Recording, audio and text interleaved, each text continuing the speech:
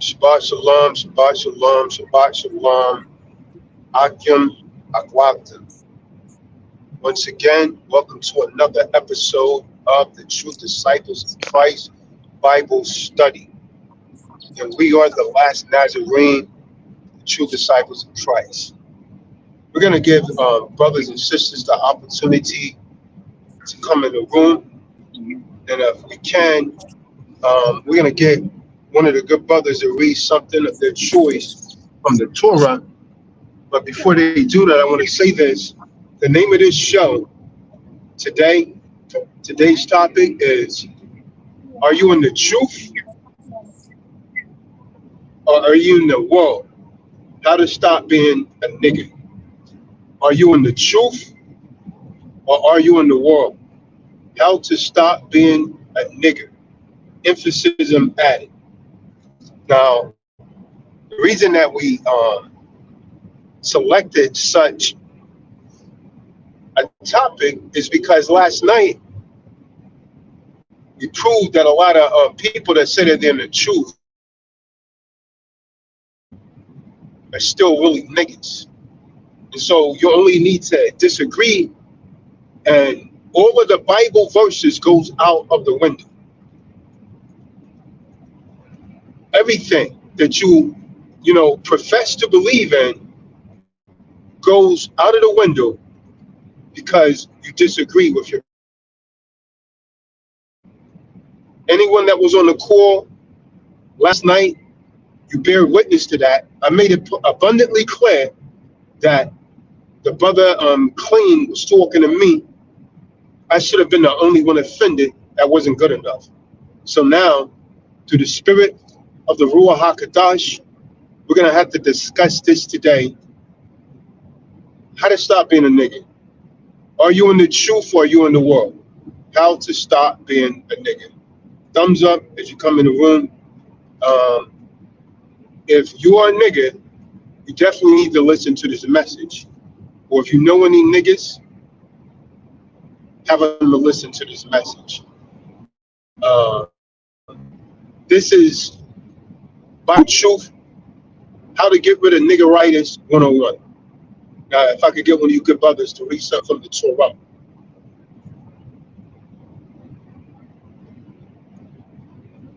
Shabbat shalom. Shabbat shalom. Kadar, you got it, my brother. Come. Where was that? Okay. I sent Benaiah the link also. You guys might want to send him the link again, but I had sent Benaiah the link this morning also. And Fernando. Salah. All right, Come. We're going to read from the book of Leviticus, chapter 19. And Yahuwah spake unto Moses, saying, Speak unto all the congregation of the children of Israel, and say unto them, Ye shall be holy, for I, Yahuwah, your power, am holy. Ye shall fear every man his mother and his father, and keep my Sabbaths. And I am Yahuwah your power. Turn ye not unto idols, nor make to yourselves molten gods. I am Yahuwah your power. And if ye offer a sacrifice of peace offerings unto Yahuwah, ye shall offer it at your own will. It shall be eaten the same day ye offer it, and on the morrow, and if aught remain until the third day, it shall be burnt in the fire. And if it be eaten at all on the third day, it is abominable, it shall not be accepted. Therefore everyone that eateth it shall bear his iniquity, because he hath profaned the hallowed thing of Yahuwah, and that soul shall be cut off from among his people. And when ye reap the harvest of your land, thou shalt not wholly reap the corners of thy field, neither shalt thou gather the gleanings of thy harvest. And thou shalt not glean thy vineyard, neither shalt thou gather every grape of thy vineyard. Thou shalt leave them for the poor and stranger. I am Yahuwah your power. Ye shall not steal, neither deal falsely, neither lie to one another. And ye shall not swear by my name falsely, neither shalt thou profane the name of thy power. I am Yahuwah. Thou shalt not defraud thy neighbor, neither rob him. The wages of him that is hired shall not abide with thee all night until the morning. Thou shalt not curse the deaf, nor put a stumbling block before the blind, but shalt fear thy power. I am Yahuwah. Ye shall do no unrighteousness in judgment. Thou shalt not respect the person of the poor, nor honor the person of the mighty. But in righteousness shalt thou judge thy neighbor. Thou shalt not go up and down as a talebearer among thy people. Neither shalt thou stand against the blood of thy neighbor. I am Yahuwah. Thou shalt not hate thy brother in thine heart. Thou shalt in any wise rebuke thy neighbor and not suffer sin upon him. Thou shalt not avenge nor bear any grudge against the children of thy people, but thou shalt love thy neighbor as thyself. I am Yahuwah. Ye shall keep my statutes. Thou shalt not let thy cattle gender with a diverse kind.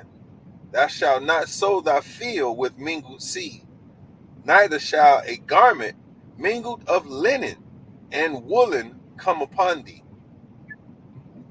And whosoever lieth carnally with a woman that is a bondmaid, betrothed to an husband, and not at all redeemed, nor freedom given her, she shall be scourged. They shall not be put to death, because she was not free.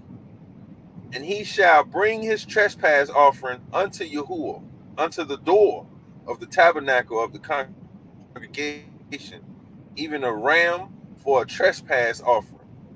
And the priest shall make an atonement for him with the ram of the trespass offering before Yahuwah for his sin which he hath done, and the sin which he hath done shall be forgiven him.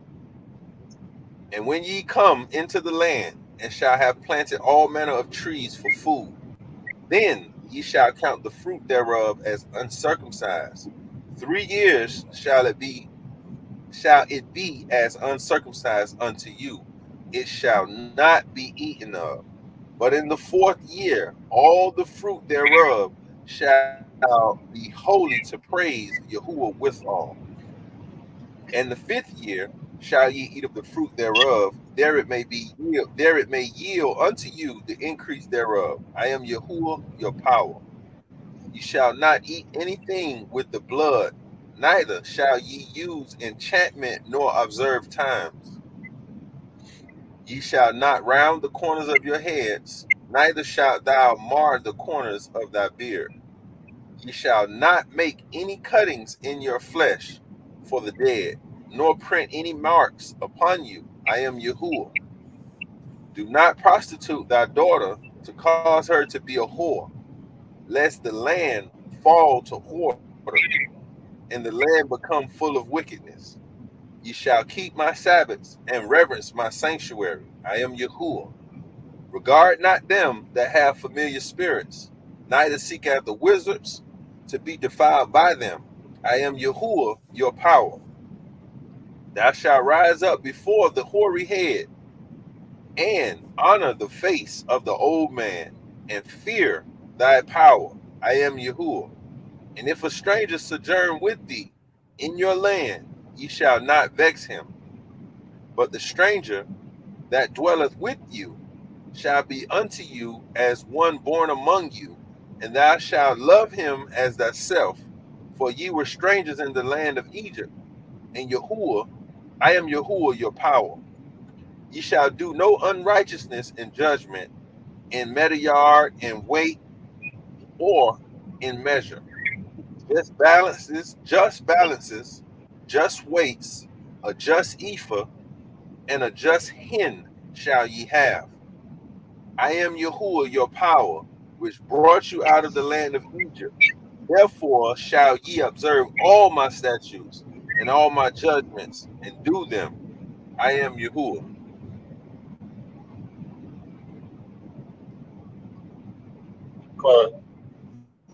Yeah, so the brother spoke very well in the spirit. We're going to continue on with the word of the Most High. So, Benaiah, you was on the call with me last night until the end. We got off about 2:15 a.m. Now, yeah, you witnessed what happened. It shouldn't have happened. And even though I try to, make it plain to the brothers, that the brother clean was talking to me, things still got blown out of proportion. And so because of that, it really makes me question. And this is why I avoid most of these people that call themselves in the truth. The truth. David Davis. You're not in the truth, you're in your truth. But the Most High is against what's happened last night. The scriptures emphasize you loving your brother. But I believe these guys proved last night you have a lot of work to do on yourselves. Because I try to make it clear. And a guy named Tazadat once said to a brother named Kadar, all you have to do is disagree with Eve, and you'll see what kind of person she is. And so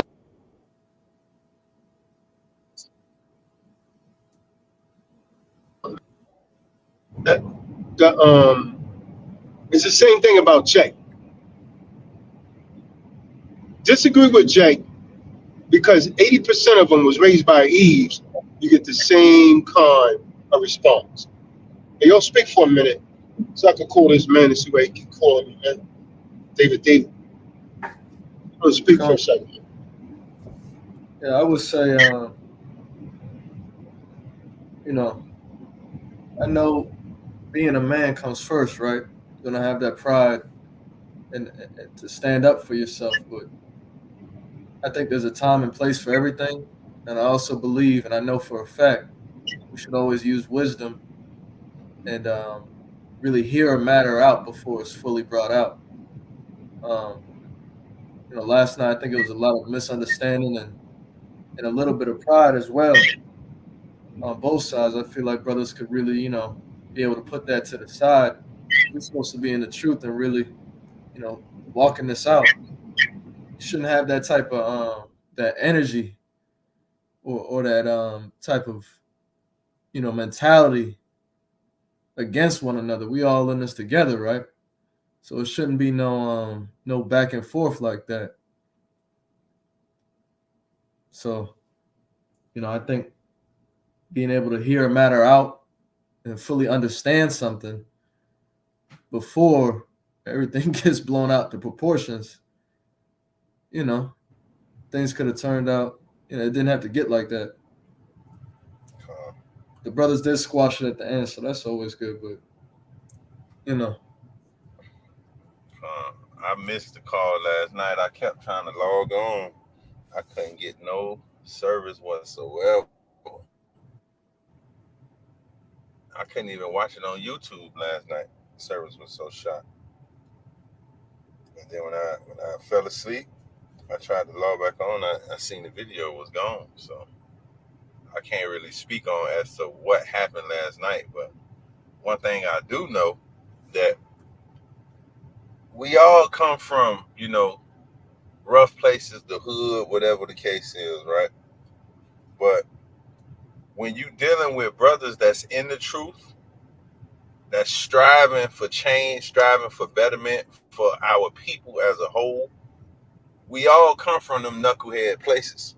So you have to have just a bit more patience in dealing with a brother. You have to have a bit more caution in dealing with a brother. Like, this ain't the streets. You feel what I'm saying? Cool. So it ain't no need to be, over aggressive with one another. You know what I'm saying? And dealing and hit a matter out, because we all come from the hood. We all it ain't no different. And ain't no one place tougher than the other. If you think that, you're a fool. You ain't traveling enough. So we all brothers, man, at the end of the day, and we all here for a purpose. The better the condition of our people. Bring them back to the Most High. So if that's what you stand on and that's what you pushing, I can't even come at you a certain way. My spirit won't allow me to get how I would be or how I used to be with a dude in the street. So I ain't even talking to you like that, aggressive, none of that. I'm looking at you as my brother. We family for real.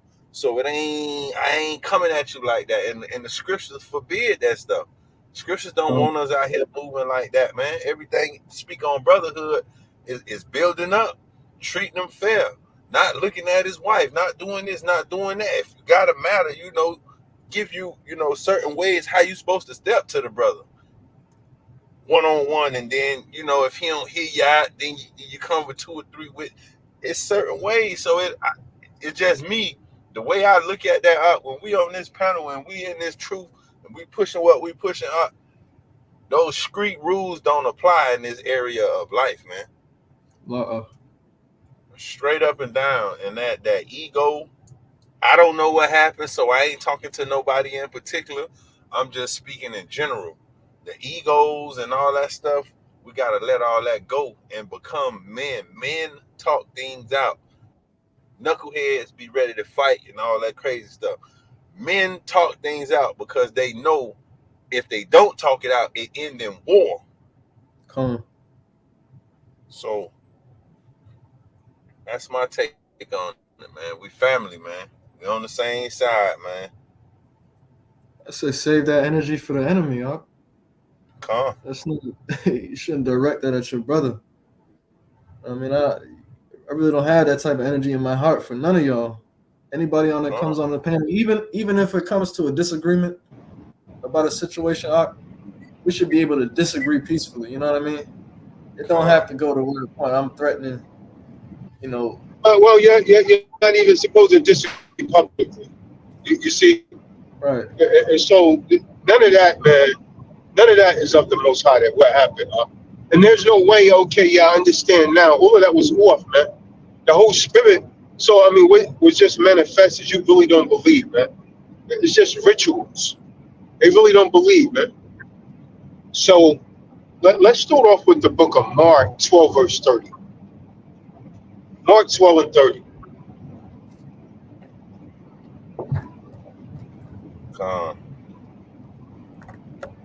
It's the book of Mark, chapter 12, verse 30. And thou shalt love Yahuwah thy power with all thy heart and with all thy soul and with all thy mind and with all thy strength. This is the first commandment. Read verse 31. And the second is like, namely this: thou shalt love thy neighbor as thyself. There is none other commandment greater than these. So your neighbor is your brother. Your neighbor is your brother. So the Bible is saying you should love your neighbor as yourself. Would you say, because you was on the call with me all last night, right? Would you say that's what you saw last night? Nah, not at all. And everybody want to point the finger, man. Pick and point the finger. Wasn't no love between brothers last night. And here's the thing, man. To me, it sounded like a bunch of emotional females, huh? Because I'm like, y'all can't hear each other. You're talking over each other. And so I'm trying to tell him, yo, man, I know him. You see what I'm saying? Yeah, he talking to me. Right? Where you guys? They couldn't even hear me, man. Because everybody's temples are flaring, talking over each other. MF this, M word that. You know what I mean? See, I gotta pull the core. As soon as I stepped out, I pulled it. Because I knew it would have been a flag. Yeah, I didn't even know. And these dudes know this, huh? These dudes know that, huh? Because I talked to them about it before. Come on. They know that would get you flagged, huh?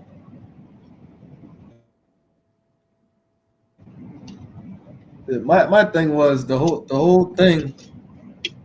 You know, Clean wasn't even talking to the other brothers. That's what was so funny Nobody. to me. He's talking to me. Right. But Clean came on and said that before, so I was in the background laughing like, "Oh, this is Clean. He just that's what he does. Like, he just joking. Like, I know it's not no real animosity, so it wasn't. I really don't know how that got. Yeah, but I mean, if he using the name Tazadot, man. White idea still got the wrench, man. And he talked about you and everything. You see what I'm saying? Well, you still, you know what I mean? He said, you ain't saying nothing, You ain't saying nothing. So I'm laughing in the background. You see what I'm saying? I'm laughing. And he said, you ain't got nothing to say. I said, yeah, I ain't got nothing to say, because I know you know that's not true, You see what I'm saying? So I'm good with that. But brothers, and then he started talking about the dude, right? So he explained it to me. Now, this is how when you put yourself in something where you don't belong, man, you get a total misconception, Now, I'm understanding everything the brother said. Like, he shot the fade with the dude, caught him one-on-one. You see what I'm saying? So, but they come on, yo, who this dude talking to, man? Who think he talking to? I'm like, yo, he talking to me. I understand what he's talking about. Temples are flaring so much, they didn't even hear me saying that, They didn't even hear me saying that. Ego's in the way, Then, oh man, nigga, you ain't do. Oh man. Whoa. So my question to, if your pride gets in the way, then so be it. We got to do this, Bob. So, are you into the truth, or are you into your truth, which is the world? And just in case you're into the world, because we got a clear depiction of that last night, everybody forgot all the Bible verses and went straight back to the hood. Your niggas. That's what you went back to. You go back to what you know, your niggas. So this lesson right here is how to stop being a nigga and love your brother. When it says your brother, it's meaning your sister also, as you love yourself. So let's get 1 John 4:20. This is about how to love your brother and sister and stop being on that disease of niggeritis. I mean, it just went on. When I told you, Banasa, they've been talking about this for an hour and a half. Just going on and on with it, It was like 2 hours just back and forth, because we was up to like, 2 something? Yeah, about 2:15 when I entered it. Man, that thing was just for nothing. Just for nothing at all. Look at 1 Yochanan chapter 4, verse 20. 4:20. 1 John 4:20. 1 John 4:20. Come on. If a man say, I love Yahuwah, and hateth his brother, he is a liar. For he that loveth not his brother, whom he hath seen, how can he love Yahuwah, whom he hath not seen? So the scriptures are saying these men are liars, right? Because it's clear last night, man, what we saw was not love. That was not love, man, not even close to it. That was pure hate. And you know what's sad, what's woefully sad? This is why we're not respected as a people. This is where we're looked down upon. This is where we're looked at as the lowest of the low. Because you lived that out.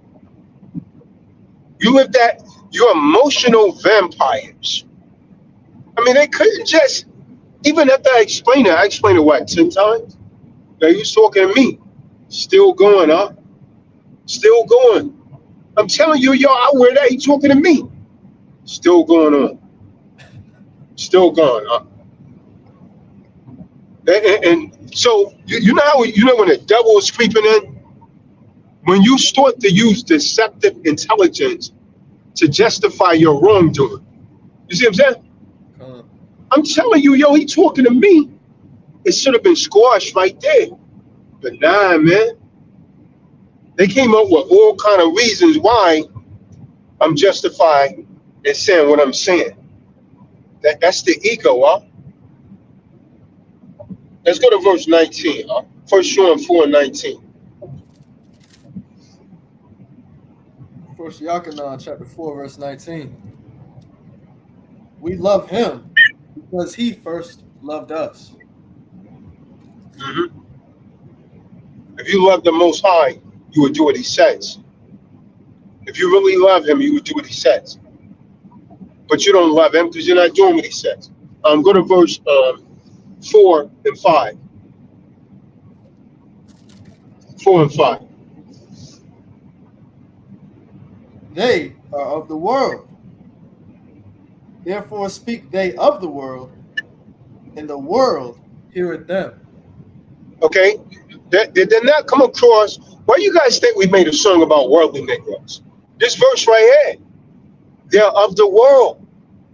But when you're moving in the real spirit up, you're not of this world. He took you out of the world. But they proved last night, man.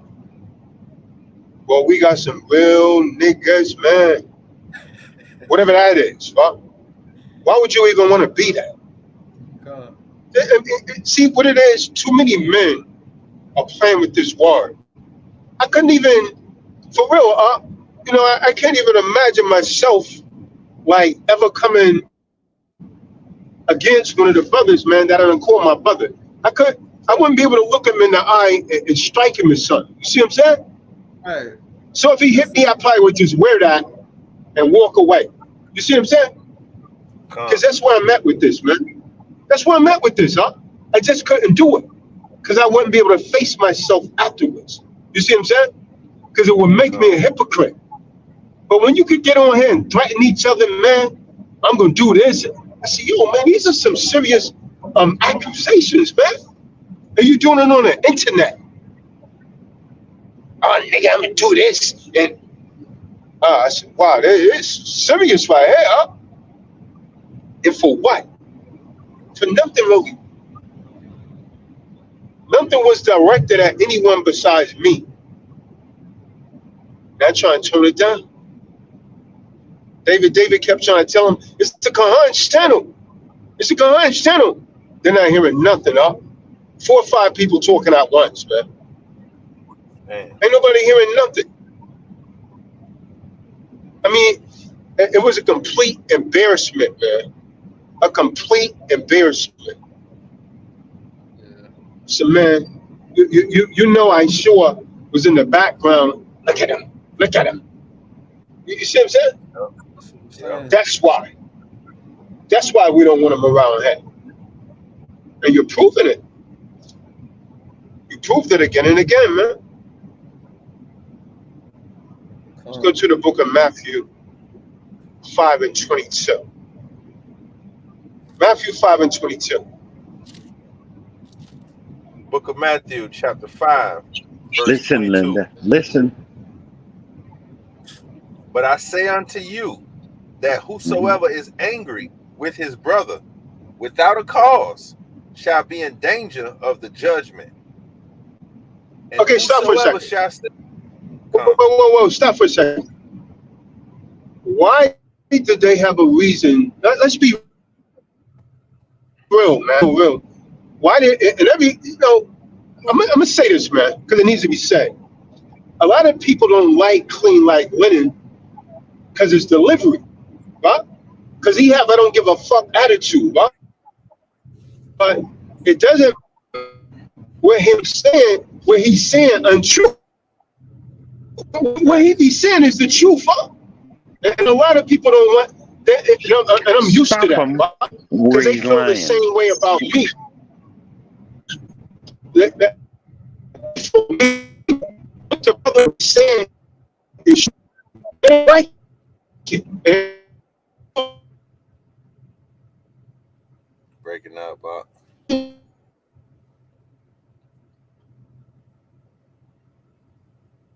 Con going in and out.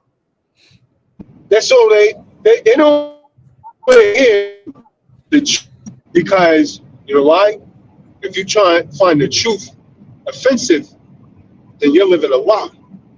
So that's why a lot of people have problems with the dude. But if you listen to what he's saying, he be speaking the truth. See what it is? You don't like the delivery, man. See, it don't matter who say the truth, man. The truth is still going to be the truth, despite who's Been saying that it. way since the beginning. You know what I mean? The truth doesn't need no apology, man.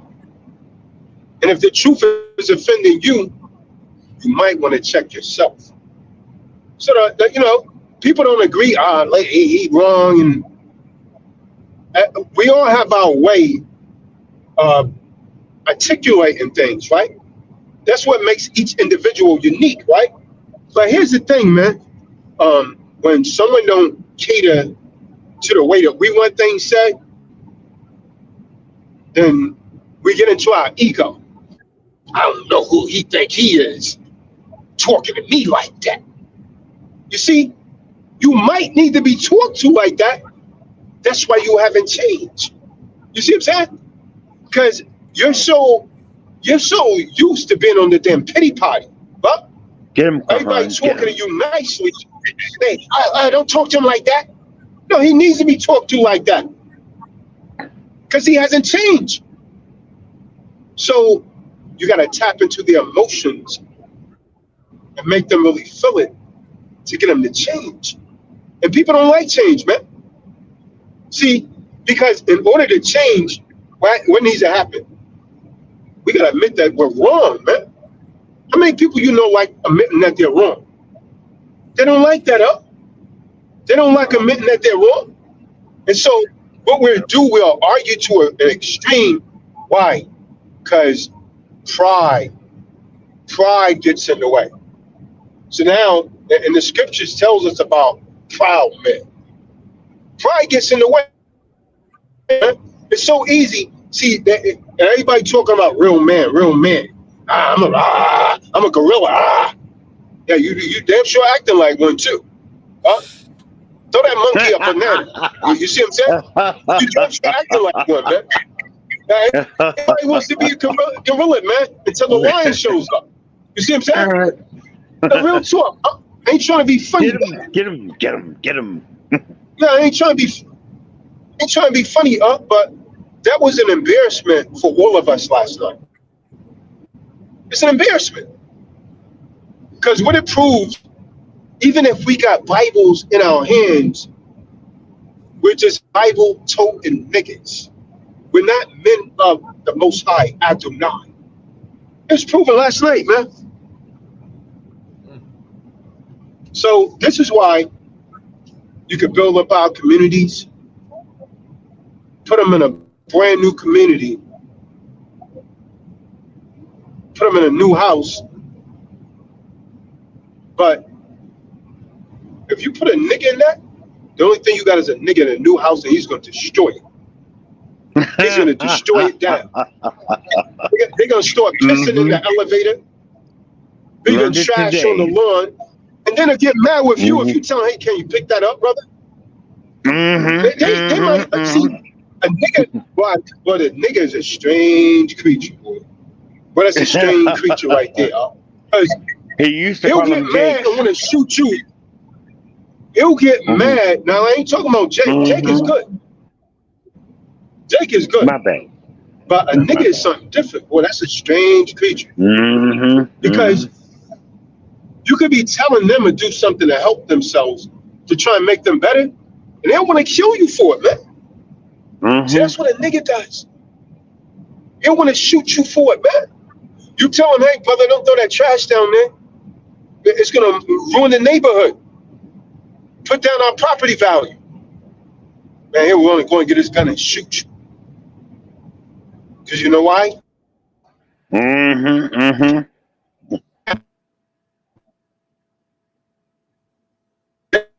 He takes Okay. So, yo, man, I'm tell you something, man. It's Okay. easy to shoot a nigga. It's much harder to shoot your brother. You see what I'm saying? Mm-hmm. So the scriptures say, as a man thinketh in his heart, Such as he. so is he. Huh? So if I'm just your nigga, I don't stand a chance, huh? I don't stand a chance. I don't stand a chance, man. And this is why the murder rate is so high amongst us, man. Amongst each other. The number one murderer of us is us. And that was proven last night.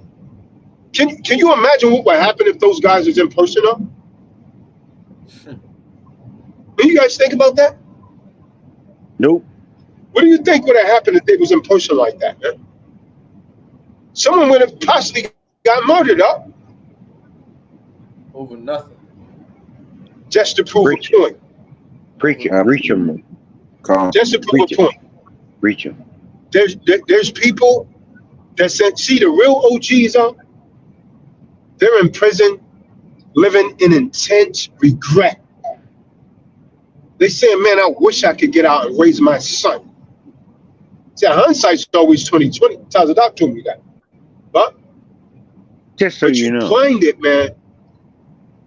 You're blinded when you're in the heat of emotions.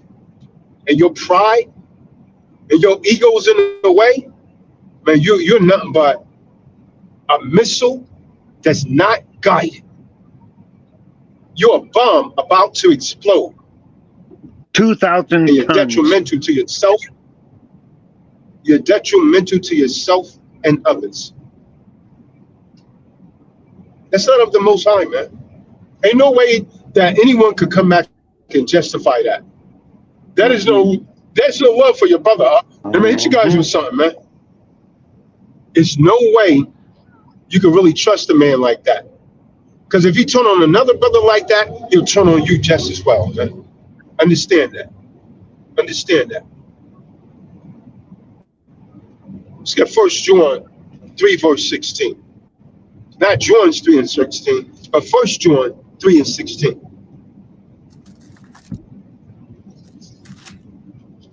All right. Boy. Show me. But I was an Show embarrassment. me. Shockproof was probably in the Show me the background laughing, man. He's probably saying, man, these guys are different, man. Everybody was in the room, man, saying, hey, man, hey, how come you guys can't? Man, I felt embarrassed, man. Yeah. I felt embarrassed, man. I'm just sitting back like, wow. Did it really have to come? I mean, to it got seriously threatening, man.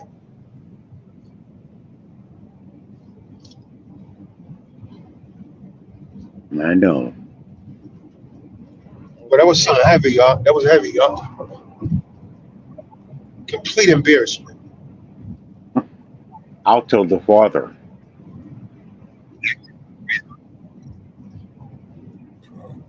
It's the book of First Yakanan, chapter 3, verse 16. Hereby perceive we the love of Yahuwah, because he laid his life for us, and we ought to lay down our lives for the brethren. Mm-hmm. So we'll stop on that. Now, what did he say? He laid down his life. Let me tell you something. You can't lay down your life unless you're participating. He came down here and he tried to participate. He's just trying to help. So what? That just said that we're supposed to lay down our lives for our brothers. Mm-hmm, mm-hmm. You want to lay down your life for your brother. You want to take your brother's life. That's what I heard last night. I heard last night you want to take your brother's life. I know. Same thing I happened even to saw Cain. Israel on the course and wow, man. That same thing happened to Cain. So here's what you do, young people. New people to He's disrupting the message, man. Come. I even saw Israel in the room last night, man. Wow, man. I I mean, everybody was like just appalled, man, by what was going on. Over nothing really up. Nothing. So the scriptures say you're supposed to be willing to lay down your life for your brother. They ready to take their brother's life, man. And it was literally said. That was stated last night, man. Come on. I said, man, this is serious, man. This is serious. You see what I'm saying? I Hey, don't know. keep reading up. Come on. Con. Keep reading that precept. Verse 17. But whoso hath this world's good, and seeth his brother have need, and shutteth up his bowels of compassion from him, how dwelleth the love of Yahuwah in him? That means if you're doing very well, and you see your brother struggling, and you don't try to help him, you do not have the Ruach HaKodesh in you. That's crystal clear with that saying. Now, how many of you are guilty of that? Me? It's not my problem. It's not my problem. Y'all, come on.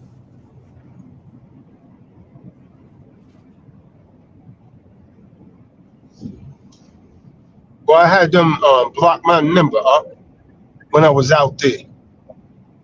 They blocked my number up. Think I don't know. Don't block my number, man. Most High pull me through the heart. Read on. Verse 18. My little children, let us not love in word, neither in tongue, but in deed and in truth. Good. Read on. So that means you can't just say it. Oh, I love you, brother. I love my brother. You got to show it in deed and in truth. Mm-hmm. What are your wants? Prove it. Show it. Effort.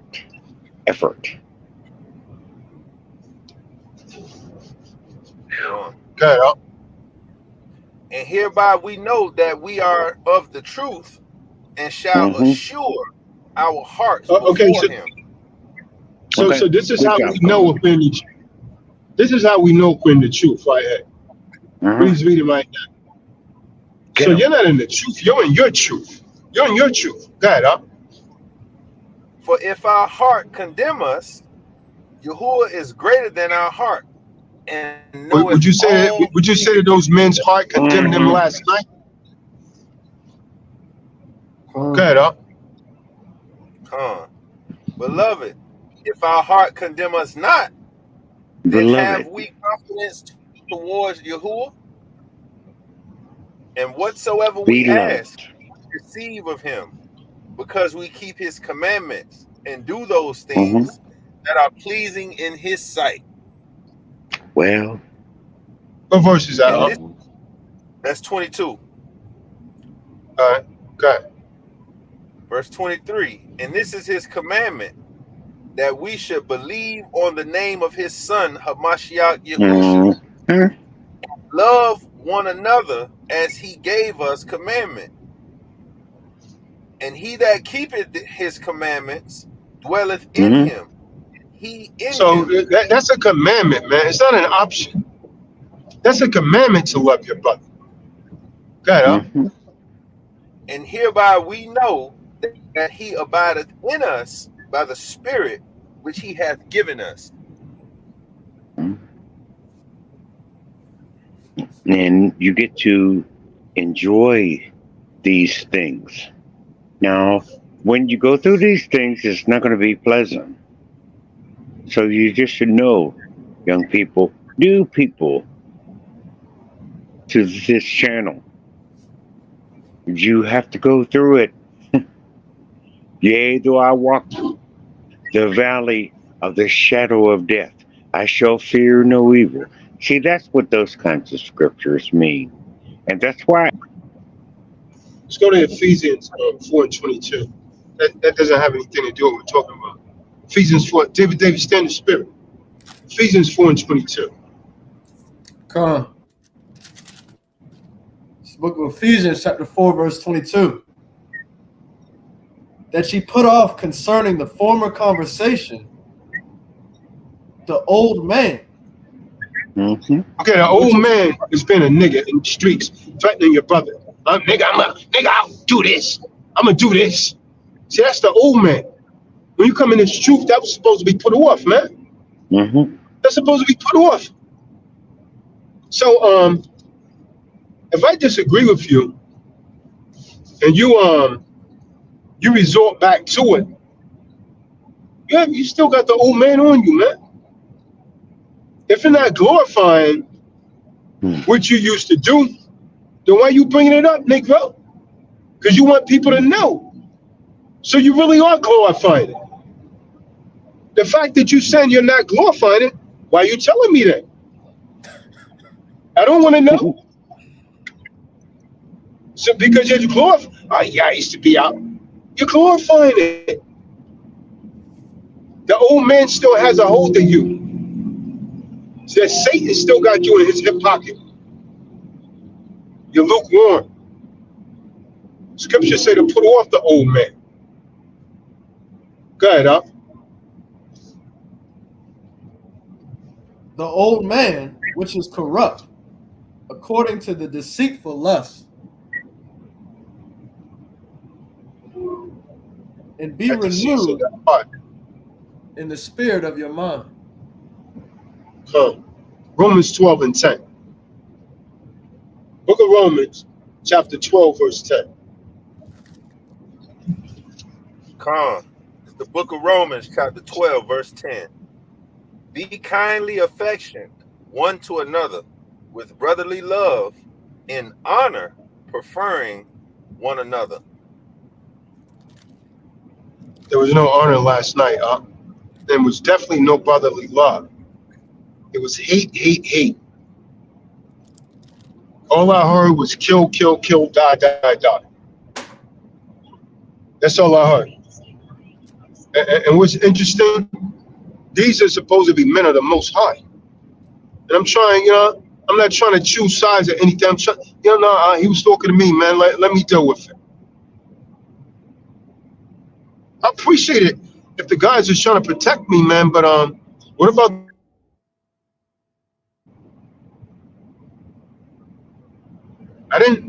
Doc didn't seem to be too concerned about it.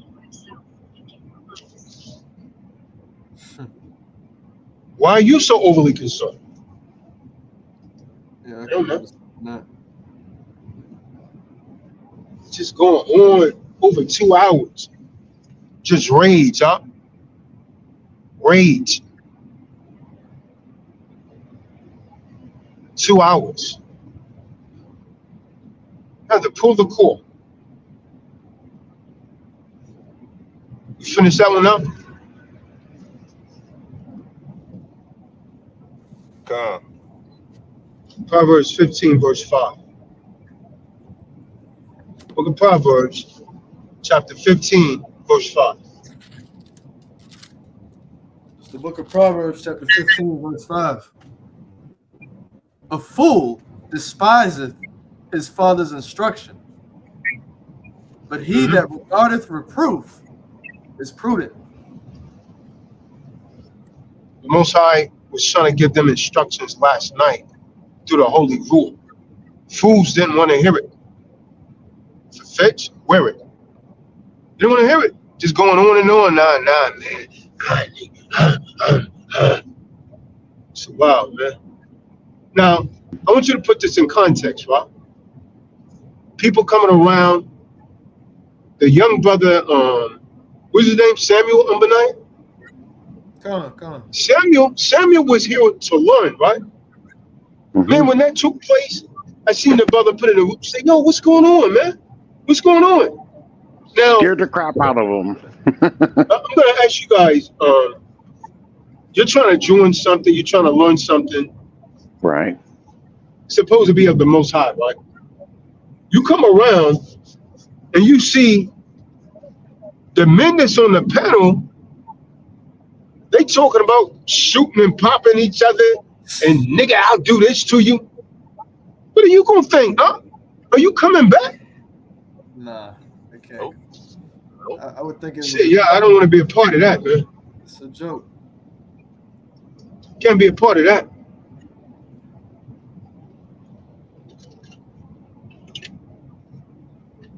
That's what it was, huh?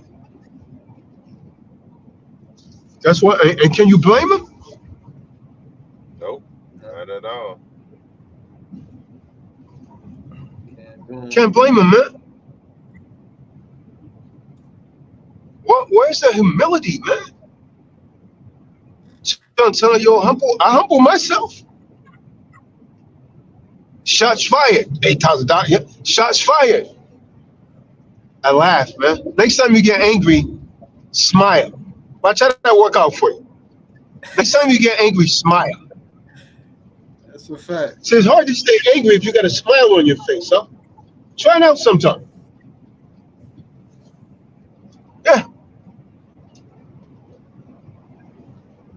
That's why I really don't Why not?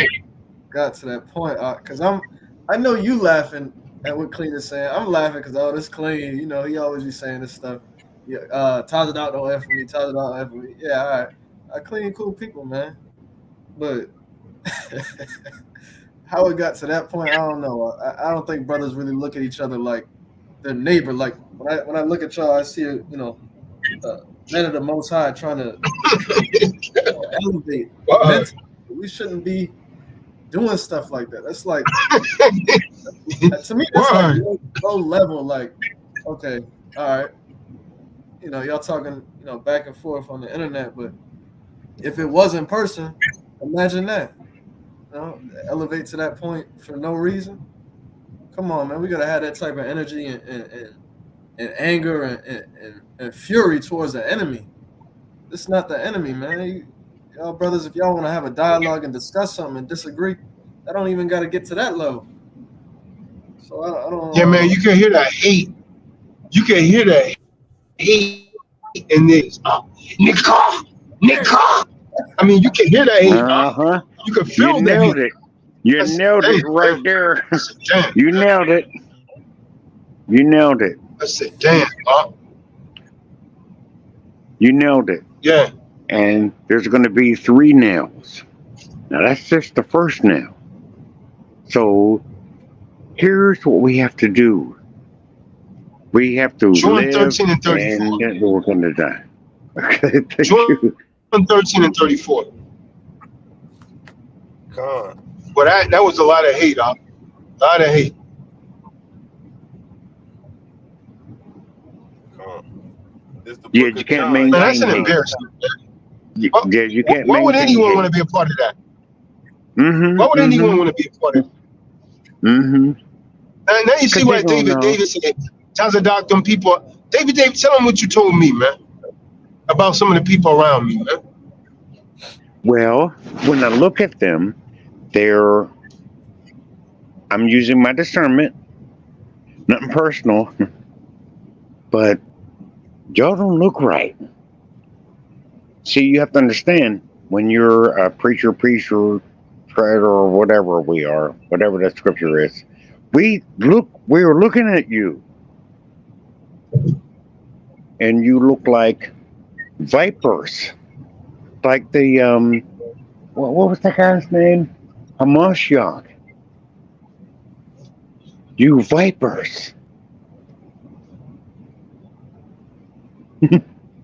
So I'm sorry.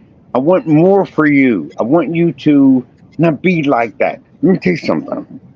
You cannot beat hate. And let me tell you something. This is not if you can't beat them, join them. Hate is not like that. Because look at you. You're so innocent. Now calm down. I might have used the wrong word, but y'all just, you're so innocent. You're so vulnerable. You're so open to what the Most High is going to do. The only thing that we didn't prepare you for. Let me tell you something. The Khan is trying to prepare you for something. Because clearly he's not going to go viral. So he's spending some individual time with you. Now, here's what's going to happen. Man, thank you, Khan, for doing that. Father, forgive them, for they know not what they do. Y'all are killing them. Y'all nail them to the cross. That's the second nail. And he just keeps going. This hurts. This hurts him to do that. He's not telling you something. I don't know. You're an adult. You figure out what I'm just trying to tell you. Let me tell you something. I appreciate you all. I appreciate everyone that I meet, and I love people. I don't know why, because it hasn't been fruitful for me. But I digress. So I must be under some kind of higher power, just like you. See, that's why you're here. So you can get ministered to. Let me tell you something. It's all about ministry, and this is how I can prove it. You are a Levite. Now calm down, calm down, calm down. I know I said a word that you didn't hear before, but we minister to God. Let me tell you something. He ministered to us with his son. What is that? John 3:16. Anybody want to pull that one up? Oh man. You're a special people. John 13:34. Bring out that John 13:34. The book of Yochanan, chapter 13, verse 34. A new commandment I give unto you, that ye love one another. As I have loved you, that ye also love one another. So we felt that last night, man. Wholeheartedly.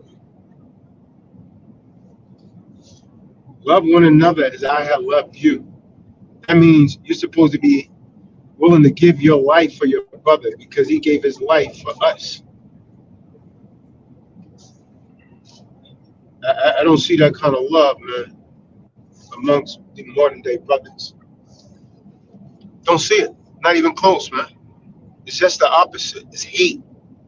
It's envy. And it's woefully sad. It's no different than the typical man saying he's in the truth than the guy on the street. The only difference is one has a Bible, he's a Bible-toting thug, and the other one's just not using the Bible, but they're the same. They're proven to be the same. 1 John 2:9-11.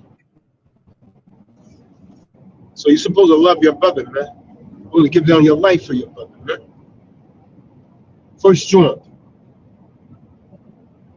2, verse 9-11. Book of 1 Yochanan, chapter 2, verse 9. He that saith he is in the light and hateth his brother is in darkness even until now. See that? See that? So you hate your brother, Get them. you're in darkness, man. And that's where Satan is. And Satan has you in his hip pocket. You're not in the light. Meaning you're not in the truth. You're living a lie. And you're no different than a typical street guard. See, I mean, you could tell when a holy ruach's on someone up, because when you respond to them, they usually respond in a way that people be like, oh wow, man, this guy, there's something about this guy. This guy's different. You see what I'm saying? They're not typical, man. You can see something and feel something different about that particular person. But if you and I disagree, and I resort to the same old, personality as the boys on the block, what's any difference?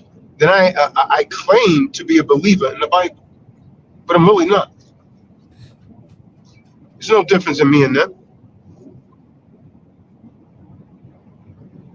Same type of behavior. All right, so now, new people, this is how you do it. This is how you walk by faith.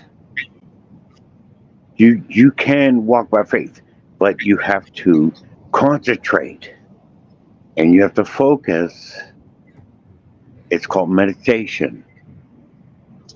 Okay, you just can't keep having all this pressure on you. So this is what you do. With every sin, there's a way out. I'll tell you something.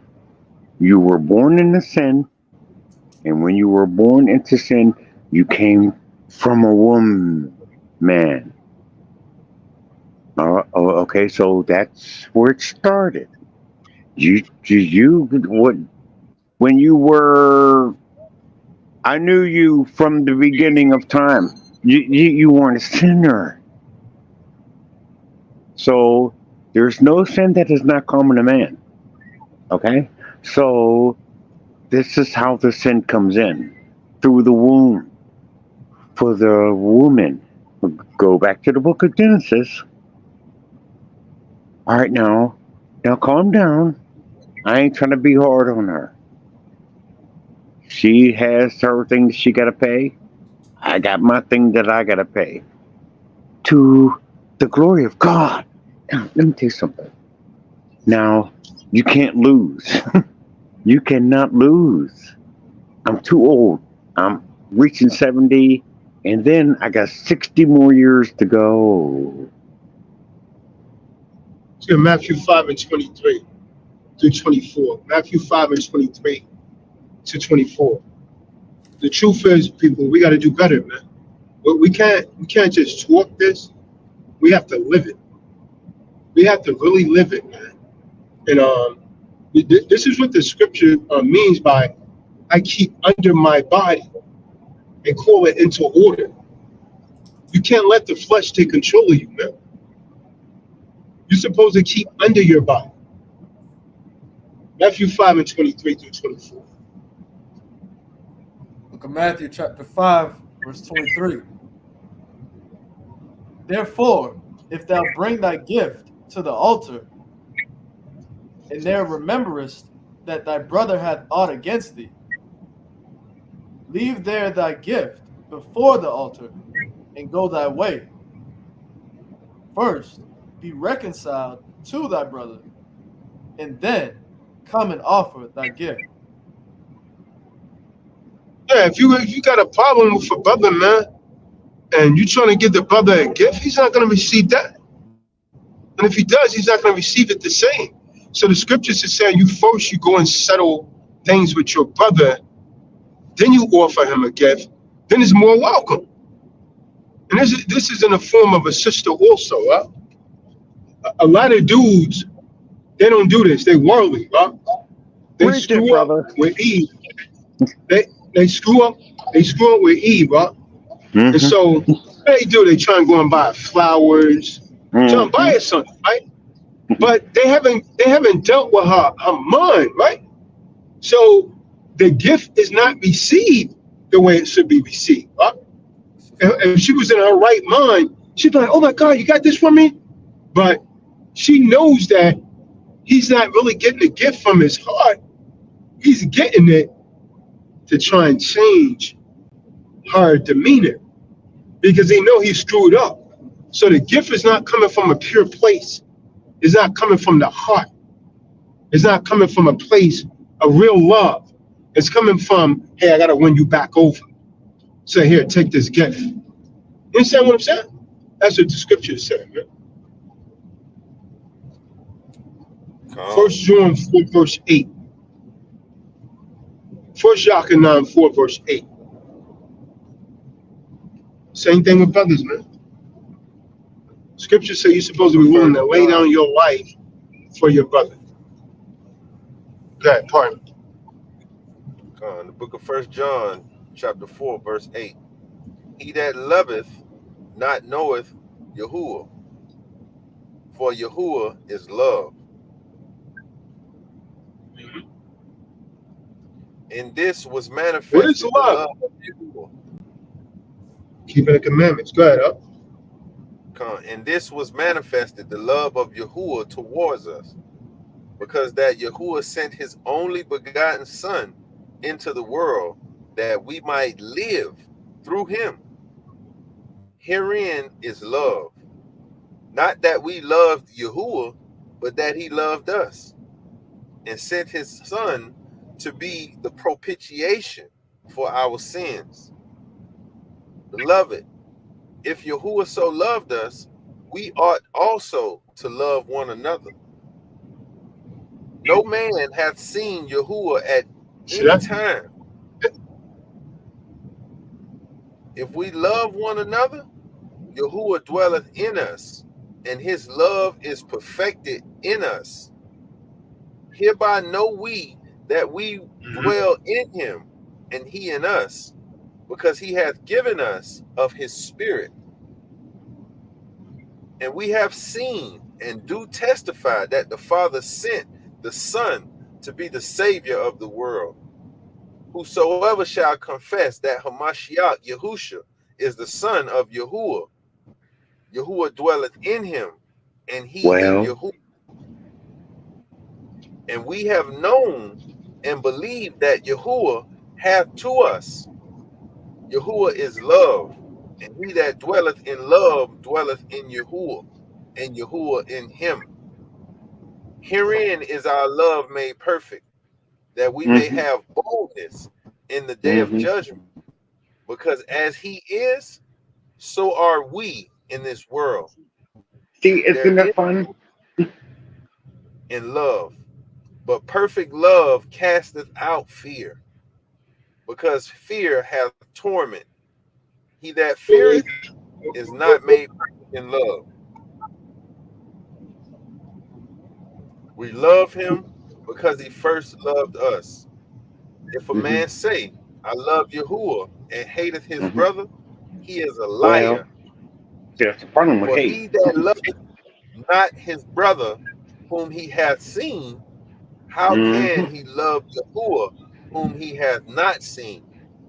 And this commandment we have from him, that he who loveth Yahuwah love his brother also.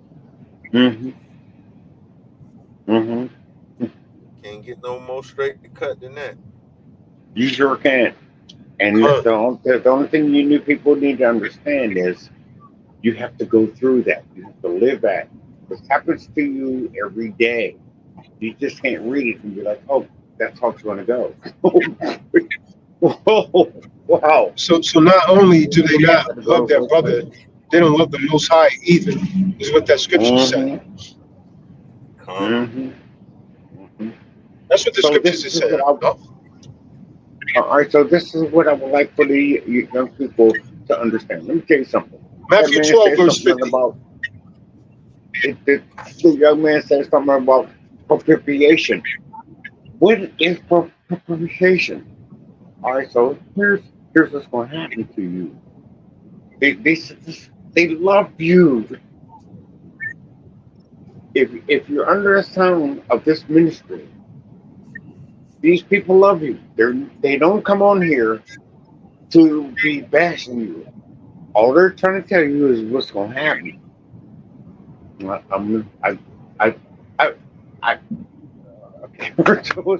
I'm too excited. All right, I met Kadar,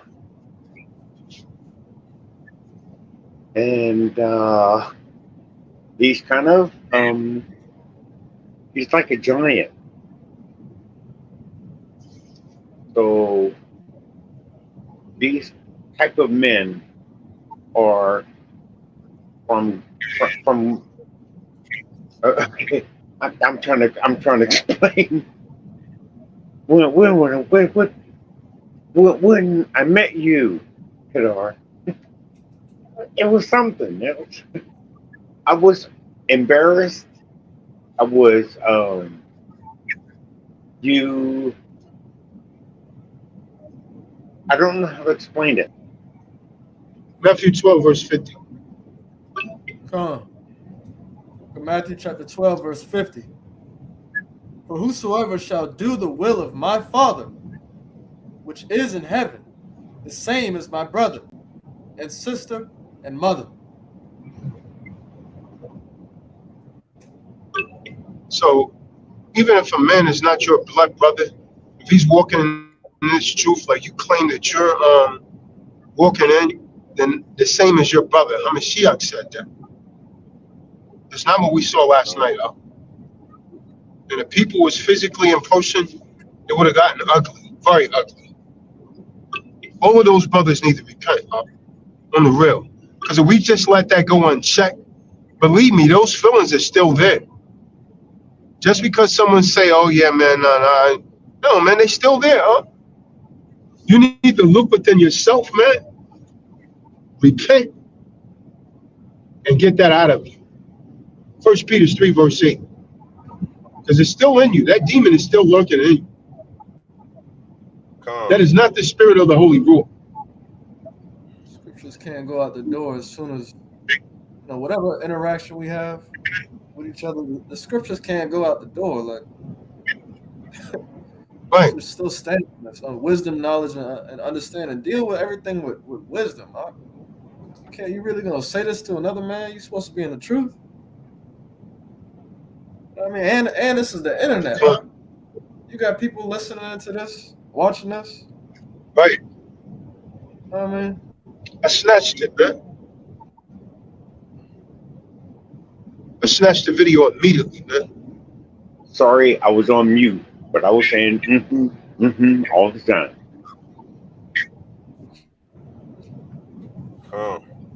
The book of 1 Peter, chapter 3, verse 8. Finally, be ye all of one mind, having compassion one of another, love as brethren, be pitiful, be courteous, not rendering evil for evil or railing for railing, but contrariwise blessing, knowing that ye are thereunto called, that ye should inherit a blessing. For he that will love life and see good days, let him refrain his tongue from evil, and his lips that they speak no guile. Let him eschew evil and do good. Let him speak peace and ensue it. For the eyes of Yahuwah are over the righteous, and his ears are open unto their prayers. But the face of Yahuwah is against them that do evil. And who is he that will harm you if ye be followers of that which is good? Mm-hmm. Come on. Okay, so new people, these to do things are good going to means to happen. keep the commandments. Come. To do good means to keep the commandments. That which is good. That's keeping the commandments of the Most High, man. That power.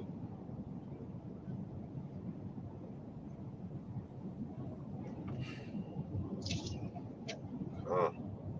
1 Peter 2 and 17.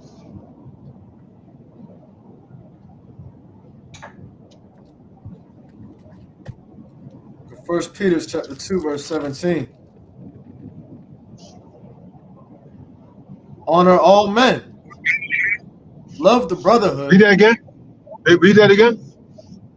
Honor all men. Love the brotherhood. Get them. Do what to the brotherhood? Love the brotherhood. Fear Yahuwah. honor the king.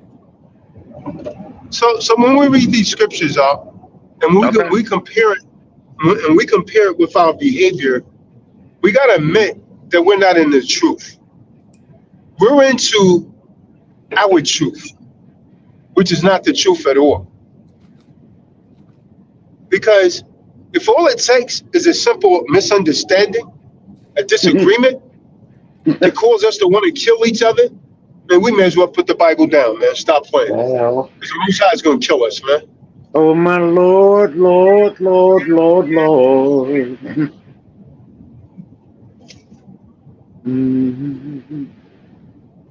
I mean, that was atrocious, man. What happened last night was atrocious. Brothers talking over each other, couldn't hear each other. I'm like, nah, it's good, it's good. You talking to me, it's good. I'm trying to keep things, stay in the spirit, stay in the spirit. Temperature's flaring. Imagine that's in person, bow. Shoot a brother in intense regret. Do an investigation. Well, how did this happen? I don't know. He was saying something to him. Well, how did I get turned up?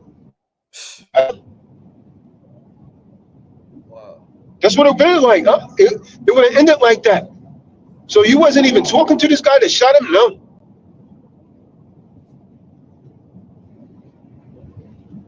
Damn. It's just another Negro dead. Huh? You understand? Just another Negro dead.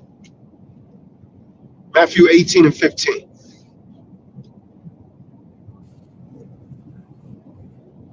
I say this one a lot right here.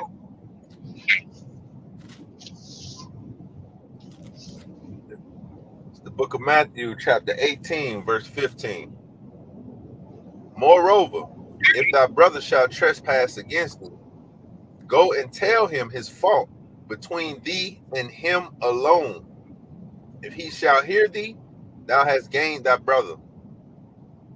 But if he will not hear thee, then take with thee one or two more, that in the mouth of 2 or 3 witnesses every word may be established.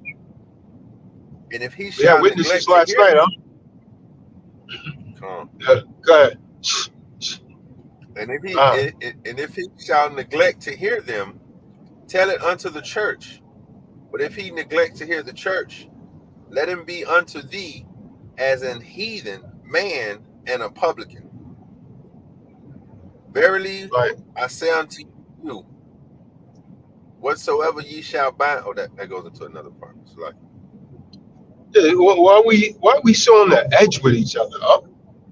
It's this hate we got from each other. Huh? So on the edge with each other. Brothers can't. Oh, well, it's misunderstanding. Huh? It's misunderstanding. Nope.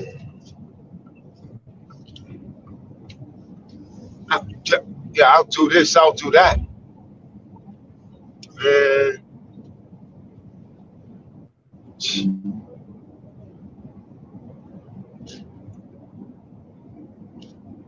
I don't know.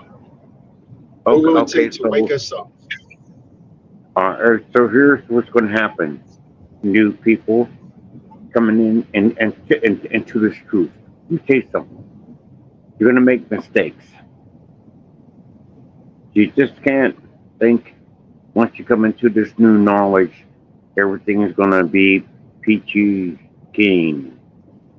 So what you do is you can see why people classify us as animals. They say they need to be locked up.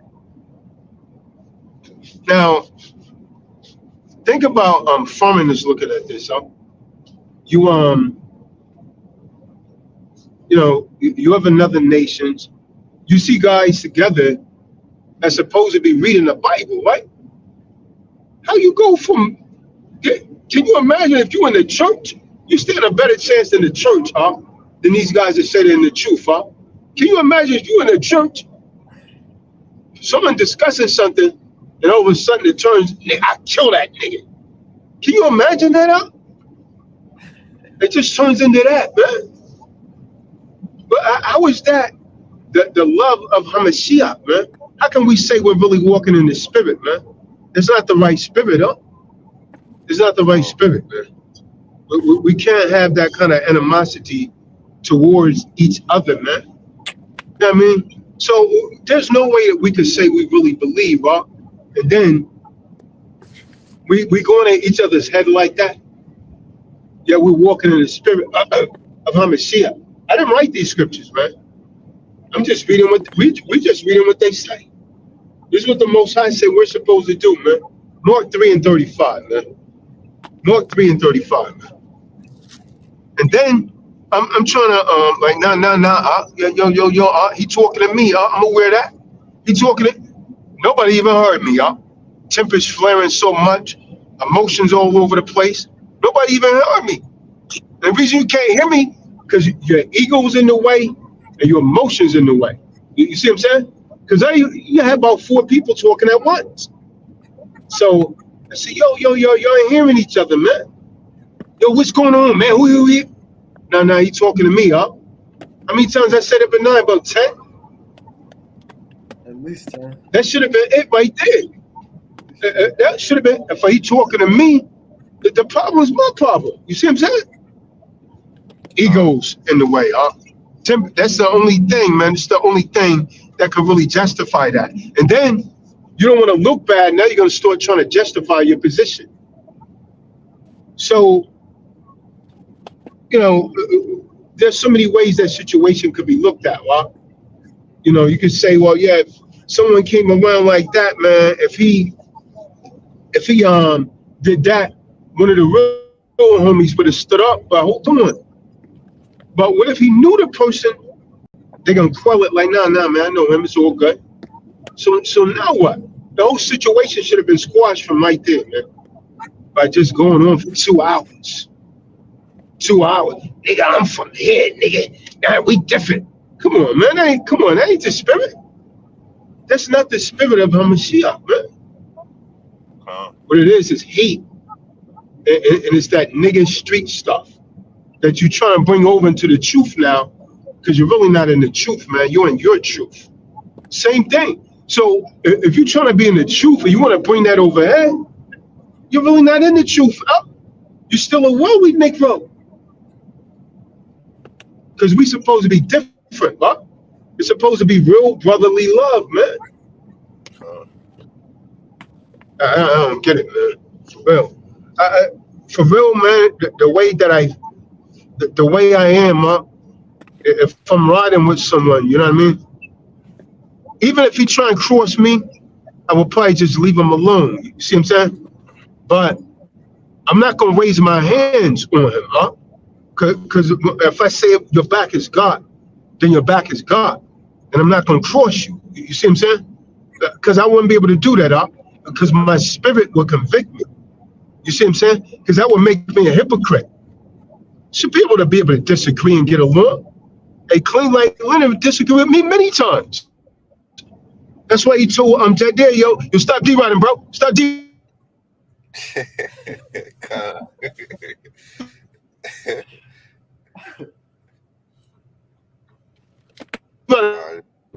Basically, he was telling him, yeah, me and Tazadak is cool, but if I think Tazadak is wrong, I'm not going to fucking agree with him. And me being a man, hey, you can't do nothing but respect that. You see what I'm saying? Just get blown all out of proportion. Nigga, I'll do this. It should never get to that, man. Between real brothers. You understand what I'm saying? It should never get to that, man. Ever. Listen, man, you're not supposed to be, and it's a shame that it isn't. If you see, you know the reason that the Most High told us in Deuteronomy 22:12 to wear the tzitzits, or Numbers 15:38, they wear the fringes. So when you see another Israelite, you say, shalom, brother. Peace. What you're saying is peace, brother, and really mean it. So you can identify with each other. So you couldn't see no Z last night, but everybody knew, everyone on the call was in the truth, but they're in their truth. So it was no peace. You know, they ready to go to war. You see what I'm saying? You ready to go to war against your own brother, man. That's not of the Most High, man. It's no way around it. It's not of the Most High. And anyone that was involved in that, man, you really got to check your spirit. You measure that against the scriptures, right? Measure against what the scriptures is saying, man. Mark 3:35, right? Book of Mark, chapter 3, verse 35. For whosoever shall do the will of Yahuwah, the same as my brother and my sister and mother. So what that is saying, if a man is in this truth and the man is doing the will of the Most High, that's supposed to be your brother over your biological brother if your brother is not doing that. Man, most dudes don't mean that. How many dudes you know that really mean that, So they're not really in the truth, they're in their truth. They set boundaries. Well, I'll do this and do this, but I'm not going to do that. So what makes you any different than Eve, man? Eve will do certain things, but she said, I'm not submitting to that Negro. I'm not going to be submissive. You know what I mean? Same thing, We picking and choosing, but you bashing on Eve, you banging on Eve, but when the pendulum swings back, she said, oh shit, man, these niggas can't even get along. And then so Eve come back and man, fuck you and all that shit you talking, man. You can't, why you always about to fight? You see what I'm saying? And then what you gonna say? Ain't nothing you can say, As the men, we're supposed to be the leaders and set the example. Now, see, and this is the other thing, man. People gotta try to keep convincing people where they're from and how bad they are, right? If you're in the truth, man, you're not supposed to be concerned about that. Because you're supposed to put on the new man. And the old man's gone. So you're supposed to have the wisdom. Yo, brother, I understand what you're saying, but hallelujah, brother. Talk to me when you cool down, because your head's a little hot right now. I'm gonna talk to you later, brother. All right? And really mean it. And if you know what I mean, if he's a real brother, he's gonna have to acknowledge that and be like, yeah, you know what, man, you're right. But if he on some sucker shit, he ain't gonna come back up in a tone. He gonna hold a grudge. And that's how you know that's really not a true brother, man. See, a real man is able to come back and be like, yo, I was wrong. Yeah, I mean, I'm aware of that. I was wrong. I shouldn't have behaved like that. And then if the dude you send that to is real, no problem, ma. He gonna forgive you. But a nigga in the streets, he gonna say he forgave you, but he holding a grudge. Huh? And the next time you disagree, it's gonna come up. You see what I'm saying? Because he really didn't forget. You dig what I'm saying? And he holding that grudge. He holding that grudge. And so every time you come on, he's shooting shots, trying to say some slick shit to tick you off. You see what I'm saying? And I peeked that. I peeped it. I peeped it. That's why I keep my grass cut. And if you pay attention to what I'm saying, certain cats will say some slick shit to try and tick that other brother off to get it popping. You see what I'm saying? I see all of that, man. I see all of that. And that's why it keeps getting turned up like that.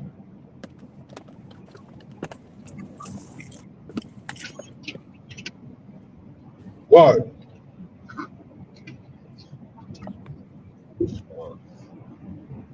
I say this though, like, man, it ain't no need to be repping no street stuff, cause we ain't nobody over here in the streets. Nobody over here in the streets. May have been in the past, but it's a new man. So, man, if you wherever, it don't matter where you from, man. It's how you come, man. It ain't about no hard stuff and all this. That's knucklehead stuff, man. We past that, man. We shouldn't even be looking at each other with no evil eye. None of that. The scriptures warn us about that, man. We ain't supposed to be doing that. the thing that's gonna hold this nation together is the brotherhood.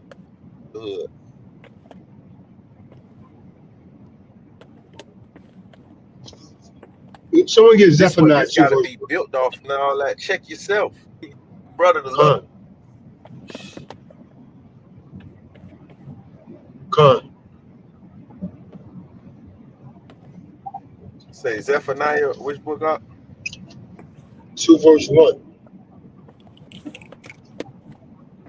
Come. It's the book of Zephaniah, chapter 2, verse 1.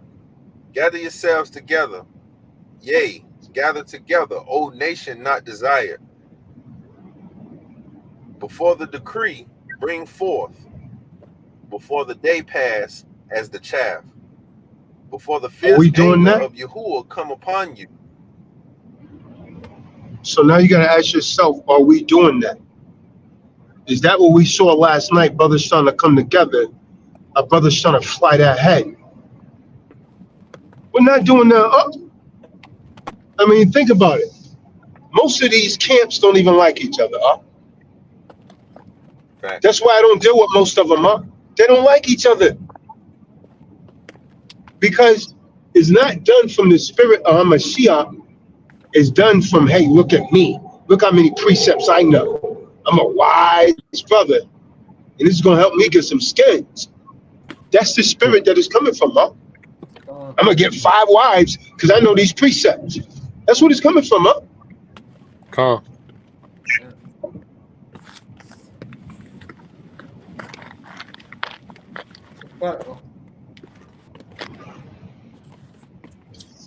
It's a fact, Hey, look, I want to say something personally because, I mean, I participated in the buffoonery last night or whatnot. So, I mean, even though me and the brother got everything squared away, I mean, you know what I mean? I want to send my apologies to the brotherhood, you know what I mean? For letting my ego, for being on the ego trip to a degree. Even though I ain't going to, I wasn't as, you know, I'm not even going to compare it, but I ain't going to say I was the root of the problem, but, you know, I participated in it. So, you know, just want to send my apologies, though. But I rock with the good brother. Like, we squared everything away real briefly, you know. And I can say personally, I don't got a grudge at all against him. You know what I mean? Actually, like, I personally pray, like, I can see his character now. Like, he literally make me laugh. Like, not saying he ain't about what he about, but I'm just saying, like, he a funny guy. Like, literally. Like, I can see the whole, you know, the bigger picture. And I do also want to say that, look, I tried to call it out yesterday about the scriptures was much needed, and look, we right back at it. You know what I mean? Even though we always on this, but right back at it. What is it? We in the afternoon now. I kind of tried to call it out because I seen Holmes was kind of on his own thing, but no disrespect to him either. You know what I mean? But I tried to call it out though, fine. But everybody was trying to say like, nah, he can do what he do what he be in the spirit. He in the spirit of the word. Not saying it like that, but I'm just saying I called it out. If you go back and rewind that video. Yeah. But I ain't no better than nobody. But can you imagine? You know? But can you imagine, Julio? You take it back before the amends was made, right? It should never get to that point, right? Now, let's put that in the same context and everybody being in person. Somebody would have gotten shot yesterday, huh? Or at least blows would have been thrown. Yeah, you see what I'm saying? Yeah, potentially. Yeah, yeah, potentially. Yeah. Yeah, because tempers was flaring and none of it was clearly understood. You see what I'm saying? Nobody could hear nobody. Nobody could hear nobody else. Big facts. Big facts. Because now, if you're in person, now your masculinity is gonna come into place. Like, no, I'm not going out like no sucker. You see what I'm saying?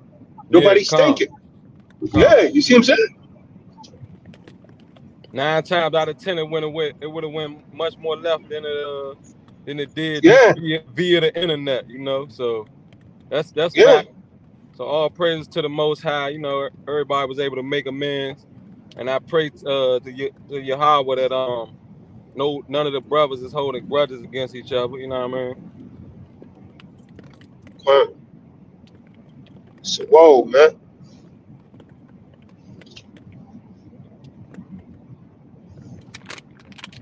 Yeah, I man.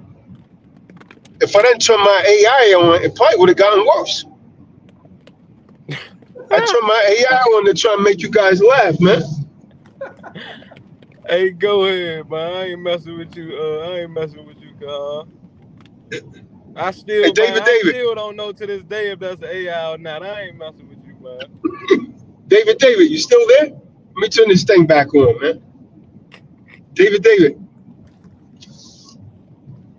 The batteries might be dead. Let me put a battery in his back. David, you still there?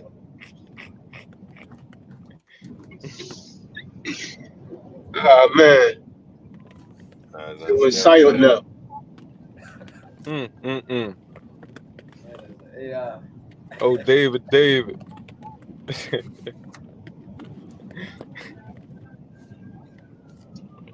He might be dealing with that neighbor, man. Him and that neighbor be going through it, huh? She done ran up in his crib, stole his passport, stole his driver's license, stole his debit card. Yeah. Whoa. That cause he ain't getting that old lady no play. She said she walked up to him and grabbed his crotch and said, "You want to F me or what?" Oh, man. Oh, man. Imagine David. Imagine that. Oh, man. He ain't know what to do. He done called the cops on him about 3 times, huh? Oh, you serious? Oh, man. Yeah. No, for other things, man, because I think she went in his crib and took something. He's claiming she took his passport. It's a wild old lady right here. Goodness.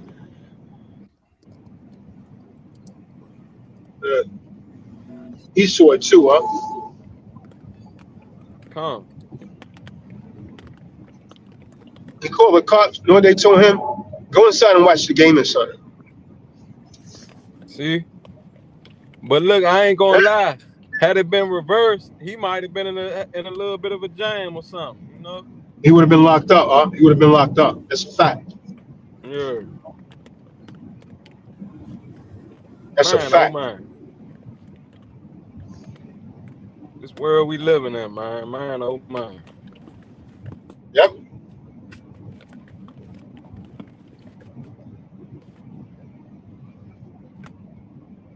He fell off now. No, he's still there. There you go. David. Oh, man. Ricky Davis. Oh, man. Man, nodded off, man. I don't know what's going on. Y'all should be in fell off too, huh? Come.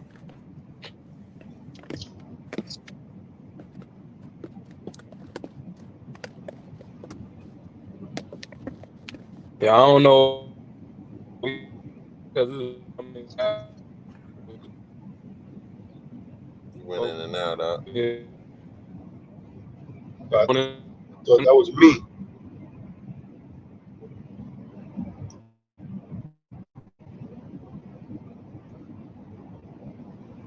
We couldn't understand what you were saying, Julio.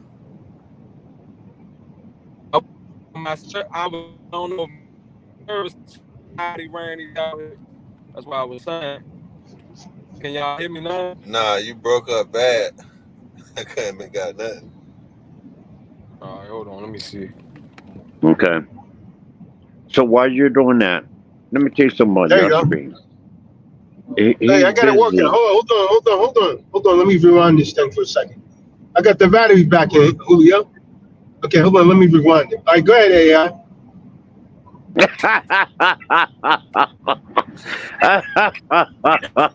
See, this button right here makes it laugh. This button right here makes it laugh. Hey, go ahead. Oh man, it's just if you could spend more time with the Ruwakadosh. It's something. I just want them to get it. I don't want to spend more time with the Ruwakadosh so nobody else can. But But this thing comes in handy, man. All I got to do is type it in, and it talks everything I type in.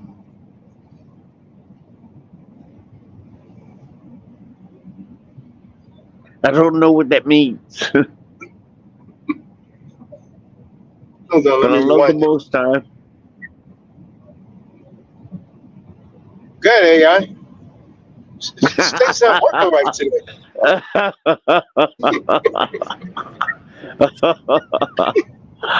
Oh man, I got 14 grandchildren. 2 of them ain't mine, but they call me Papa. So I accept them. Now I'm a great grandfather. Let me tell you something. I'm not an AI. But what I will tell you is that if you get into the presence of the Most High, it's called the Ruach Kadosh. I'm just giving you another name, and oh my, you will love it. This is what the Quran is trying to do. He's trying to take a supernatural experience and he's trying to make it. I don't know. He's trying to make it so you can understand. But anyway, once you get there, you'll know that you do. Let me tell you something. Okay, when you know the Most High, it's. I think I think the Ruach Kadosh should be called I know.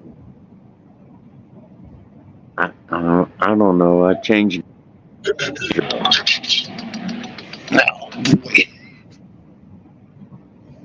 Hold on. Every time I try to do something for God.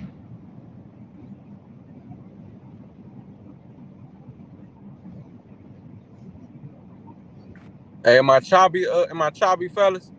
Now you clear now. Okay, bet. Crystal 5 by 5. clear.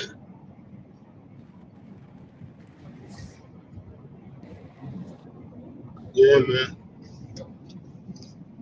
What happened to the beam, man? I can speak. Yeah. Yeah, I just wanted to, Okay. address what you were saying. Like, I might have came on, that's ill favored to certain people, right? But with that guy, suave, smooth, whatever, right?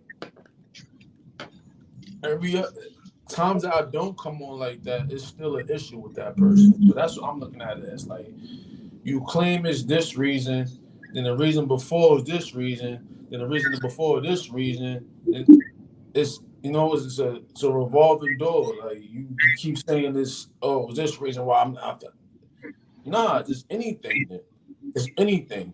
At that point, and like I said last night, I'm okay with not rocking with somebody, bro. Like that's just life. Like I'm not gonna rock with every person, even in the room. Like I'm not gonna rock with everybody. Some people just not meant to be cool with each other. And I'm cool with that. I have no problem with that. Doesn't mean I need to take it to violence. You know what I'm saying? It don't gotta be taken to that level. I just don't rock with you like that. So don't speak on me. Because when you speak on me, it's gonna be an issue. So I don't rock with you like that. Because it's not just that time. It's been other time, like I said, where it wasn't even like that. It was a regular conversation, and he'll hop on and do the same exact stuff again. Like I didn't even know who that was until I started like listening to his voice. I'm like, oh, is this dude again? I didn't even know. Honestly. Huh. So to me right there, that means that I need that, you know what I'm saying? When he on and stuff, I'm just not even coming on when that dude on, bro. You know what I'm saying? Cause I'm gonna go around you. There's no point in me indulging myself and stuff like that. I'm just gonna go around you. I don't gotta put up with it or deal with it or whatever. You know what I'm saying? He rock with who he rock with. We rock with the same person at the top. You know what I'm saying? So it is what it is. But I'm not. I don't have to be cool with that person, man. Because that person obviously don't want to be on that type of understanding, that type of frequency with me. That's cool. I ain't got no. I ain't gonna. You ain't feel me? I ain't losing no sleep over that. Now with the other dude that was on there, I don't know what got into him. You know what I'm saying? It is what it. I don't know. But at the end of the day, I'm not taking it personal because I don't know you from a can of paint anyway. You know what I'm saying? You rock with who I rock with, and hopefully you in the truth. Hopefully you building your spirit up to be accepted into the to the worthy people that the Most High is dealing with. You know what I'm saying? And that's your lot. That's your path. I'm not coming between that because nobody gonna come between mine. So moving forward, like ain't no problems over here with anybody. Like I said, I would never have a problem with Todd Job ever. Like I said last night, man, that's dude. He inspires me. Why would I have a problem with that? You know what I'm saying? Like you said, I don't have to agree with everything Todd Job said, but at the same time, doesn't mean I'm not gonna still rock with him. Every men have disagreements, man. It's part of life. You know what I'm saying? But if we all be in the truth, we have an understanding that we can find some level ground to where we can get an understanding with each other for the truth's sake, for the brotherhood's sake. That's the aura, that's the point of it.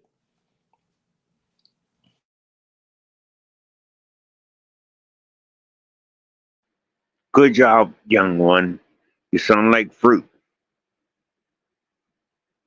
So all the Khan is trying to do is show you what had worked for him. That's all. He's not looking for followers or stuff. Now, so let's get back to what we need to do next. All right, because I want you to know this. You have to learn how to meditate on his words. The scripture says, "Happy is the man whose mind is stayed on Christ Jesus." I know the problem. I should have said you who she was. I should have said all that stuff. But let me tell you something. You're going to go to that Bible. You go to that Bible when things go wrong. You're going to go to that Bible when things go right. And it just might be written in English. Okay, so hold on. It doesn't matter whether I said that to you or not. But I just want to tell you, like the GPS says, turn right here. But your adversary is, yeah, I don't like the adversary. And you're not going to like the adversary. So this is what the Most High does. He uses it in Deuteronomy. He uses that adversary to beat you. He doesn't use the adversary to make you better. All right, so this is what you do when you start getting beaten, battered, and bruised. You, I mean, I want to say this though. I want to address this part about what I want to say too. Also, like okay? Judas was a part of the 12 apostles, right? And they was all sitting together, and he revealed that Judas is gonna be he's gonna be a betrayer. But I mean, they didn't take him out the fold. You know what I'm saying? There's no scripture in there saying that he was kicked out. You know what I'm saying? He had his purpose. His purpose was to betray, the Mashiach. You know what I'm saying? So he can fulfill his purpose. So Mashiach can fulfill his purpose. You know what I'm saying? And then the other apostles, they didn't go and kill him or jump him. You know what I'm saying? He wound up killing himself because he felt the blood on his hands. You know what I'm saying? So just saying that right there, I'm not trying to fight. I would never want to hurt somebody that's seeking the truth before I would want to hurt some worldly nigga out in the street. He'd be the first one that I would want to do that with because he not in the truth and he don't want the truth. So that's when I last night when I was telling him what happened, Tazda, about what happened. You know what I'm saying? Maybe it would have made you rub somebody the wrong way, but he understood what I was talking about. You know what I'm saying? And I was just telling him what happened, and then start jumping onto it, and maybe that was a ego shot to somebody else. Makes it like I'm somebody you're not like that. That's fine. I don't care. I was telling the story about what happened in my life, man. To Tyler's doc, man, just update him what's going on. That's all it was. I don't know where the other two individuals felt offended about that, but that I don't know what to do with that because I wasn't really directing that situation towards anybody. I was talking to Todd's doc like he acknowledged, you know what I'm saying, in that whole thing. So I don't know how it blew up out of proportion, man. But when tension is flying and stuff like that, words being said, you know what I mean. You go back and forth is going to happen like that, man. And like I said, if brothers in the truth, I wouldn't even want to get down like that with them like that, because I mean, we in the truth, we in something that we don't have to really be in. The Most High put it on your spirit to want to seek after His truth and study and all that stuff that come with it, and change it to a new person. Then I mean, I wouldn't want to harm anybody that's in the Most High's flock. You know what I'm saying? So that's what last thing on my mind is that. Okay, so you're doing good, young one. You're going through the valley of the shadow of death. Yea, though I walk through the valley of the shadow of death, I shall fear no evil, because thy rod and thy staff comfort me. Now, let me tell you something. Um, Judas came from a whole country that doesn't like the Christ, that doesn't like Jesus. It's been that way from the beginning. So don't worry about that. You're not a Judas. You're nowhere near it, because Judas is a group of people. It's not just one man. And they just called it Judas. Oh, all right, so we're very proud of you. You found your way here. You were directed here. And you're going to do great things. Great things. You're a great man. And people just don't tell you that. Oh, they'll tell you what you did wrong. But they can't tell you about your future. Now, you're here. This is where you're supposed to be. I hope you hold on. You're going to hear a lot of stories in here. You're going to hear a lot of stuff that you're going to agree with and that you don't agree with. But just don't leave. Just stay. These men are trying to help you. We don't have nothing against you. If they had anything against you, you would not come in the room. So I hope this helps. You by nature, by your whole everything, whatever you look like, you care and you give. And that's who is here. That's who's in this room. Caring, giving people. Nobody asked you for anything. So please stay here, okay?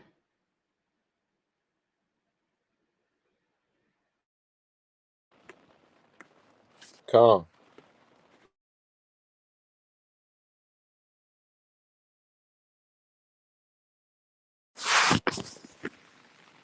And we got some horrible service going on today. Dang. See that? Everybody falling out. Uh-huh.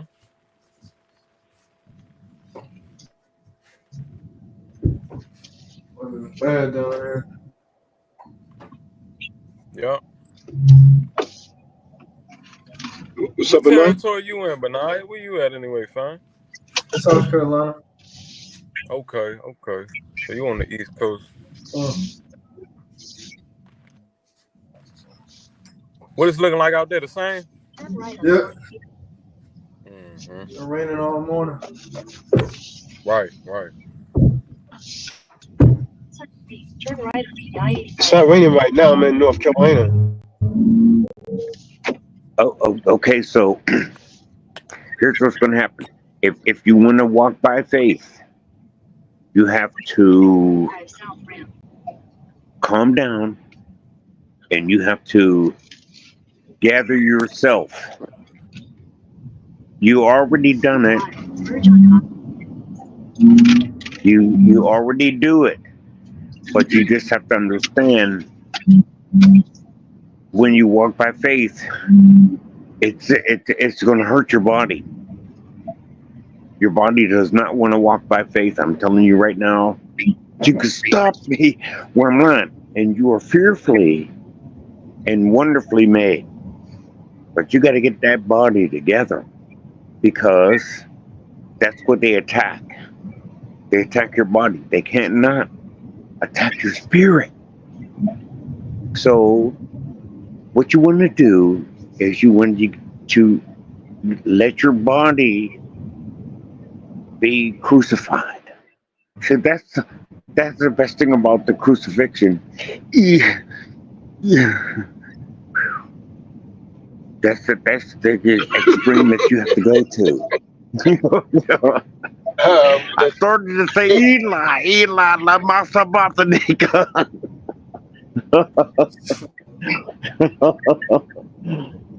Oh man, that's gonna leave a mark. But you're here. This is where you can get your ministry and vent and everything. Because when the Most High Son vented, he went to the garden. Okay. And the time that he did, I know man. Julio's. Where did you get this guy from? No, I like what he doing. So where you get this guy from, man? I'm definitely Yeah, like that though, but I'm not in church, you know. I like it. I love it. go ahead, David. Hey, what you say, Mr. David? You say that the body is gonna resist walking in the path, huh? It is written. Have you not heard that the spirit is willing, but the flesh is weak? That's right. Now let's just think about that. Now you tell me what I just told you, because I'm just here to help. I ain't gonna beat you or anything. What did I just say? Yeah, that's big facts, fam. Yeah, I understand what you're saying. Trust me. Okay. It was rough when I when I naturally lost 160 pounds, man. That was all spiritual right there. But people would say that it was physical, you know. But it was really all spiritual though. How many times were you fasting a day, huh? How many How many times were you times I fasting a week fasting? for that? Man, I was Yeah, you was intermittent losing that weight. fasting like crazy. I was intermittent fasting like crazy. I just wouldn't eat after 6, and then I wouldn't eat until about 11 the next day. 11 a.m. the next day. Yeah, I stop eating around 6, 7 p.m. That's what I be doing now. Huh? Yeah, no, yeah, I do. I'm just being like, as humble as could be. I still do it like right now for real. Like I got a juice. This juice got what it got in it? It got kale. It got green apples. It got cucumbers. It got lemon, and it got 2 inches of ginger. And then I got some walnuts beside me, and I'm just eating that. You know what I mean? I don't be trying to let all that filth in my body. We already got enough filth poisoning us all together. So, Yo, you know that I vegan recommend spot any of in the listeners. DC? It's called Hip Hop.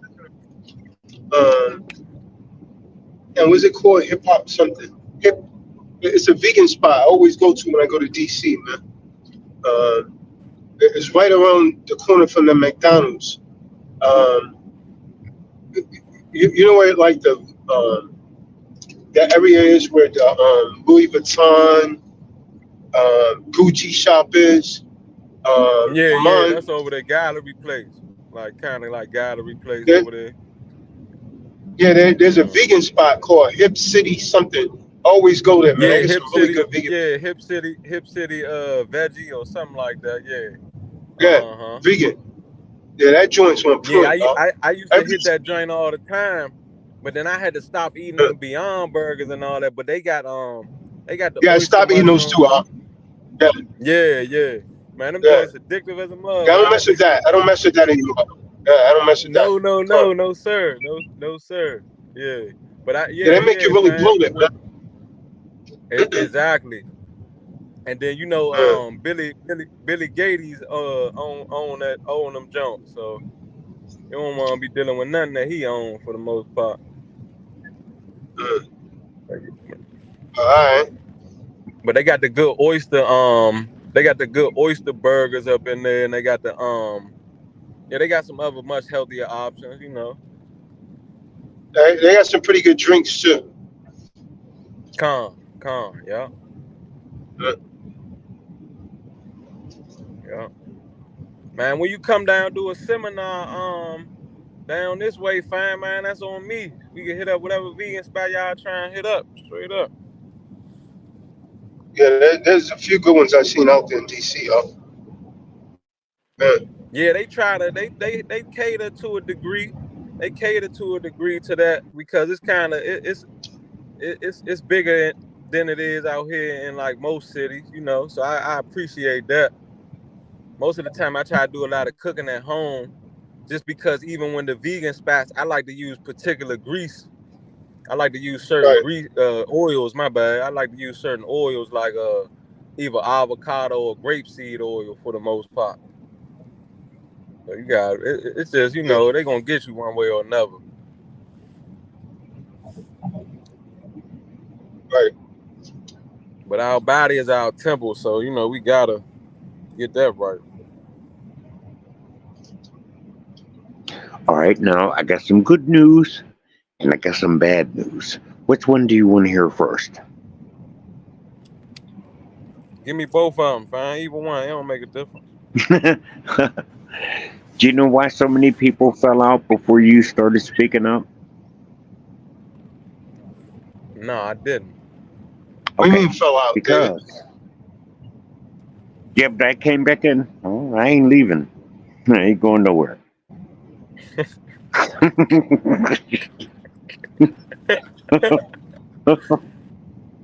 Oh man. Yeah, I had to stop and went to the restroom. My seat clean wasn't on when I got back. I want to hear what you got to say, fam. Oh man. Let's get it. Oh man. Hey, what's going on, Shaw? What's going on, Shaw? Shalom. Shabbat shalom.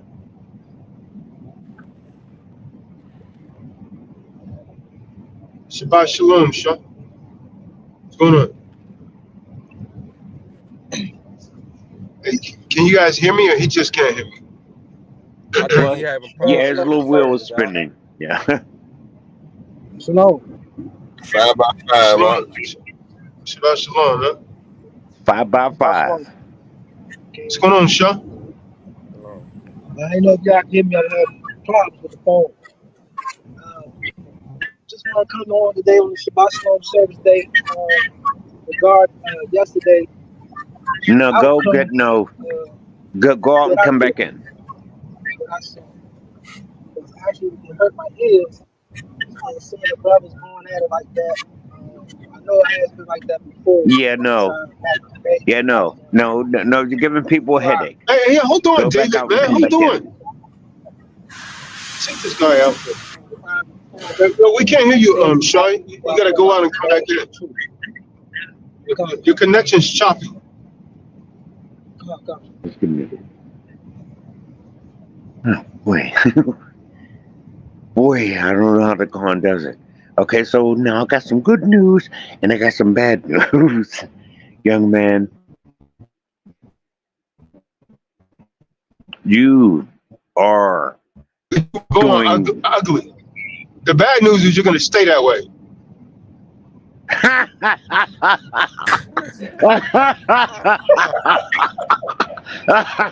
So you don't have to worry about it.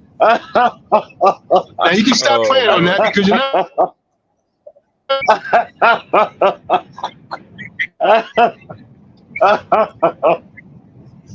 Oh boy, the most powerful words that I heard today was "shut up." Now let me tell you something, young man. The reason why people fell out is because this is what Hamashiach does. He'll leave the 99 to get the one. You're the one. This is your turn. This is your time. And it's not going to be easy. I gave you the good news and the bad news at the same time. Sorry. It's not going to be easy. You already know that. I'm preaching to the choir. So you just keep going. Just keep loving God. Meditate. And understand that what you say after you get done meditating is the truth. You see, there's no gall in you. Let me tell you something. If there was gall in you, I wouldn't be talking to you because I don't like gall.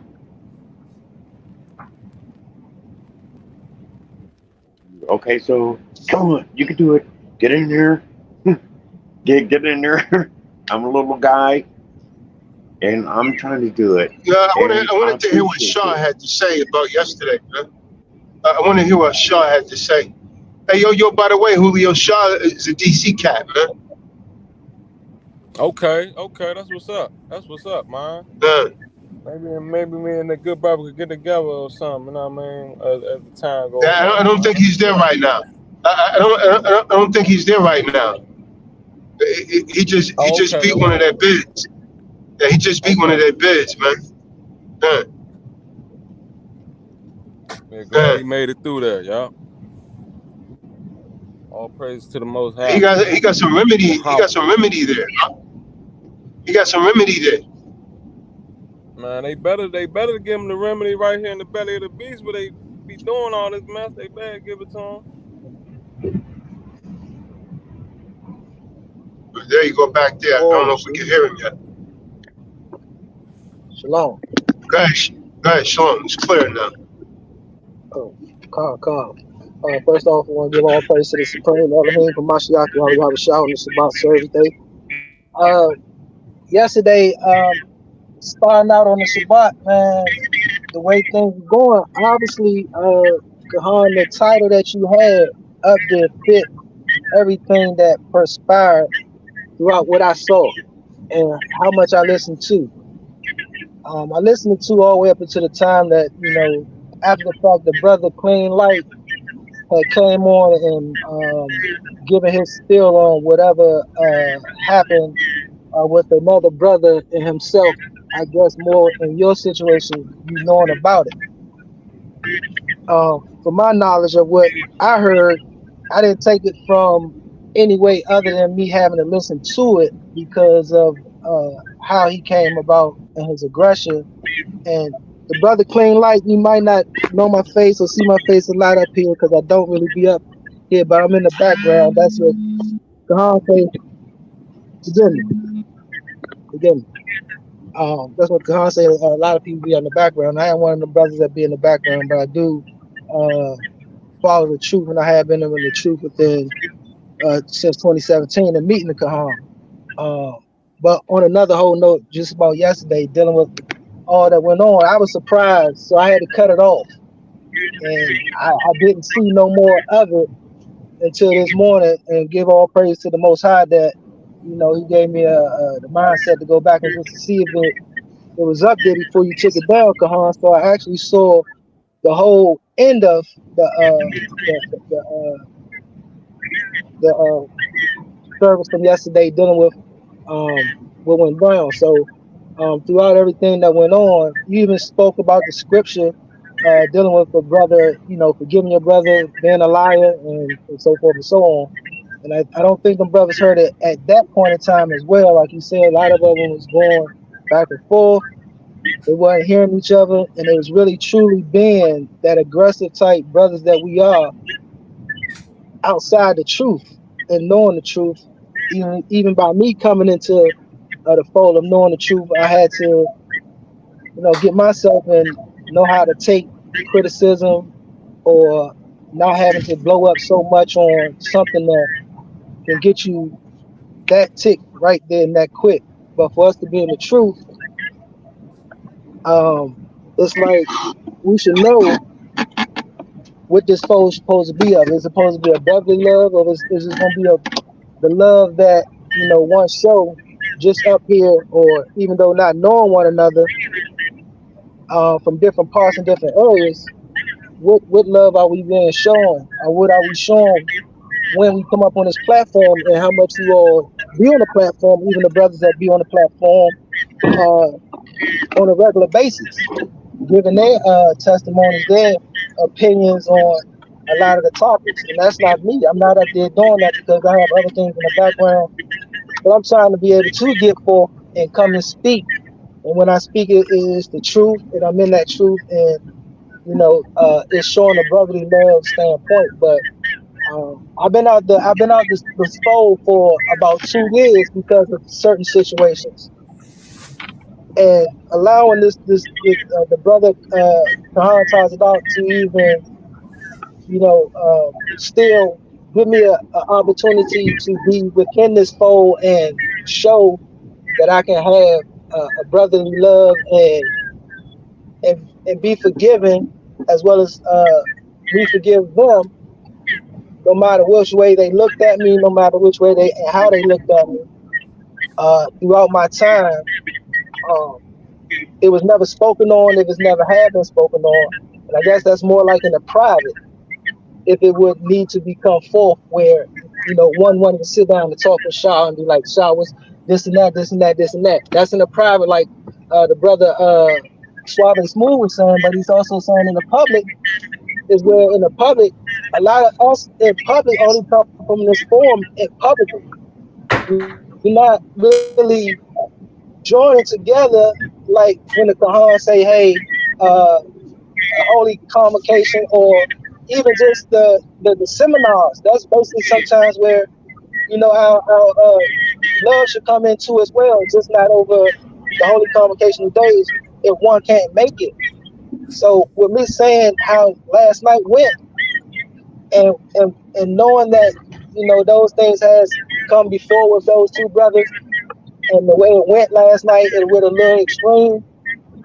But all in all, the rectifying of what I saw at the end, I believe that they came together and said, "Yeah, brothers, we was wrong, and we repent and forgive me, despite we not knowing one another, because we all don't know one another. I only know a few that's up here that I have seen with my own eyes, uh, that I can say that they're brothers, but they came to be brothers on a level of really marching with them, such as Kahan. From day one that I met, like even back in Philly, meeting them back in Philly, you probably don't know, but yeah, I was one of those guys in Philly where you first saw Brother Richard Burke. You know, I was back there now. You know, and I've been Right. there ever since. But no matter what, you know, that fold I fell out and I came back in. And that's the presence that I'm in on now. But even though the person I left off on, us brothers that's in this fold, are we truly brothers to where we have one back? And we have had one back due to the fact that such as Brother Yashabin, you know, at a time when I was around, he needed Mm-hmm. that help. Mm-hmm. I was in that circle at that time, you know, and then other things happened in that circle with Brother Yashabin. I wasn't around at that time, but it's just the fact that when I stepped in this circle and I saw it and I started being around the brothers, even coming into knowing Brother Benaniah, back then when Brother Israel was there and a lot of other brothers, we was doing a lot of getting together, working out, marching, being in more of like saying a core, but not a core of like an army, but a core of actually being brothers in the truth in the what Quran made this fold to be. That's where I got my brotherly love from, to show love to this brother as well as be around the brothers who are still around him to the day, and then also the new brothers that is coming around. They don't know faces. They see voices such as mine right now, in which I really don't be up here. But those voices that are around, it's like we have to feel one another out, as well as, you know, critique one another just to see how one is, to see their mindset. Yep. And then Yep. with that being said, there's more to now from me being around and the faces I see, such as Kadar, Brother Kadar.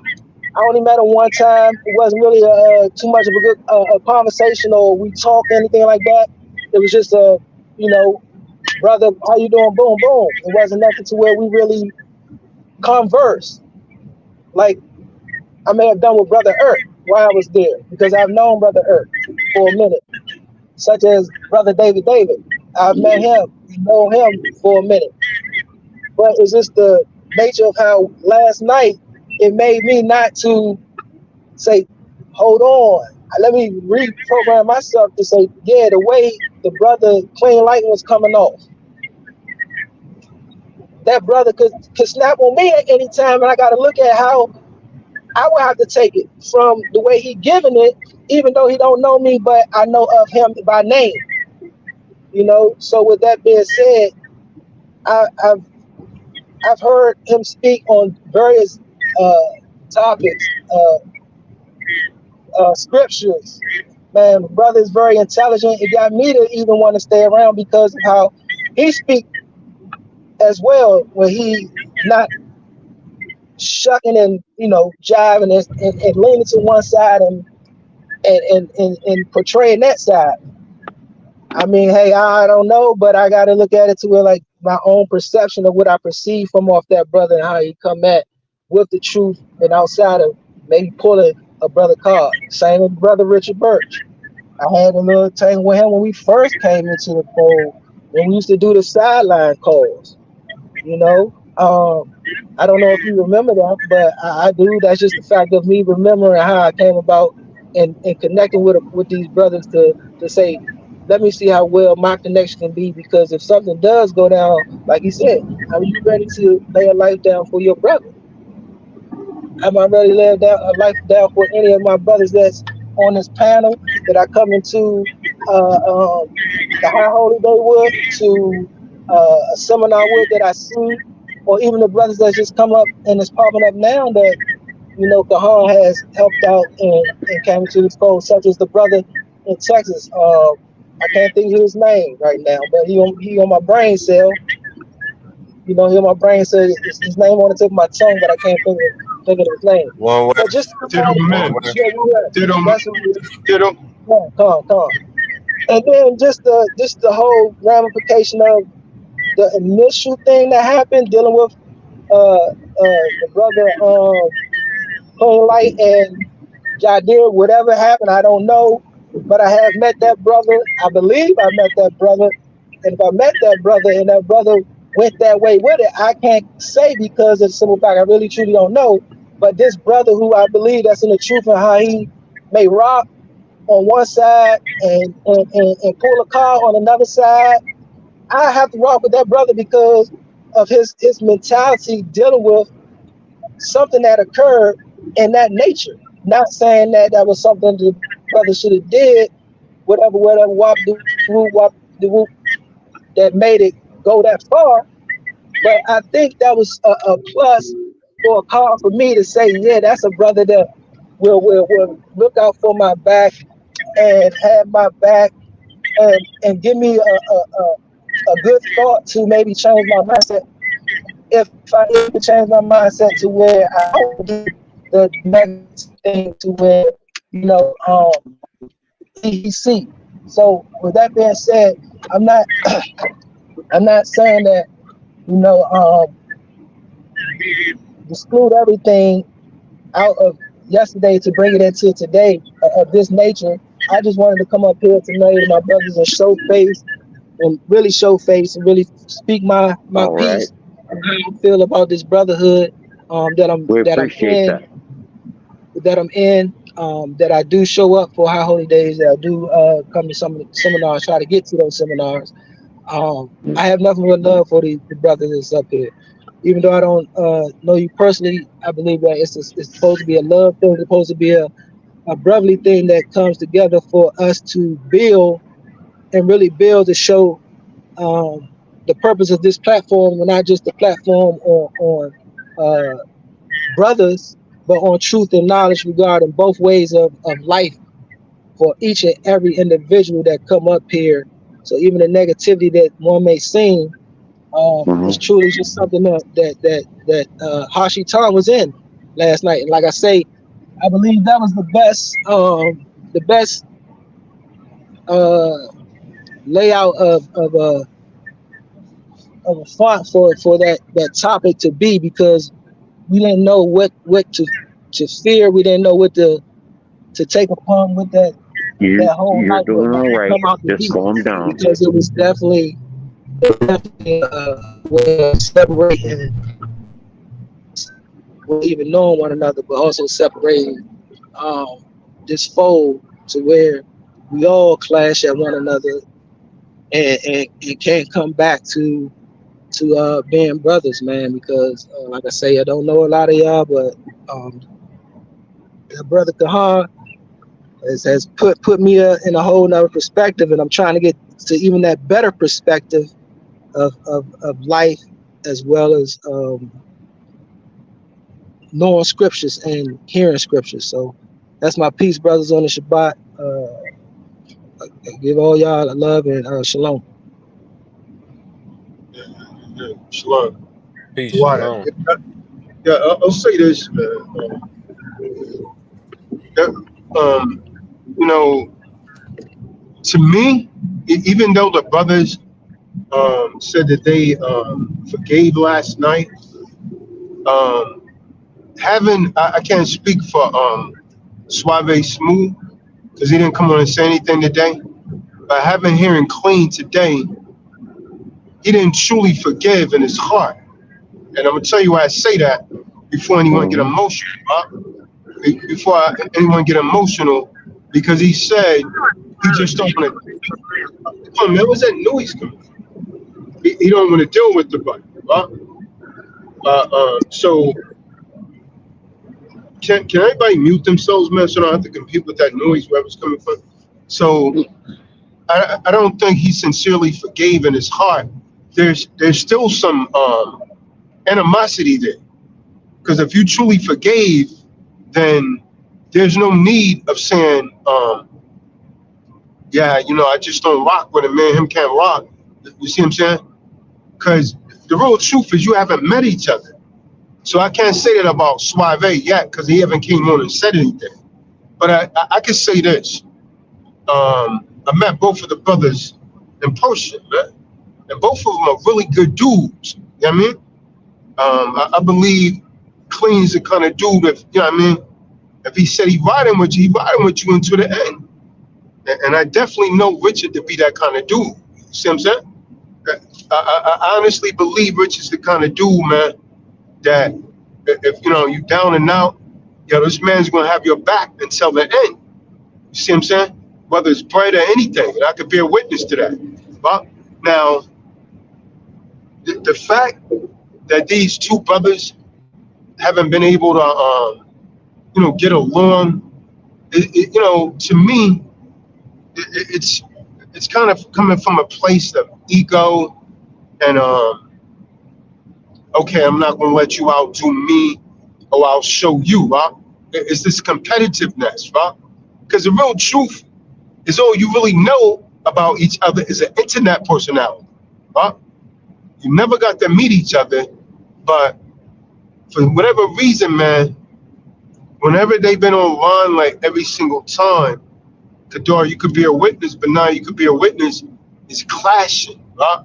Even if the conversation started off okay, they end up clashing, man.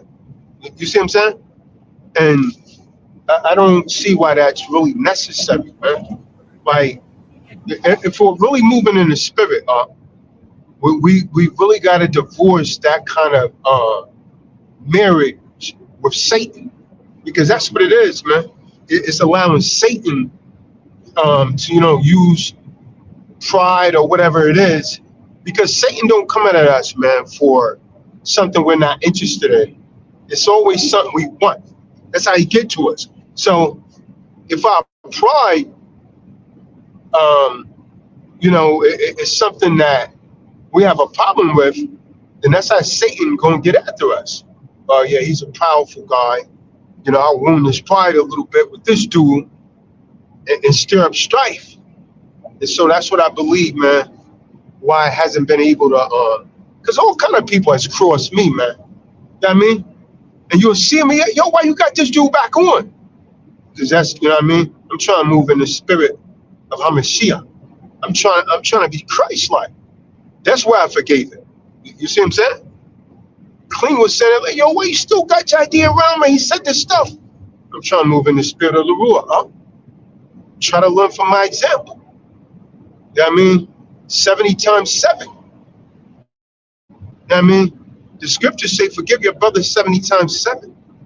You fall down in doing that, the scriptures say, a wise man falleth 7 times and get back up. The wicked man's not going to get back up, huh? The wicked man's going to stay down there, hold that crutch, and say, yo, man, I got you in my sights. As soon as you move wrong, I'm coming from you. I'm coming for you. That's what everybody done in the streets, man. So now how are you any different than you were when you were in the street? That's not putting on a new man, man. And this might sound like hype, but a lot of people really need to hear that, man.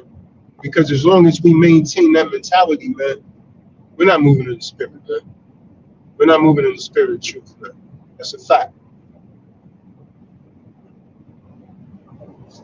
That's it. Okay. So what we have to do is, if we're going to walk in the spirit, you literally have to do it today, tomorrow, yesterday. It's no matter where you're walking, no matter where you are, you have to walk in the spirit. This is what you want to learn how to do. This is why you need the Ruach HaKodesh, because he will teach you and guide you and lead you into great and wonderful things that you need to know. Let me tell you something. The adversary or the deceiver or the devil, whatever you call him, he's always there. And so is the Ruach HaKodesh. So you just need to make up your mind which one you're going to follow. So the one you feed lives. The wolf you feed live, or I don't know, the cow you feed lives, or I don't know. I'm not a professional. I'm not well versed in things, but I tell you something that I experienced, and you're going to do it too. You have to feed the spirit that's in you.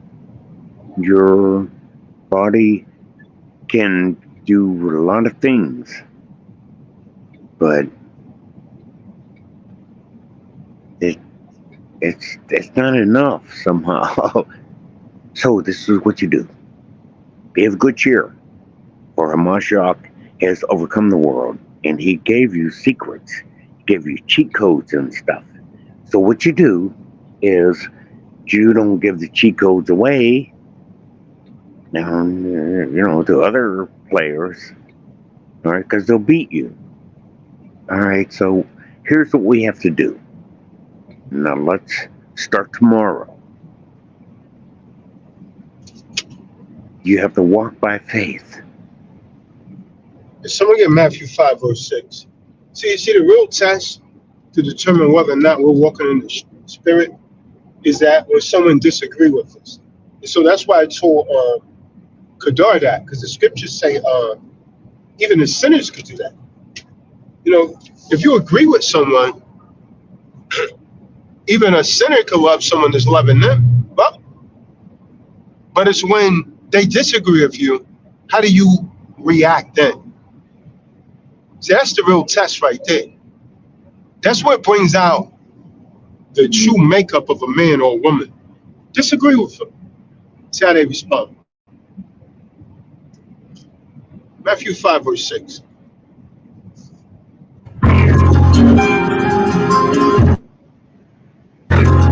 Music. Where's that music coming from? Huh? The book of Matthew, chapter 5, verse 6. Blessed are they which do hunger and thirst after righteousness, for they shall be filled.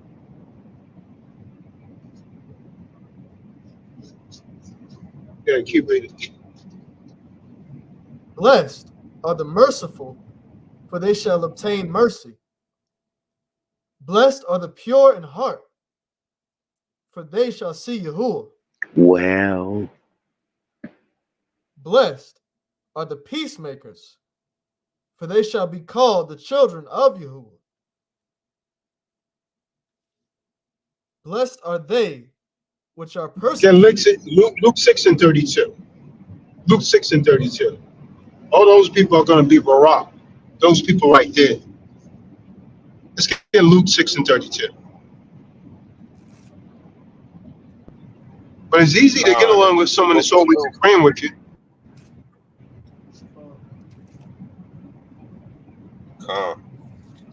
The book of Luke, chapter 6, verse 32. For if ye love them which love you, what thank have ye? For sinners also love those that love them. If ye do good to them which do good to you, what thank have ye? For sinners also do even the same. And if ye lend to them, so if you're just doing good to someone that does good to you, man, you ain't nothing special about that. It's when they wrong you, how you going to respond. It's when they disagree with you, how you going to respond. See, even the sinners could do that, man. Carl. Cain, brother Cain, and you have to do it every day. Every day. A lot of times we try to avoid that. And I don't know, it's not going anywhere. It's going to rear its ugly head again. So this is how the Most High sent. This is the Most High sent the Holy Spirit. Okay, so you can do it, so you can bear it, so you can withstand it. That's all. Because you're going to go through it. It's not leaving. Let me tell you something. That Bible told you. Now, calm down. This is just how I talk. Okay. So the Lord was looking around, God. He was looking around and said, who could I send? Guess what? Guess what? Guess what? You're not gonna believe this. You you can't make this up. Here am I, Lord, send me. Now who would want to do that? Who would you would want to do that? You insert name here. This is how you are. There's nobody like you in your group, in your sphere of influence. They're just not like it.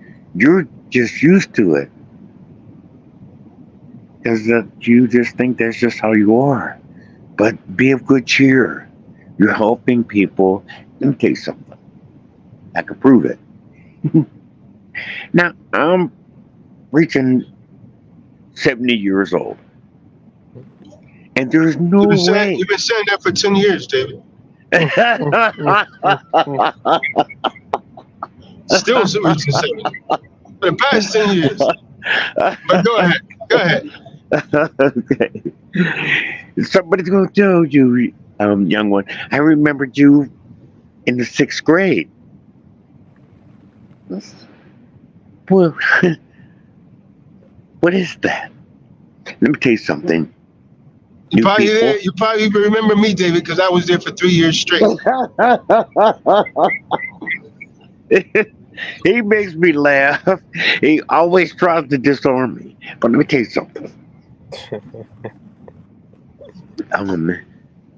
Why do people remember you? Not because of what you said. I don't know, maybe because my bus was shorter than all theirs.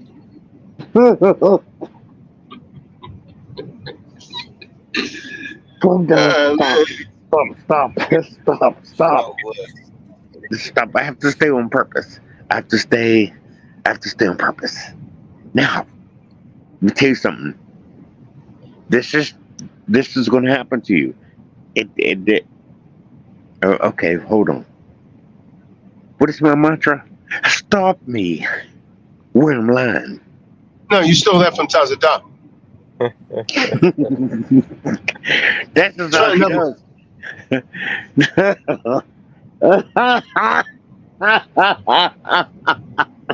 I can prove it. Okay, hold on. I gotta laugh over here because I can't laugh into the phone. Alrighty then. All right then. Why do people remember you from the 6th grade? Why is that? Why don't you remember them from the 6th grade? Let me tell you something. Because people don't remember what you said. They remember how you made them feel. Now, you always make them feel good. You're that kind of person. This is fact. So just keep loving God. He's going to help you. Oh, you're going to be tested by fire. Maybe you might be tested by water. Maybe you might be tested by somebody punching you in your face. I don't know. But you're going to be tested. But this is for you to spend more time with Him.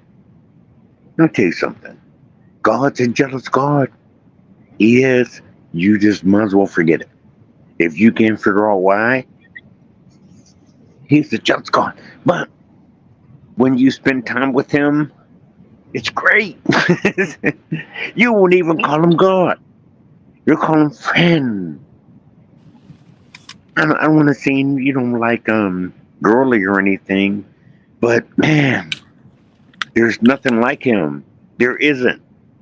There isn't. I already tried. I'm pushing 70. There's nothing like Him. And I want you to stay on the road you're on. And I understand you're going to hear things along the way. And you'll be like, oh, well, how could that possibly be there? I don't know. It's a weed or something. Pull it.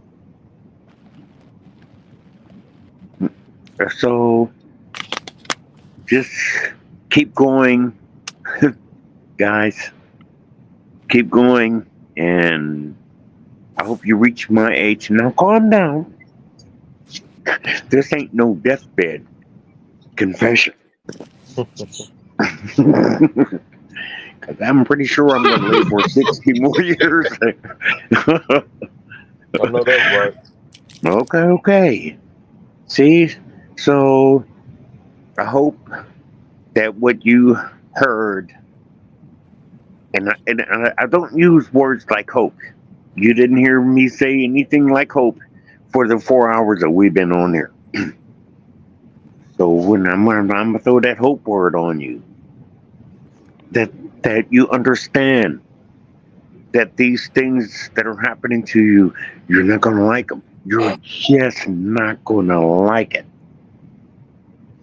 You just might as well forget it. Stop looking for it, being blessed, and you're gonna like it. It's just not gonna happen. Hey, I got a question for you all. Who you say is in a worse condition? The melanated man or the melanated woman? Because you guys are always talking about the melanated woman. Who you say in the worst condition, man? Who's the greatest embarrassment to our people? I'd like to know. I mean, to me, man, I'm gonna sound biased, man, but I mean, damn, that's rough. Damn.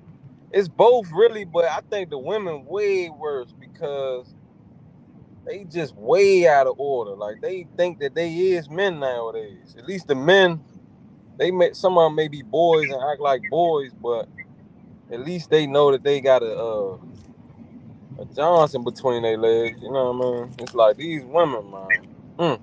But it's on both. It's on both though. It ain't equal though. It ain't Wasn't equal. wasn't a man given a headship over her? Wasn't she actually the man's responsibility? What happened? Yeah, the man failed. The man. That's why I say it's both. It ain't equal though. It's both. The man Hmm. failed. The man failed. We fail in frequency. How come we can't get it together?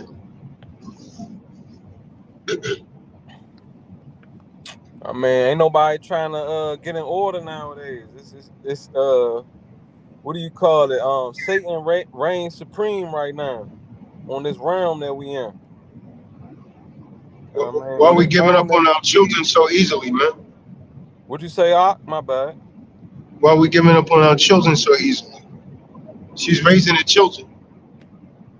Man, I ain't man. Well, I can't just say me because it's a group effort, but I don't think some of the righteous brothers. I don't think we giving up. It's just it looked like we giving up because it's so far gone. It's like some of the good brothers feel like it's unreachable to get back in the grass. But you see me fighting like I gotta go to court twice. This at the end of this month for my children. You know what I mean? Think I want to do that? Heck no. You know what I mean? Yo, check this out. I know some guys that call and complain about Eve because I do a lot of phone coaching. Huh? Oh, Come. David, you're interrupting, huh? I do a lot of phone coaching. Um, I asked them. I said, "Yo, would you be willing to take custody of your son or your daughter?" You know what they tell me? Nah. I don't want them. I just don't want to pay support. Oh man, You know what? why? Because that would take time from their life. See what I'm saying? Yeah. So a lot of guys, they don't want it. They don't want their responsibility, huh? I've literally talked to people like that. Say, yeah, man, I just don't have time right now. So if you had the opportunity to, get custody, would you do it? He said, I don't have anyone to watch him. So then what are we doing here? If you don't want to pay child support, but if you could win custody, you wouldn't want custody. There's guys like that out there, huh? Man. And that's a big part of the problem. Like that's a big part of the problem. Like I mean, your seed is more important than anything. So you're gonna have to make that adjustment, fam. Like even the women, they may be wicked, but they still make that, whatever BS adjustment that they be making. So it's like if you a man, you got much more power and authority than the woman, than the Eve in all reality. So if you can't come out and make that adjustment, I mean, you ain't living right. You know what I mean? You're gonna have to figure out something, figure out homeschool and do something. You know what I mean? Find the latest daycare, grandmother, aunt, whatever you gotta do, as long as you ain't putting your children in harm, you know what I mean, in harm's way. They figure out I something. hate to say it, I hate to say it. A lot of men, if they didn't have to pay support, they wouldn't even see their children, man. I believe that. The other side of that is that what people are forgetting is 80% of these men was raised by women. So a lot of them behave like women, man, believe it or not, because I talked to some of them. And, if the only reason some of these dudes see their children is out of revenge, they're being revengeful. I've literally heard guys say, I'm paying child support, so I'm going to see these children. Yeah, they ain't moving in the That's spirit. sad. And I ain't that. Yeah, I about to say I'm laughing to keep from crying with something like that, because that ain't, man. Like I say, that's a big part of the And they problem. worldly. They're worldly, huh? Yeah, they ain't moving in the spirit, man. Your seeds, man, they more important than anything, for real, other than the Most High. Man, it's just, man, it's a rough. 360 help. Here you go again today. Click the link and come on the call.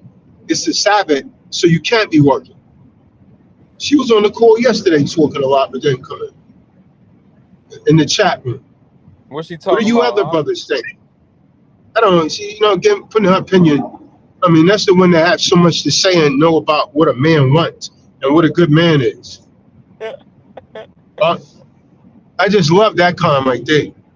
Right. They can tell you what a good man is measured by her yardstick.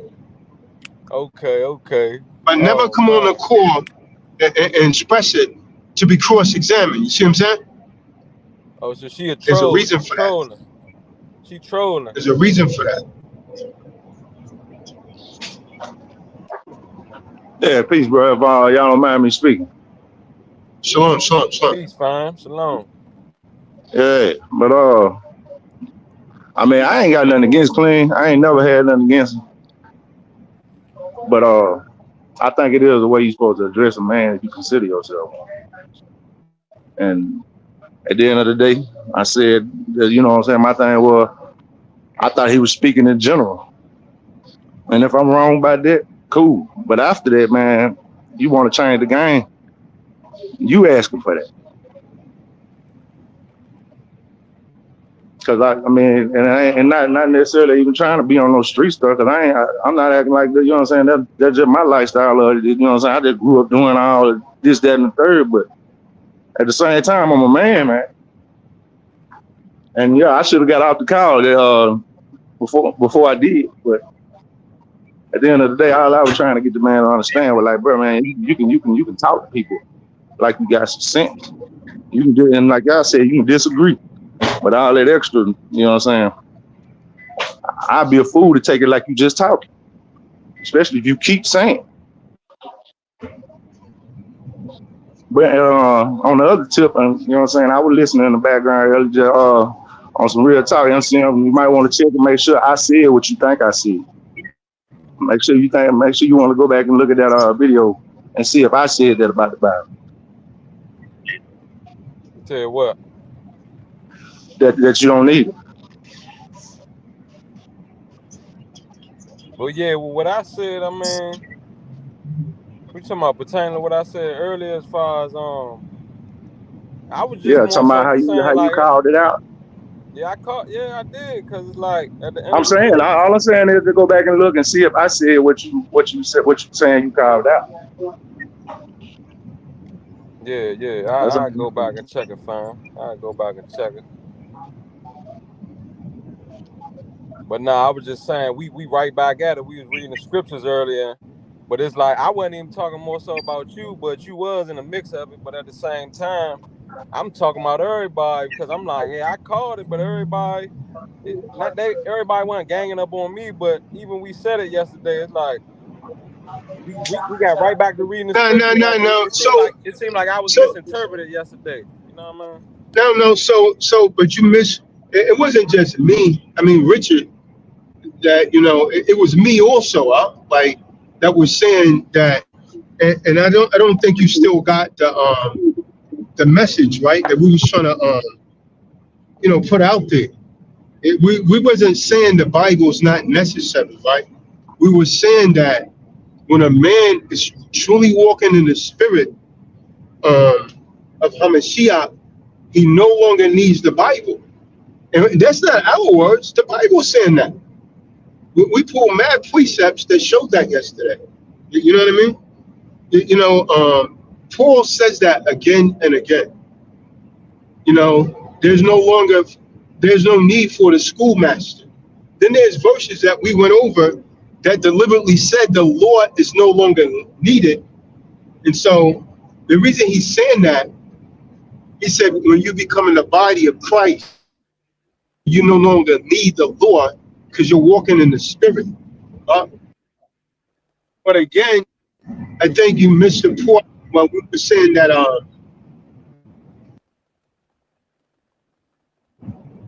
a lot of people need it because they're not moving in the spirit. You know what I mean? They're still in the flesh. And so that's why Suave was talking about the fruits of the spirit and all that. See what I'm saying? So I think that still is kind of like a misunderstanding, man. Because I didn't even get what you was saying earlier when you say you called it out.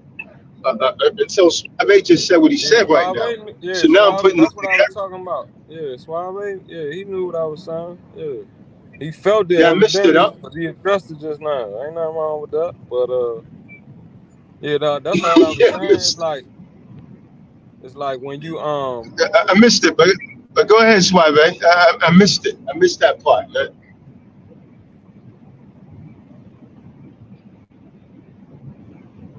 yeah. At the end of the day, everything I Say, say, man, man, I it's ain't, all I ain't got no love at issue the with end, nobody. man. I just You be know what I'm saying? I got my perspective on things. You know, every man got their own perspective, but the word is always gonna be the truth, the number one word. You know.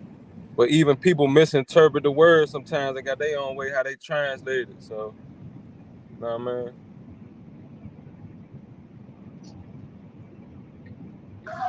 And you know what I'm saying? That's true. And I get it. And whenever I speak, it ain't never been about no quarrel. But at the same time, yeah, it's parts of me I'm still working on too. I don't bite wolf too. I don't bite them with it.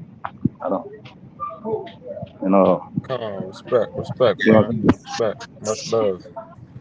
Hey, but hey, hey, so so hey, but now get Galatians 5:8 again, because this doesn't require any interpretation, man. Let's read Galatians 5:18 again. Matter of fact, start a little bit above that. Paul is clearly saying here that you no longer need the law, man. We're gonna hit on a lot of scriptures to make this abundantly clear. It requires no personal interpretation. Come on, it's the book of Galatians, chapter 5. We're going to start at verse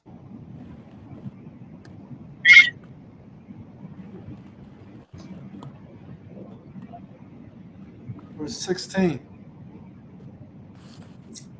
This I say then, walk in the spirit, and ye shall not fulfill the Okay, lust of stop. the flesh. Let Julio interpret. Hold on. Hold on. We want Julio to interpret this, so he'll get the understanding. All I get right, it, let's fam. hear his I interpretation. get it. Not even trying to be funny. Like, I get it, fam. I truly get it. Like, I'm just saying, it's people on this earth that interpret it differently. That's not false. That's facts right there, fam. I get it. I don't interpret. That's why I'm on here with you. Like, I'm rocking with what you rock with. I'm just saying, it's people on this earth that interpret it differently. You got Malachi Z. York that say, don't even listen to Paul. Nothing he say, because on one of the scriptures he say, None of these words is coming from the Most High. They just uttered out of my mouth or something to that nature. I that ain't coming from me. I'm telling you like something that other people and I'm just using that as a prime example because people may know him as well. You know what I mean? So that's all I'm saying, fam. I don't disagree with Paul at all. He got nothing but wisdom that I soak in. I'm just saying that's facts that people interpret it different. And it ain't coming at you, Kahan, because you a master teacher. Like I rock with you, and it ain't nothing but seer. Like I don't even want to say sincere. It's straight seer. Like that's all I'm saying. Like I get it. Right. I truly do. No ego involved. I truly get it. I'm just saying the facts is that people are going to take it and twist it how they want to interpret it. I'm not talking about us or the righteous brothers on this panel. I'm talking, well, certain, maybe, who knows, but I can't speak for everybody. But at the same time, I wouldn't think that because we all like-minded. So at the end of the day, but there are people that out there that misinterpret it. So I don't want to be misinterpreted as well. So that's the only reason why I'm clarifying that, fine. Those are Yeah. those are the people. Malachi Z. No, go ahead, Bernard. I'm saying those are the people that really need milk. You know what I mean? What's Right. the precepts? You drink milk before you can even eat the meat. Like there's and Christians do all the time. They can't even drink the milk that we try to, the simple fundamentals scriptures. They can't, understand that. So some people need milk. Some people need, and that's what goes back to what the Khan and Suave is saying is, it's never that the scriptures are not important. We understand that. I know you understand that, but it's to a point where you have to upgrade from that. It should be a continual upgrade from the milk, eventually to the meat, eventually to where you don't need to keep continuously referencing the scriptures over because you already lived that. That's who you are. So but I see what you're saying at the same time too.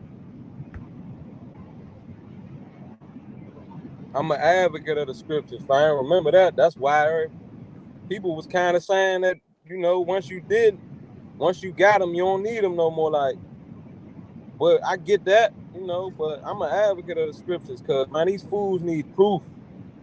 These fools need proof. And there's a bunch of fools out here and lost souls. They need proof. And I ain't speaking to nobody on the panel. I'm talking about out here, these worldly people. Like, they need, and that's what we mostly dealing with. We really like on some 10% type of people, like, versus the 90%. So that's all I'm saying. So I don't want to be misinterpreted because I wouldn't even speak on it if I feel like I wasn't being, because I just humbly sit right here if I didn't feel like I was being misinterpreted. I would literally just humbly sit right here and just take it in. Like, even if I felt like the brothers was wrong or whatnot, but if I'm feeling like I'm being misinterpreted, I at least want to gain clarity. That's all. Scripture is supposed to be training wheels. Yeah. The mic low, fam. Whoever says something. Malachi Z. Malachi Z. Youre, I don't think he was a good example, man, to cite at all. Yeah. He wasn't a good example to cite at all. In Brooklyn, I used to be in one of his communities, and I saw what he done to other men's wives. And so that stuff that they try and say he lied, they lied on him about, I don't believe that for a second. I believe he did that. In fact, I met a couple of those guys in Harlem that, he say he molested him, man. And the guy was crying when he was telling the story, man. And you could see he had a feminine spirit all over him, man. Hey, I wouldn't. I remember that green room, man, and what he used to do to men's wives, man. But look, at the same time, does he not have an influence over a lot of these lost souls out here? So that's what I'm saying. So that's They still believe it.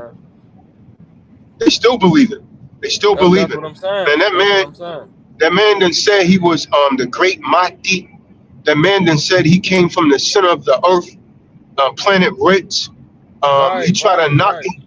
He tried to mix the Hebrew Israelite teachings in with that because some Israelites had left the school in Harlem and joined, his school. So, at one point they was calling themselves the Ansar Allah Hebrew Israelites. Then they changed that. Then they went to Moors. I mean, all kind of different. And the way that he kept people in, he said, "Oh, that was just a different school of thought. We're improving now." And the people, that deeply follow him, they believe it. They believe it. Hey, that's what I'm saying. That's exactly what I'm saying, fam. That's exactly what I'm saying. They hold their word to the day till this day. But I feel the same way like you, because I'm like, judgment, yeah, a lot of people are misjudged, but judgment ain't gonna get handed down on you that bad if you really in the spirit, you know what I mean? So I kind of look at it like that as well, Right. and then I kind of got a eye discernment, so I just look in his eyes even on TV and stuff. I be like, man, I don't know about this dude. Like, even when I used to see his stuff and all that, like, I don't know about dude. Like someone right, and you kind of hit it earlier when you was like, what did you say? Like a lot of people trying to get in. I mean, do all of this stuff really to just get some women. You know what I mean? At the end of the day, oh, let me go get intelligent because I ain't got no other attributes. Let me go get intelligent, do this, and grab a large gathering just so I could take down a lot of women. It's like, you know what I mean? People ain't moving with the righteous Right. spirit. It's true, dog. That's why a lot of them do it. Nah, facts. Big facts. That's why the Most High gave us a spirit of discernment. Con. And then see, Ak actually from the section where he was in at one point. So he got first-hand experience. So he telling me stuff I didn't even know, even with my own discernment. It's like he was there and got to see like how he was sleeping with other brothers' wives or whatnot. It's like people that's moving like that, you ain't really in no type of word for real. Not of the Most High. You know what I mean? Call the place the green room, huh? The green room.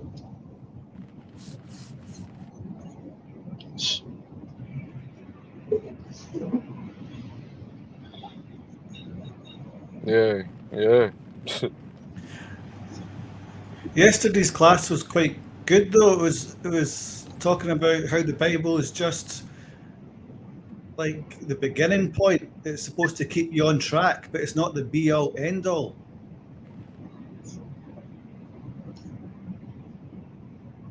Man, yeah. It ain't the beginning. It ain't the end. But I mean, I wholeheartedly follow them scriptures. But at the same time, these people out here, man, they ain't got no guidance. So that's what's wrong. They don't got no principles in their life. So that's what's going on right now. If everybody was following the scriptures for the most part, I mean, you're gonna have some rebels, of course, but it wouldn't be like how it is right now. But that's a Right. part of the New World Order. They intentionally make it like this. That's why they push all this other mess in front of the people 24/7. Yep. They got you getting away from the Bible. You know what I mean? When everybody, especially the melanated brothers and sisters, or not even if you're not melanated, like your family grew up in the church or whatnot, even though it wasn't the exact right way. But they push you away from the Bible and you know what I mean? They push you away from the principles. It used to be a major part of like everyone's day-to-day lifestyle, and now it's completely vanished. There you go, exactly. And that's by that ain't by what you call the default. That's programmed. Not by accident. Yeah, that's not by accident, exactly right. That's programmed systematically. And then like we were saying yesterday, the Eves that hate to hear it, but they the first ones that committed sin. So you know they easily fall into temptation much quicker than the man. And all I mean I don't man, I say that unapologetically to the Eves. They fall into temptation quicker than the man. So it's like you gotta understand they the worst ones right now. They just off the chain. Even though the men Apparently, fail. yeah, apparently, the man's supposed to be the woman's savior, and then the Most High is supposed to be man's savior. That's the spiritual order. That's what I've learned. So, the only way we get ahead is through the Most High, and the only way a woman makes progress is through her man. Come, man. But now they don't. Yeah, that's how the scriptures say it. But yeah, but they got their own thought right now. They got their own thought. They got their Yep. own thoughts. They're completely disconnected. Completely. Yeah.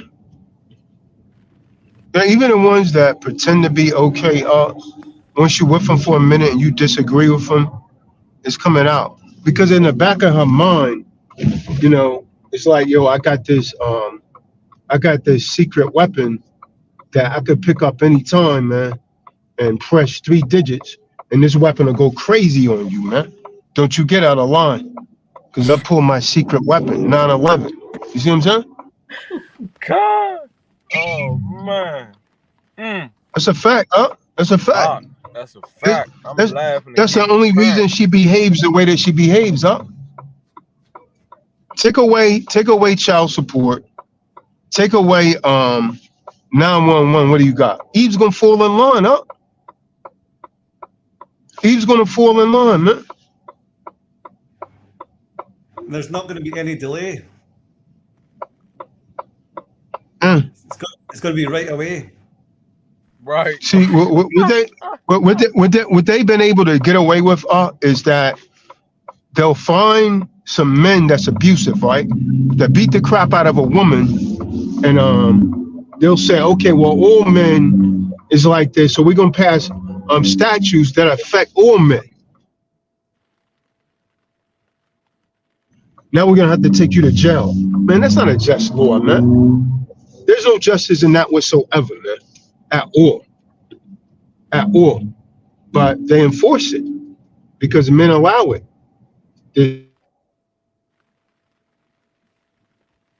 Man, they demasculating going on in the homes. man. Those men, they stay in power, huh? Yeah, the powers that be demasculating the men in front of our very eyes, man. Even when I went to court, it's like I'm sitting there standing on my square to the best of my ability at the time. And man, they just trying to just break a brother down. You know what I mean? They ain't trying to hit nothing. They just trying to do what they do. I feel like times were better when neighborhoods were policed by those that actually lived in the neighborhoods. You know what I mean? The older brothers protected the younger. Familial. What's that word? Familiarity. Come on, the police really, they didn't come in the neighborhood. They wasn't called. If there was an issue, the older brothers would get together and handle it, something like that. If there was a marital issue, you handle it inside your house. That's supposed to be how the courts work as well. You're supposed to be judged by a jury of your peers. They're supposed to know you. They're supposed to know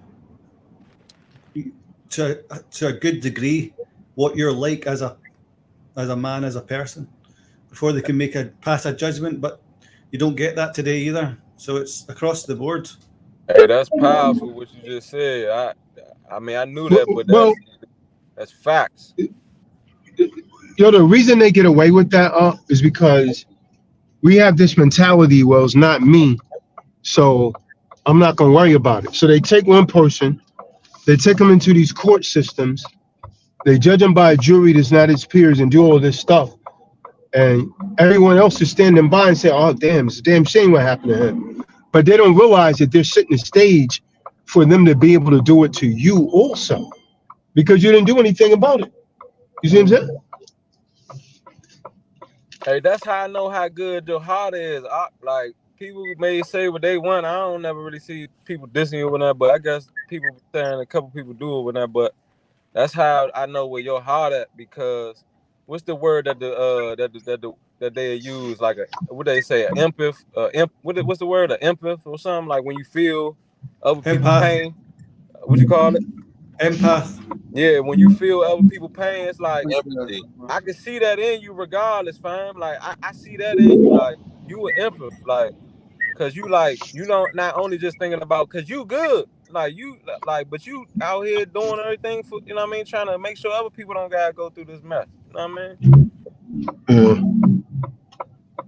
Straight up.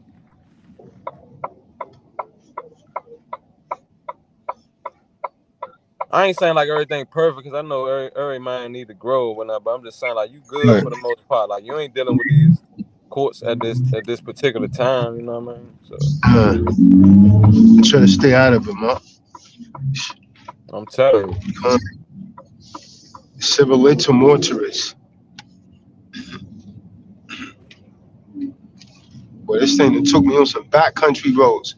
I guess the interstate is blocked off.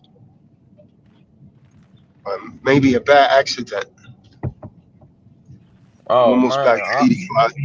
It's taking me around, huh? they trying to make the time on the road longer. You need to take No, it. it's making it shorter, actually. It's making it shorter. I think there was a bad accident or something. Okay. Yeah, being an empath is it's not very pleasant. Yeah. if you're Driving an empath, 35, huh? if you're an empath, you can't be around certain people. That I'm a bit like that myself. You said Yeah. what now? If you're an empath, what?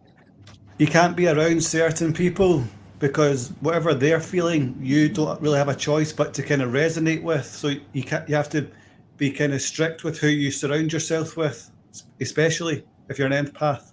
Hey, I think I may be that to a degree. To a degree, facts. I be feeling energy like a mug, like that stuff. I get around my negative grandmother. I be like, oh heck no, Yeah, she yeah. And ruin then my it whole take day. I got to go. whole day, whole week, whole month sometimes. Right. Facts. Yeah, facts.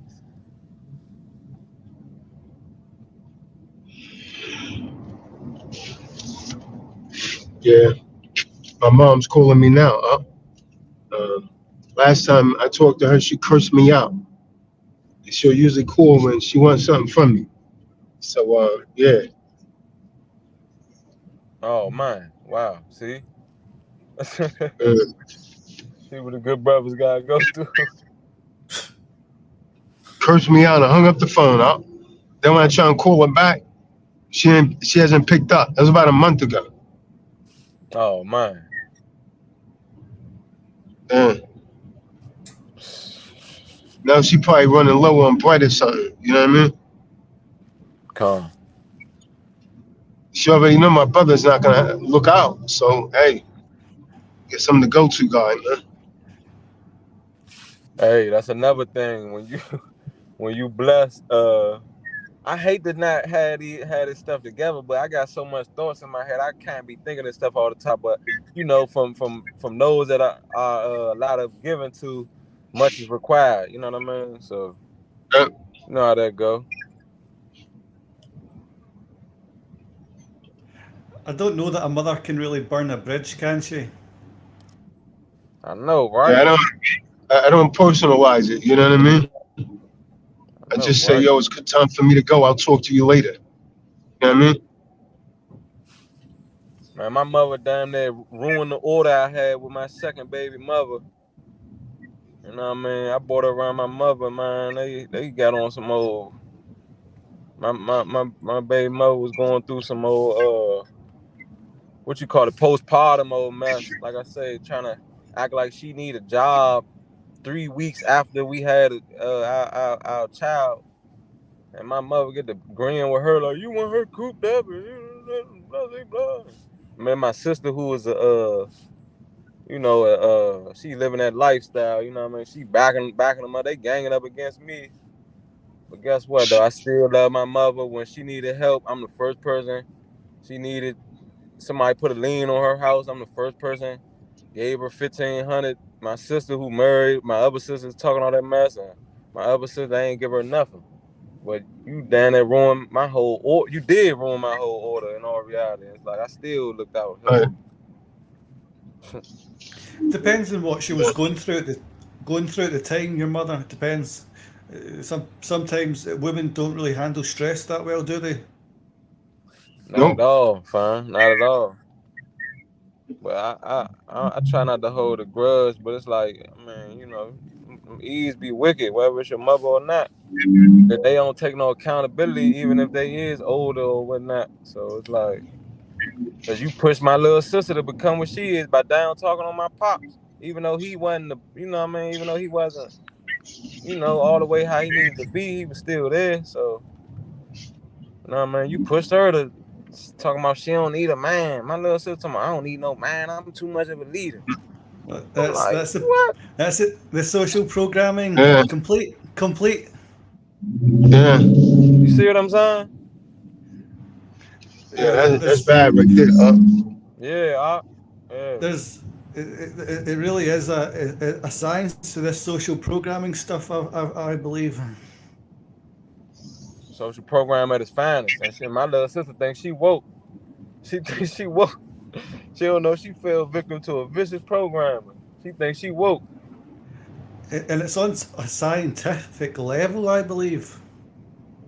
Scientific level. Now, ain't no believe, fam. You got it. Yeah, that's what it is. We just don't be knowing. But you know that type of knowledge. They do all this in labs to see how you gonna react, how this gonna work, how this and that.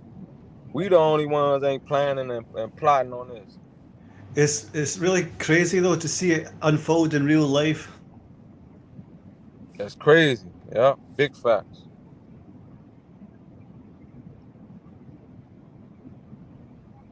It's sad, like Khan said. It's sad. No reality. Yeah.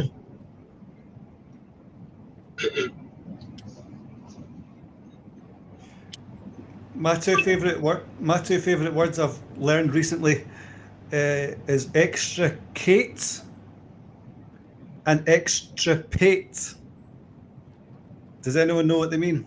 Now you know you got an accent, fam. Ain't no, don't nobody break that, bust that down for us, please. Well, he sounded like Amy. He sounded like Amy Winehouse, ex-husband. Huh? We don't know what you just said, fam. Bust that down. So, I'll slow it down. So there's two words that I've learned recently that I used to think was the same words. It's extricate and extirpate. Does anyone know what they mean? Extirpate? Is he saying extra kicks and extra picks? Extricate and extirpate. Oh, extricate.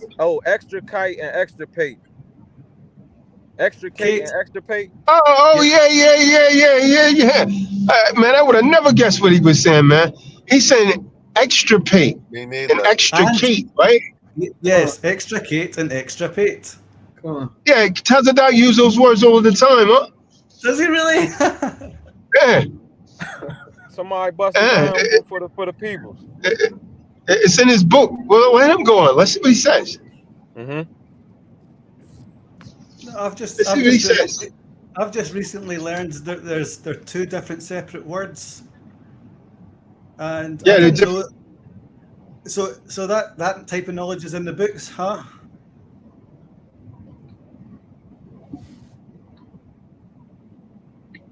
So what do they mean? What did you learn that they mean? What's the first one? What's extirpate? Give us that one. No, extricate is the first one. Yeah, give us extricate. What does that mean? It means to disentangle. And then after you disentangle, there's extirpate, which is to create separation and basically create a new path. Calm. Yeah. The extirpate means to kind of destroy something completely, man. To completely destroy it. Eviscerate. Yeah, that's what they're doing. Destroy the whole shit. That's what they doing. That's what they did to the family structure and to the community structure. Right.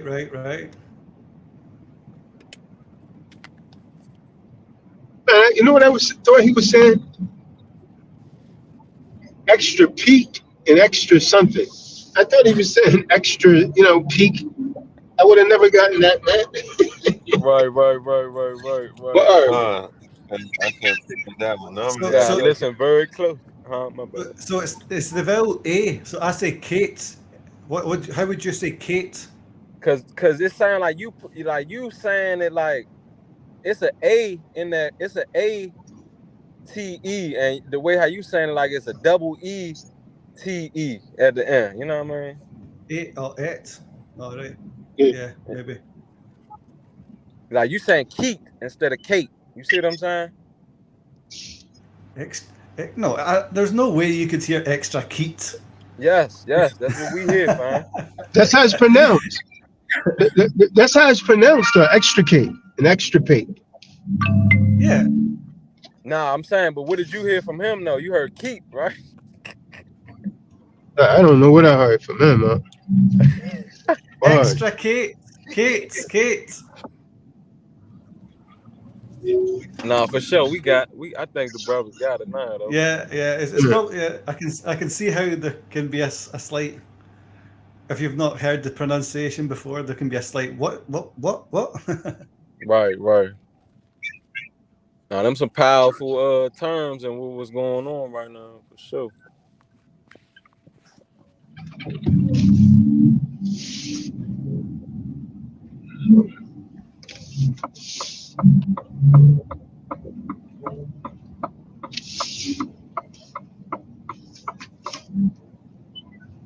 So what y'all think it's gonna take to bring everything back in order? Like, man, what is gonna take, good brothers? It's a good question, huh? It's gonna take the Most High, man. Come. A blessing. Most High got to be the foundation. We got to gather ourselves, though nation not desired. Come. That's the start. Gathering ourselves. We be saying it online all the time, but you know, got to come around to it and actually put it into play. Get that land, start building. Yeah, facts. With that. My motto, man, always make the plan and the money gonna come, man.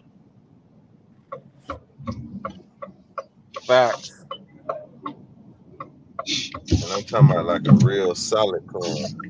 Put that thing down on paper so we can get motion. Come.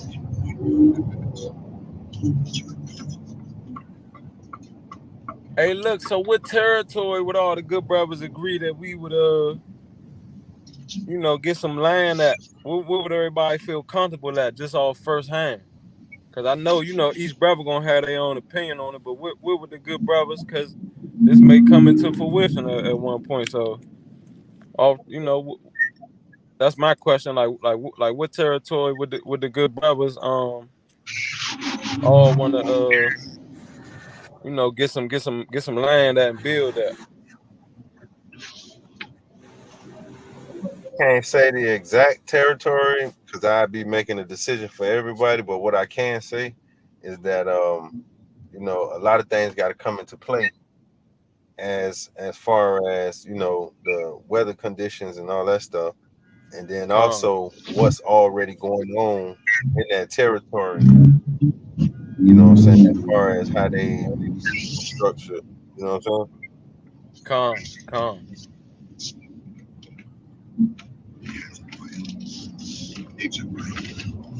I'm like-minded on Those that. would be two main factors to take into consideration, because we looking to do everything, build a community. So it wouldn't be wise to go nowhere that suffer from them seasons. Because we looking to have crops, land, businesses,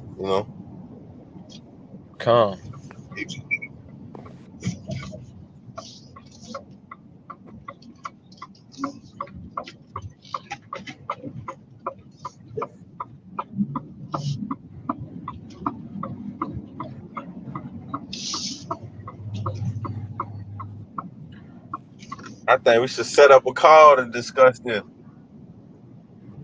Uh-huh. Yeah, So we can see who's start real, pushing man. Some pushing are real, in some on are it. fake. Huh? Hey, cause look, it's gonna Cause take the Most High, and we are children of the Most High. We are God. So it's like it's gonna take for us to move in this realm. You know what I mean? It's gonna take for us to move it. So we're gonna have to get to it. What does David have to say about this?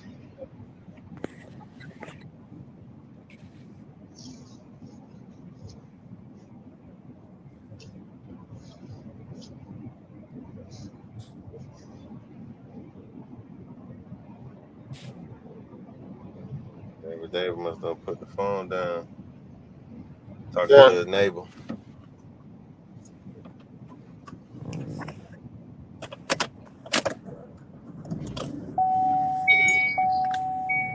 we'll be back.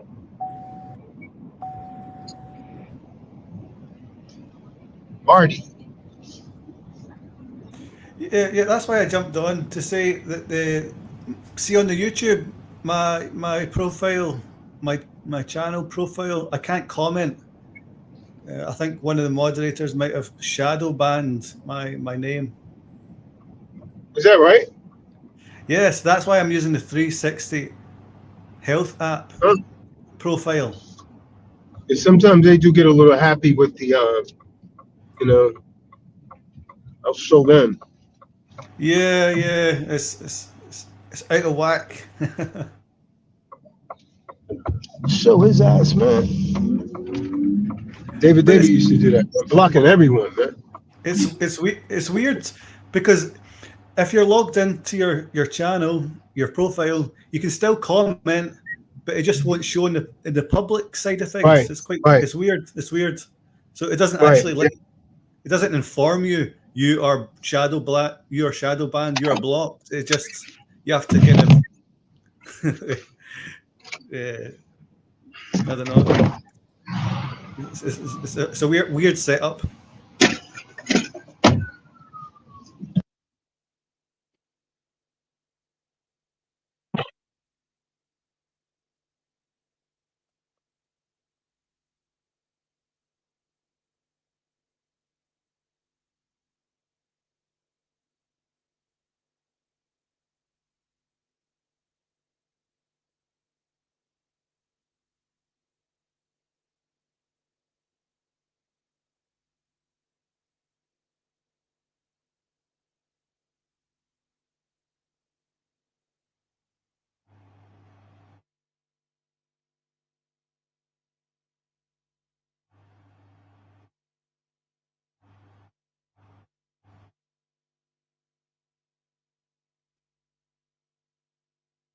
Are we still on the YouTube?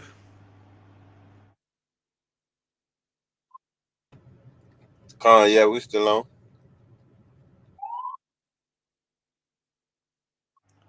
Who's got the sirens?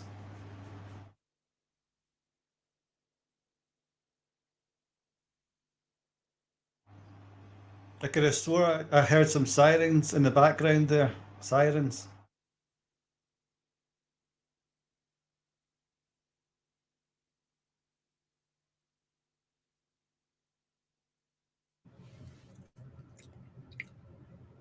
Where you at, David?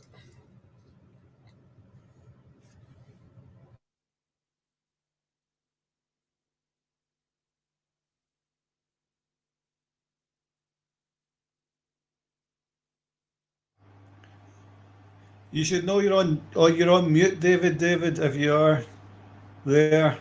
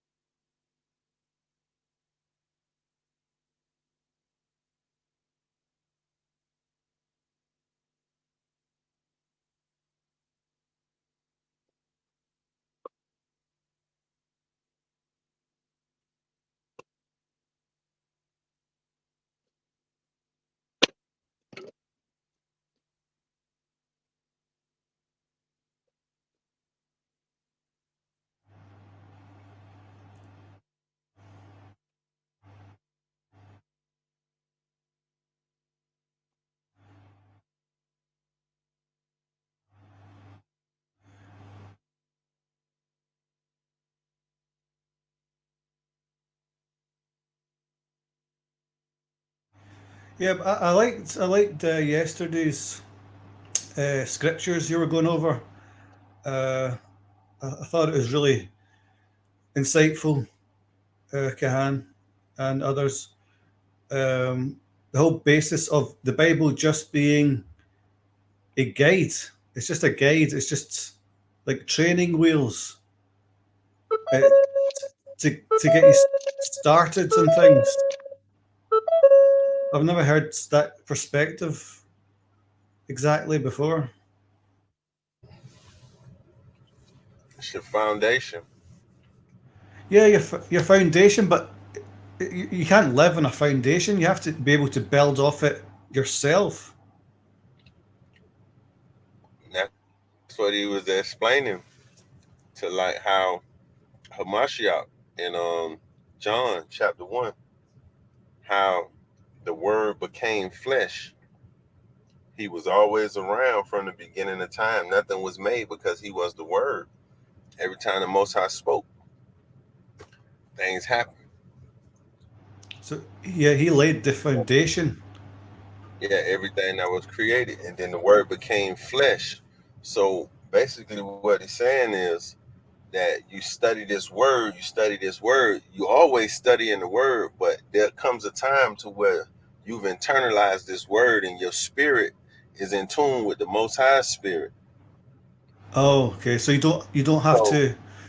you don't have Yeah, to you don't. have a physical Bible all the time, because there was times before the book was written that there was men There was no operating. book. Yeah, there was no There book was no at a book, point. and they was operating in the spirit of the Most High. It's still the same principle, still the same word. It just wasn't written down for us to read. Yeah, that's a powerful perspective to think of things in those terms. It's not something you would naturally kind of come up with, um, that perspective. Because you got to understand that it's a lifestyle. And when you understand, that's why he was going through the history of things. When you understand that this is a lifestyle, this is a nation of people that the Most High chose to be his own, set apart from the world, to show the rest of the world how to conduct themselves in the sight of the Most High. Well, yeah, he's given his people an opportunity. He's not necessarily granting anything. Would you agree? The Most High chose this set of people, Yeah, but specific set of people, yeah, to but be a I light wouldn't. unto the rest of the world. Yeah, but he's not granting or designating a specific group of people. He's giving a specific group of people an opportunity. Would you agree? No, this No. by bloodline. This by bloodline. It's all in the scriptures. So you're saying that the Bible. I'm trying to get this straight. So the Most High had to return because his people weren't living correctly. They needed a foundation, so therefore he returned, and therefore he's providing the foundation. But if you don't stand on that foundation, if you don't take the opportunity to stand on that foundation, how can you claim to be his people? That's why his people is gonna stand on it. Sheep know his voice. It's not for everybody. Don't get it. It sounds like you getting it misconstrued with that John 3:16. That's what it sounds like you trying to interpret to me. I'm not familiar. Is Go that ahead. is that where you coming from? Like that No, perspective from John no, 3:16? no, Save the whole world. no. I'm just trying to get it straight in my own mind, like that for my own understanding, like um, why the Most High had to become flesh, and from what I'm gathering is so that he could give a foundation for people who he has chosen, but were not up to his standards.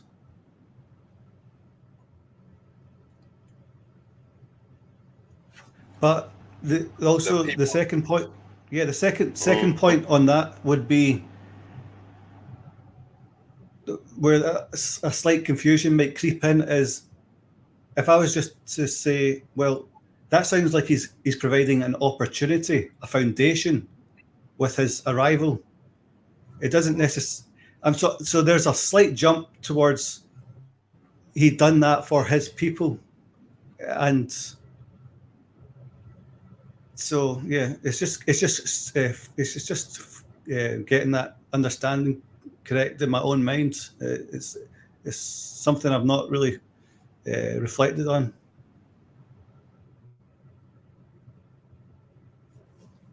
I'm gonna read this for you.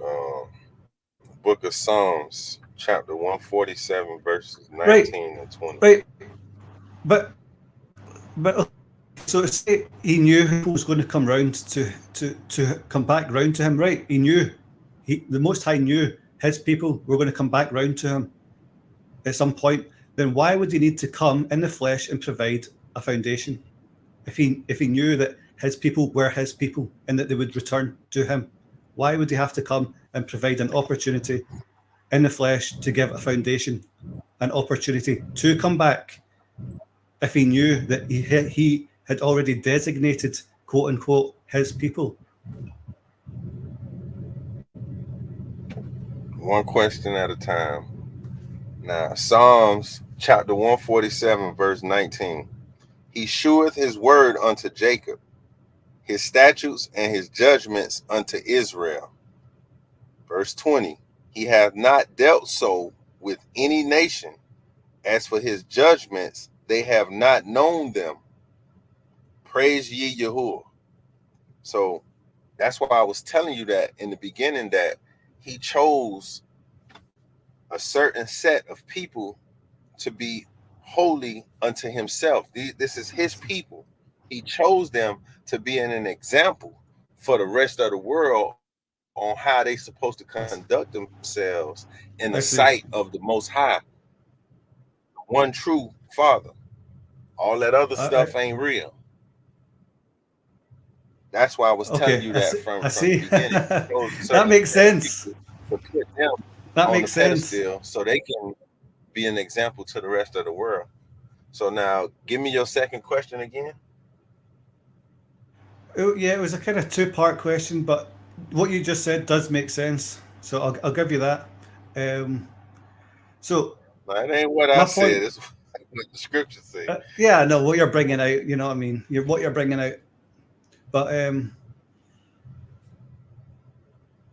yeah, yeah. So I don't know. I don't know. I'd have to reflect on it now because that makes sense to me what you just said. So Mhm. uh, so I'd have to kind of recalibrate. But yeah,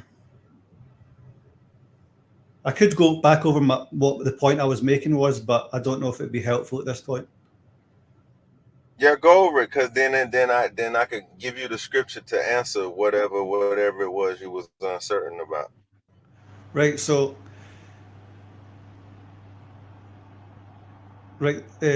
So if why? So the question is why would the Most High have to come in the flesh to provide a foundation for his people if he knew they were already his people and destined to return to him?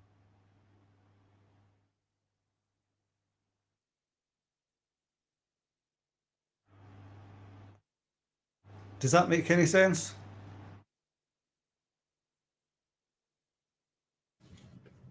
Say it again now. You saying that why the Most High? Would be required to come into the world to lay a foundation if he Mhm. already knew beforehand who his people were and that they were destined to return to him. Okay, I'm gonna give you. Go to Romans chapter 5. Let me see, because it's a lot on here to I hope make it not a shame. Shed abroad our hearts. Okay. We can go to Romans chapter 5, verse 6, and I'm going to read it through. I'll just keep reading. I'll let you know the verses. Okay, this is the book of Romans chapter 5, verse 6. For when we were yet without strength, in due time, Hamashiach died for the ungodly. You comprehend that verse? I do. Yeah. So what's that saying is some people were so far gone that he had no option but to return. Is that a good comprehension? Exactly. He died for the ungodly when those that was out without strength. They had no other option. As you say, they were far gone. They wasn't abiding by the Most High's laws. They was breaking the laws beyond measure, without strength. So now, we keep reading verse 7.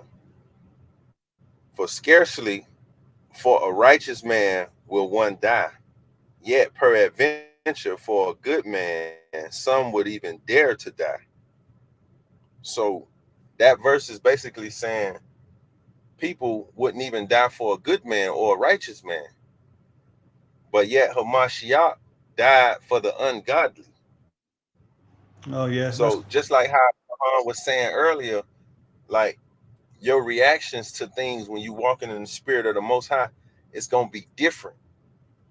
So people gonna notice it and see like, yeah, it's something different about him. And that's basically what that verse 7 was saying. Yeah, that's yeah. I've not really delved into the Bible myself, but when you have people kind of like directing to specific points and like you're doing right now, it really does begin to click. Yeah.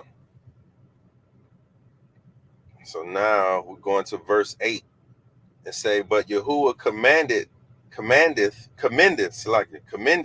his love toward us, in that while we were yet sinners, Hamashiach died for us. See what I'm saying?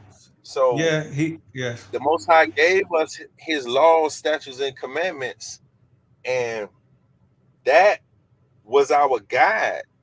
Because basically, like we're going right back over to the same thing. That's how you know it's the Most High. Okay, he gave us these laws, statutes, and commandments because we were conducting ourselves contrary to him.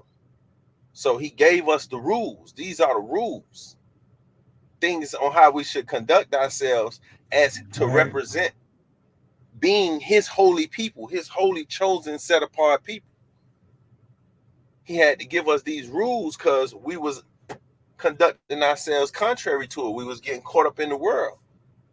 But there was a Yeah, time to where we was operating as a people, well, we was operating prior to that word coming, and these people had good relationships with the Most High, and they still kept the same laws because it was in their heart. It was a lifestyle, and that's what we got to get back to, because we got to understand it, that it's not no religion, it's not no religious book, it's not none of that. It's a lifestyle, because you are a chosen people. This is your heritage. This is your culture. Like every time you go around a certain section of people, or a certain nation of people, they got certain customs and things that they conduct themselves and how they move. So as the Most High's people coming back to that, knowing and realization, knowledge of self, knowing that you are of whatever tribe you're from, in that within the nation of Israel, knowing that you are, when you know that, so now these are the laws, the statutes, these are the customs, the heritage, these are how we conduct ourselves as those people. So it's more to it than just you just reading a book. hmm I'm gonna there's no go point in to, reading it. Yeah, it's not that there's no point in reading it, it's your foundation. But you got to understand that it's not only the book is there, it's the Most High's word. This book is history, it's truth, and it's knowledge of the lost sheep of the house of Israel. This is the foundation of that culture of people. This is their history. It's in this book.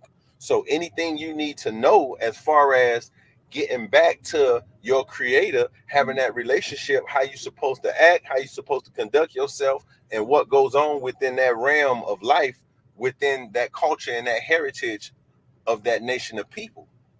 It's in that book. The complete history of the nation of Israel is in this book. So if you are one of those from the nation of Israel, then when you read this, it's going to resonate with your spirit, because this is your nature. This is who you are. That's the thing about it.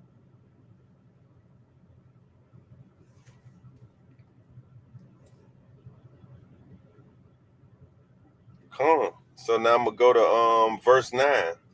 Much more then, being now justified by his blood, we shall be saved from wrath through him. So now what that's saying is, by us being justified by Hamashiach's blood, he was that sacrifice for those sins that we all was bearing, those sins that we was committing. Yeah. So we justified in his blood now. So now we got to stop it now, because he was that one sacrificial lamb. So now we justified in his blood, and we can be saved from the wrath of the Most High. But we got to continue into the word. We got to come back to that heritage. We got to come back to those ways of life, that lifestyle of being holy and set apart from the rest of the world, and being that example that the Most High intended us to be to the rest of the world, that light.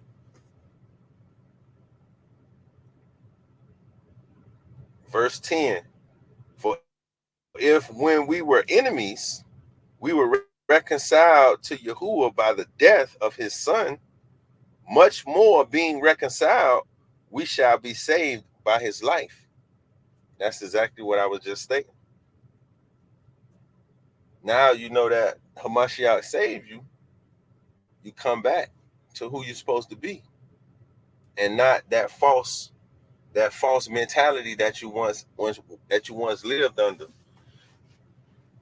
Come back to the true knowledge of self.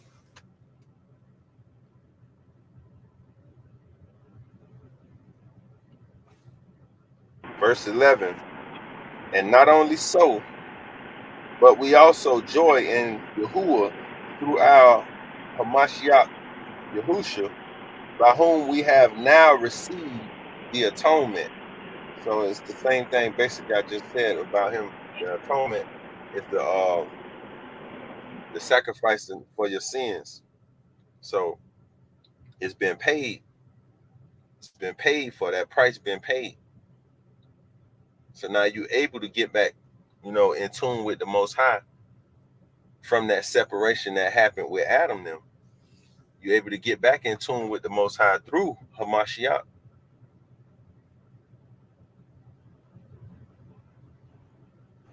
Say that last part again. Okay. Remember the sin that Adam and Eve committed that got them kicked out of the garden? Remember, they was in tune with the Most High on a spiritual level, very, very in Yes. tune with the Most High, and they Yes, they died could. spiritually. They died spiritually, and that's how they got kicked out the garden. And then the Most High put the cherubim there, so they can't even come back. Now we're being able to get back in tune with the Most High from the sins that was paid for by Hamashiach. So now we're able to have that relationship again with the Most High.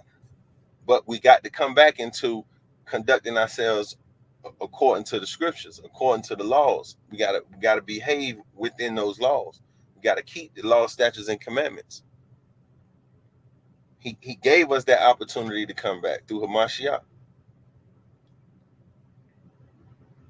Now, verse 12, it basically say that. Wherefore, as by one man sin entered into the world, and death by sin, and so death passed upon all men, for that all have sinned. And that first sin was from Adam then. Verse 13. For until the law, see that word all there? Does that mean all the descendants? Is that what it is referring to? all men have sinned. What does All. that mean though? Does that mean all the descendants from? Yes, yes. Because you remember, you got to remember the way the Most High originally set things up. Man blew it.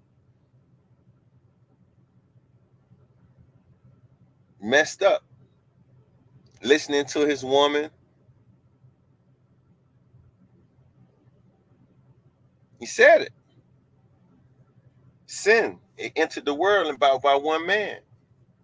You think you're going to be sinning and be in the presence of the Most High? The Most High don't even hear sinners' prayers. So how much more do you think that a sinner going to be in the presence of the Most High?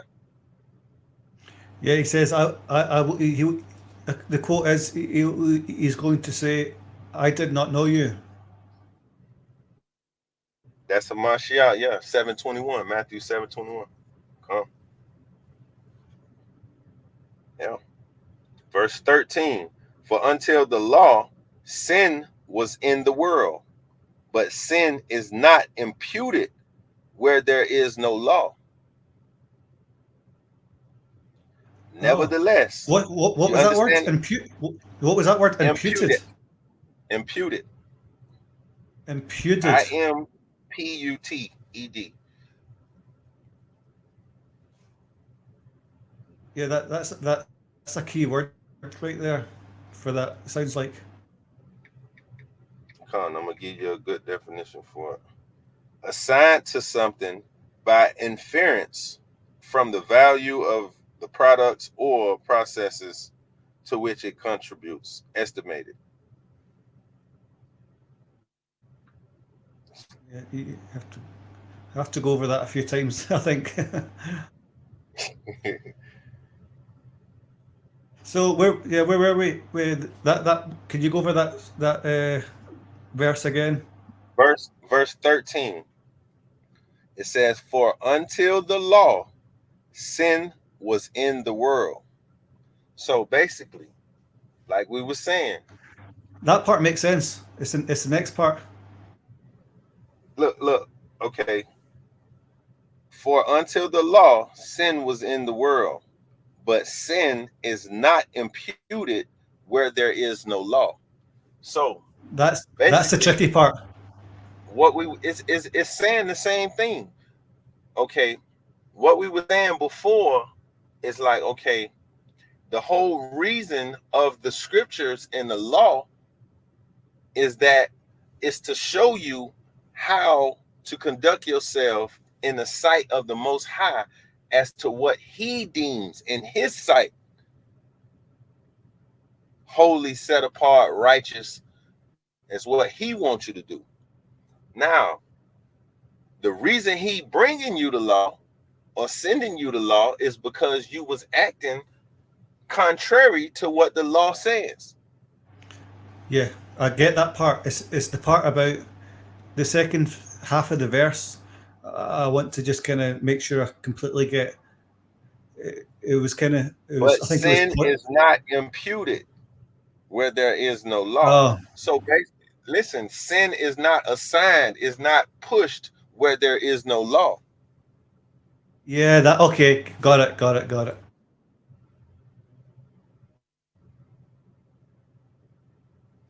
Verse 14.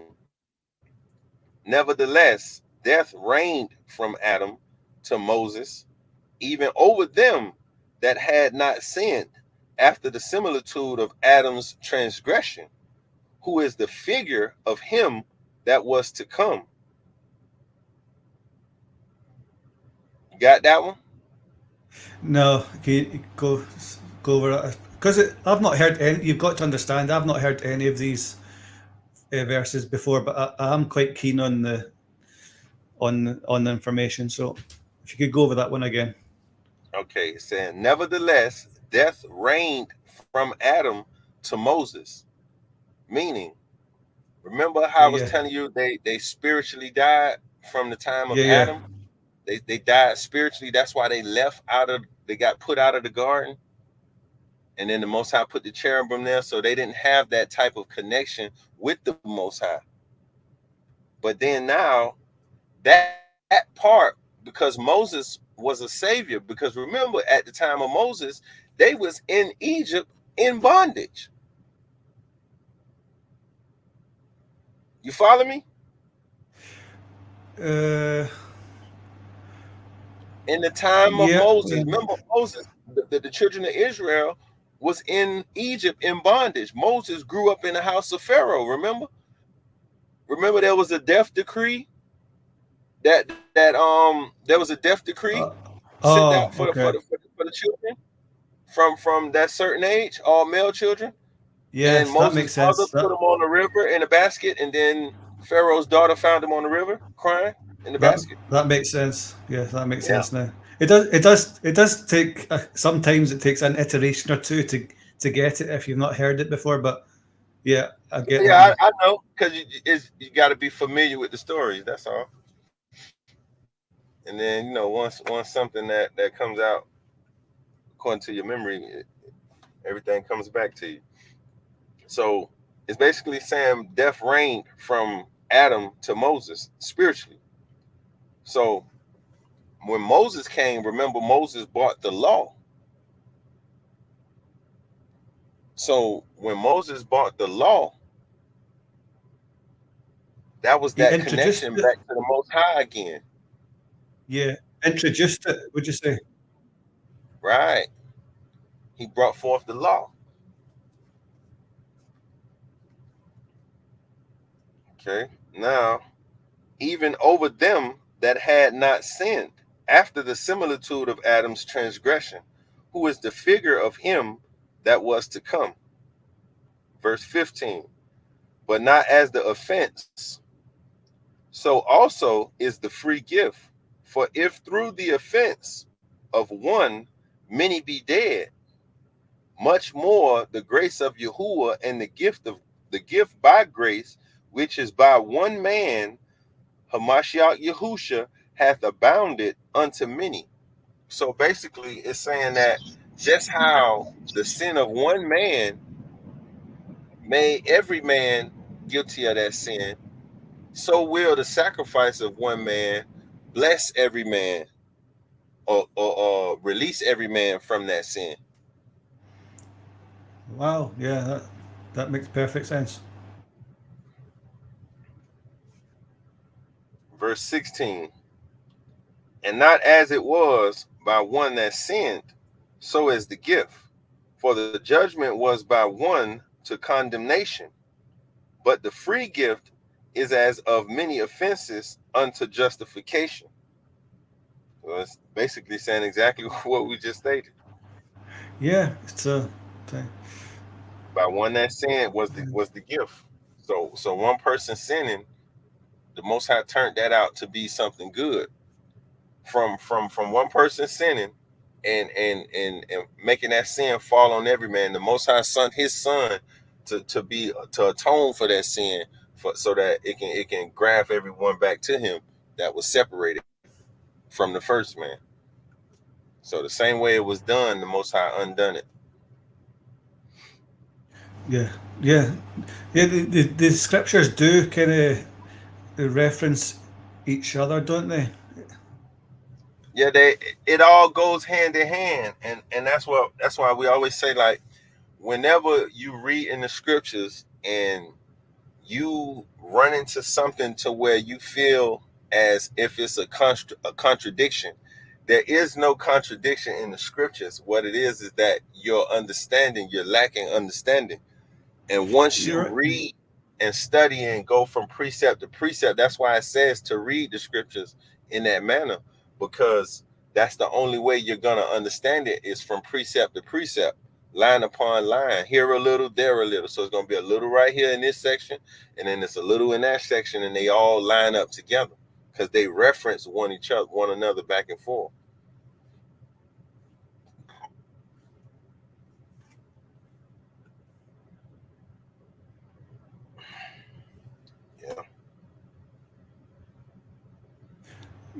Yeah, like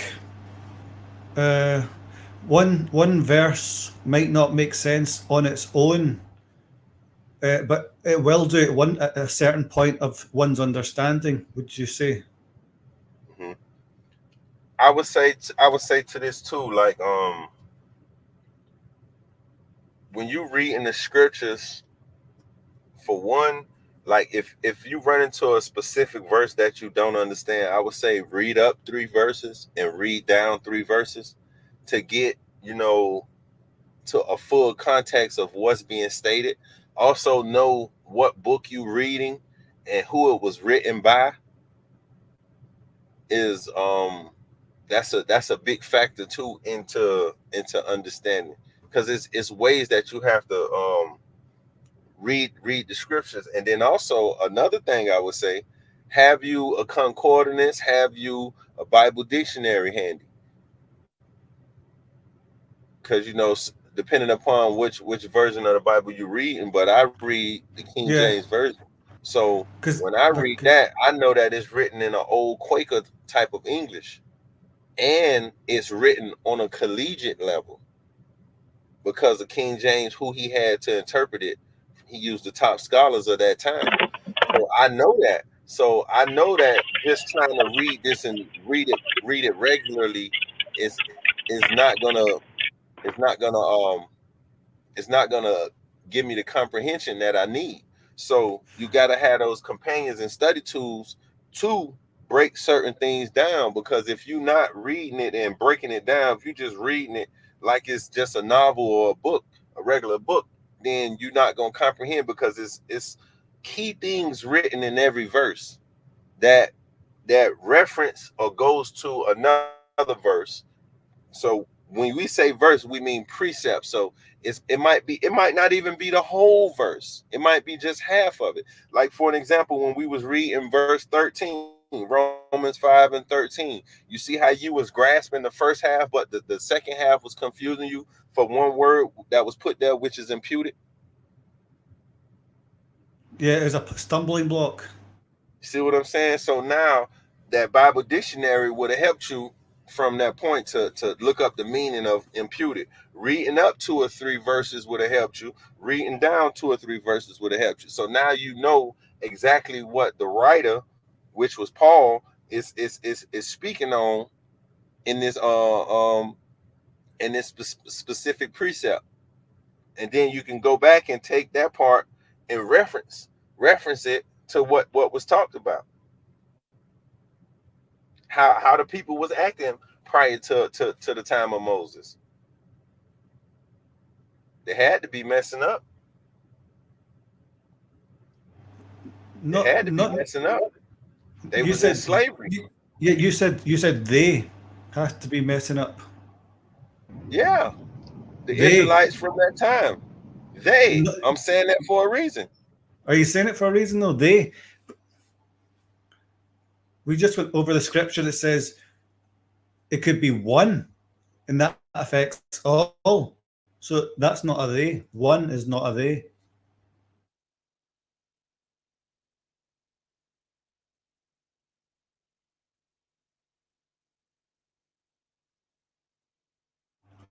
Or oh wait a minute, let me correct that. One is a they. Okay. Yeah. No, you're bang on.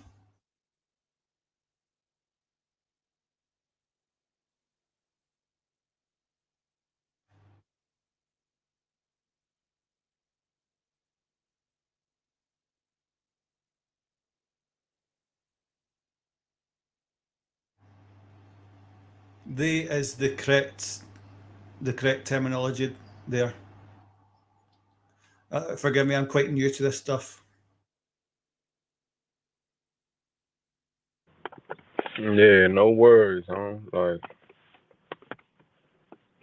it's gonna resonate with you when you you know what I mean, when you got to open them ears up. But I know your ears open, but just open them some more. It's gonna resonate with you.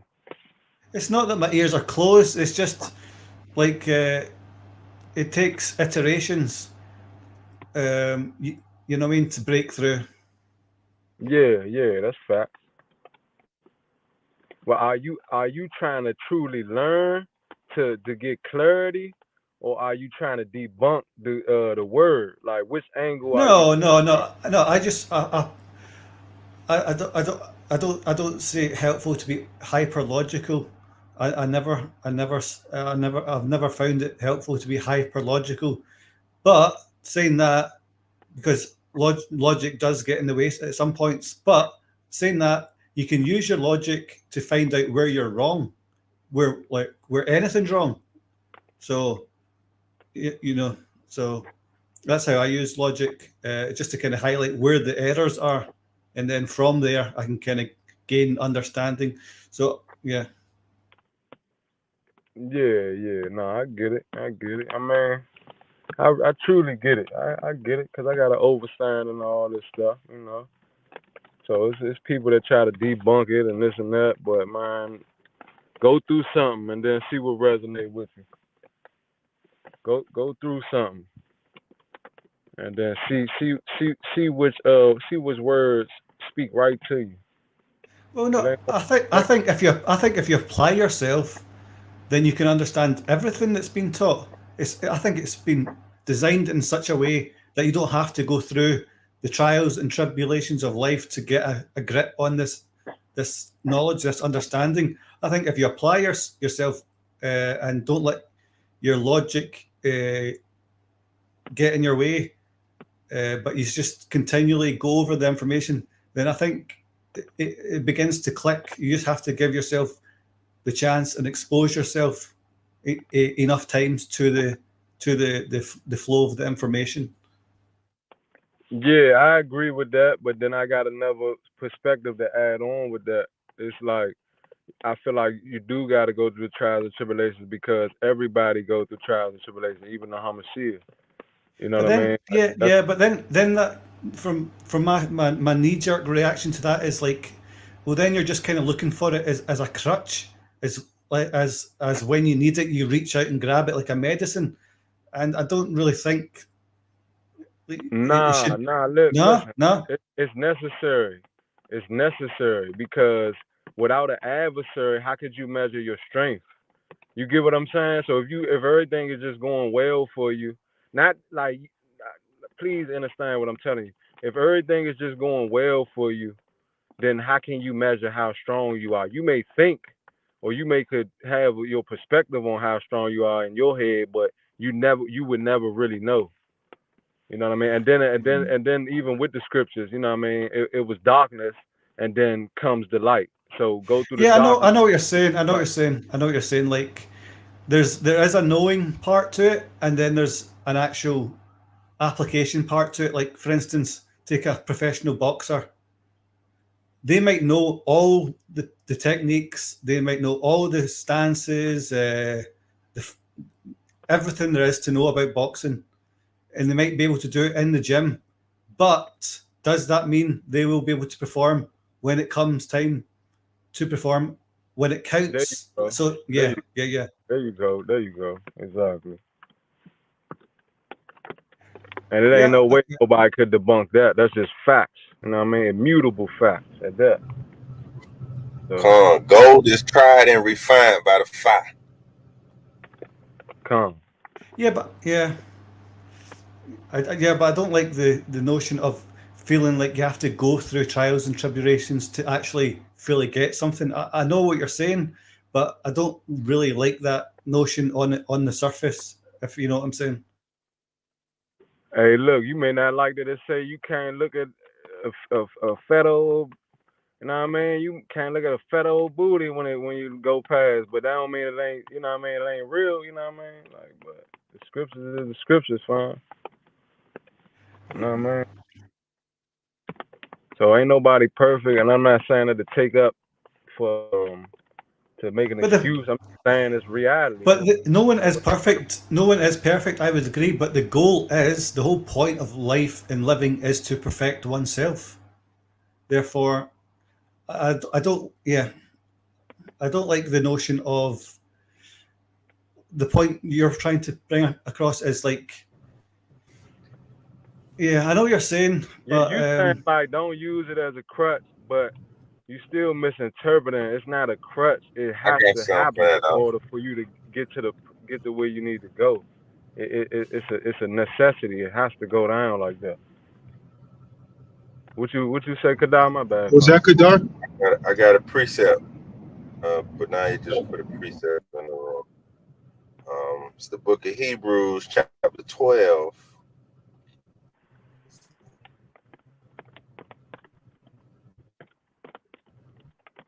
So now, it's the book of Hebrews 12, verse 5. This is the answer I was saying. Ye have forgotten the exhortation which speaketh you as unto children. My son, Connection. Broken despise up. not. You can hear me? Sounds good now. Okay, Hebrews chapter 12, verse 5. And ye have forgotten the exhortation which speaketh unto you as unto children. My son, despise not thou the chastening of Yahuwah, nor faint when thou art rebuked of him.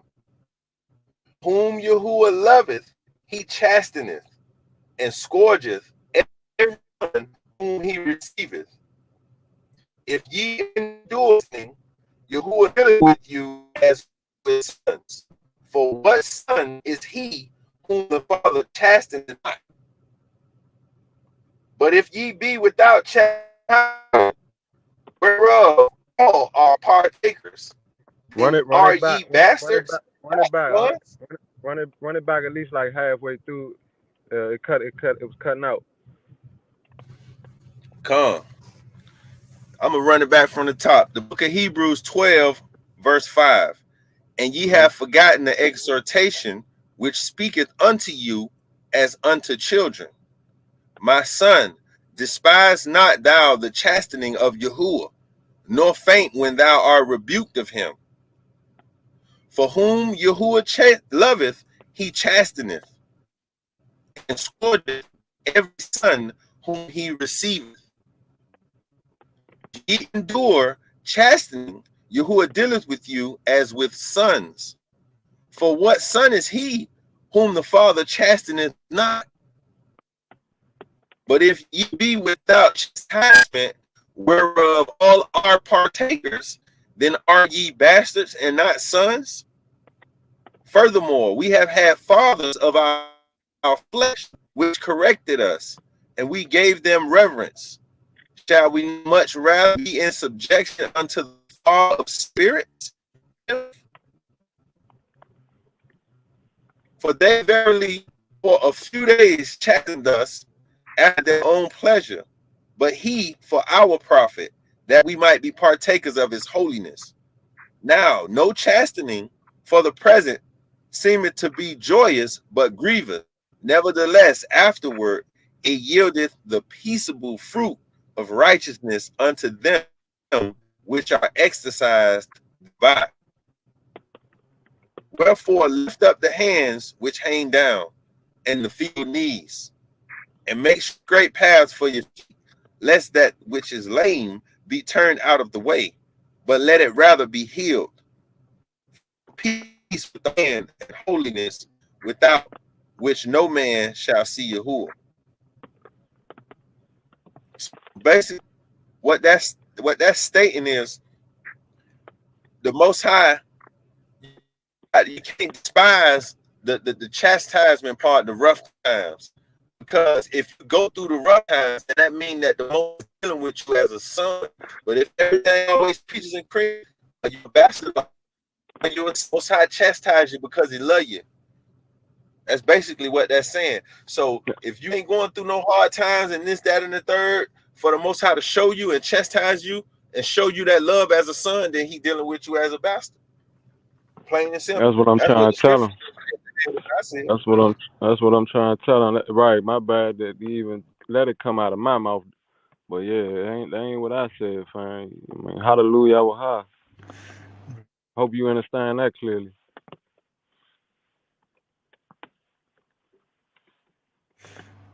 Yeah,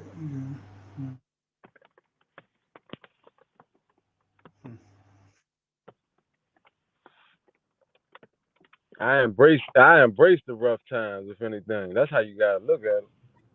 Especially You when you're in got the to. word, you know what's going on. You ain't gonna be talking about something. Oh, I don't like the rough time. Like, I don't. I mean, like I think my wicked beings for putting me through. I was already into the word, but they helping me understand law and getting into all of this stuff. Like, man, I thank them for that. Even though I know, Come. it could have been less stressful without, but at the same time, I embrace it to the max. Thank you. I would have never known none of this stuff. But Uh, that's that's not an excellent reflection on the state of things. If you need these things, if you need these things to be put in the right direction, the ideal situation, and I'm not saying that we live in an ideal world, is to know the scriptures by heart before you go into the world.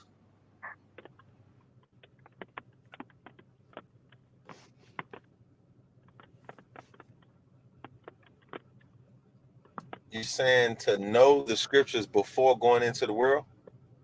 Yeah, it's not an ideal situation to have to not wreck your life, but you know, like have hardships and setbacks in your life.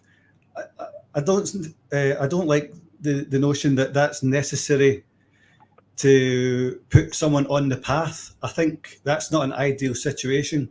I think the ideal situation is to make sure that any young people going before they enter the world, that is to say the public realm of things, that they kind of have went over and got every single part of what the Bible is trying to lay out in front of them.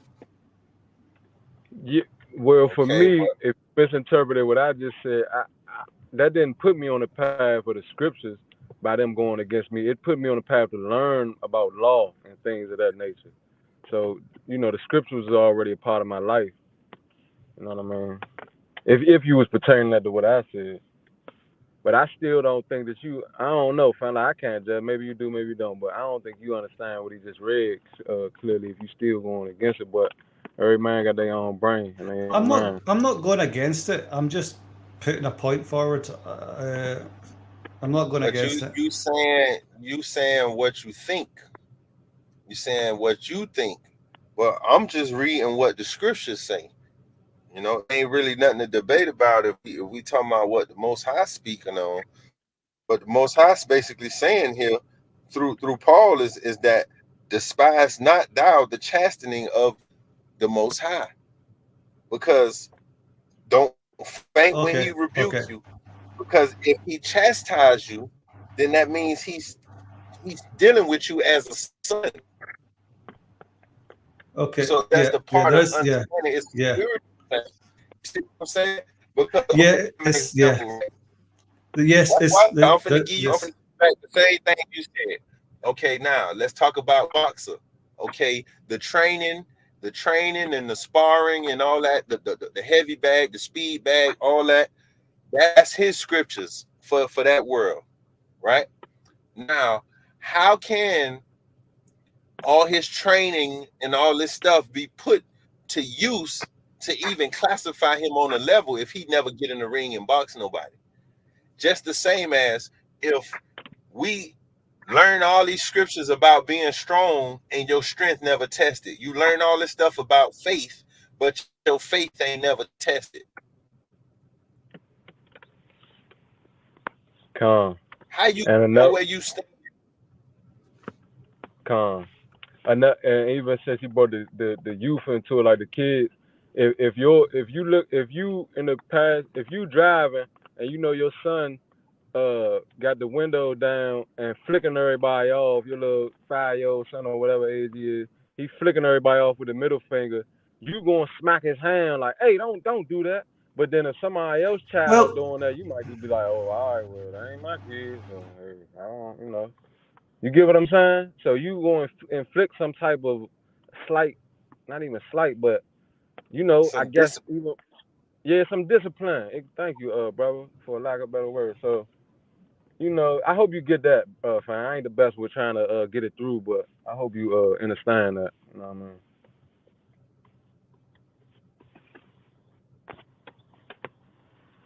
So you get that, Marty?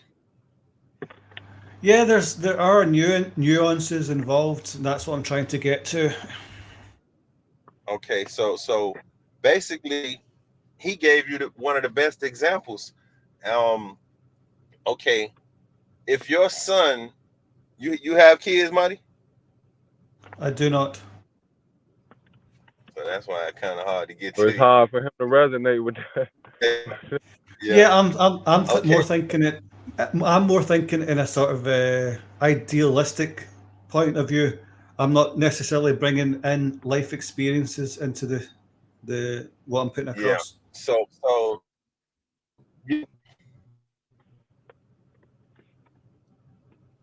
you got a dog, Marty, or a I've had pet? many dogs. Yes, yes, yes. Okay, so boom. Now your dog, if you caught your dog outside, right? He done got out the gate and he over there drinking some muddy water that you know gonna make him sick. What you gonna do to him?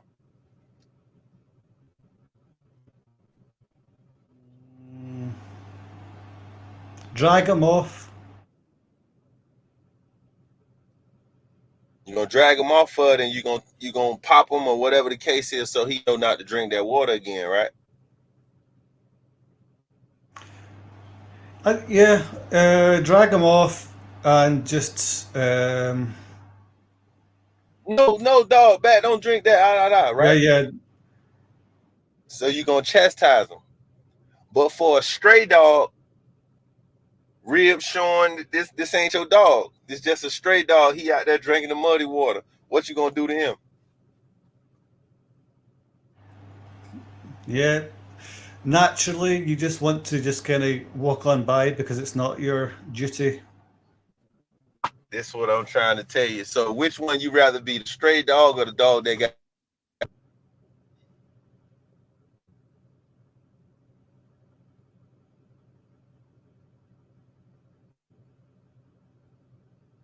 Now Can he? I don't know if that's my service, but now you know not to drink that water that's gonna make you sick. Straight up. Exactly. You got chastised. But the stray And dog that's being treated as a bastard, he gonna still drink the water and be sick.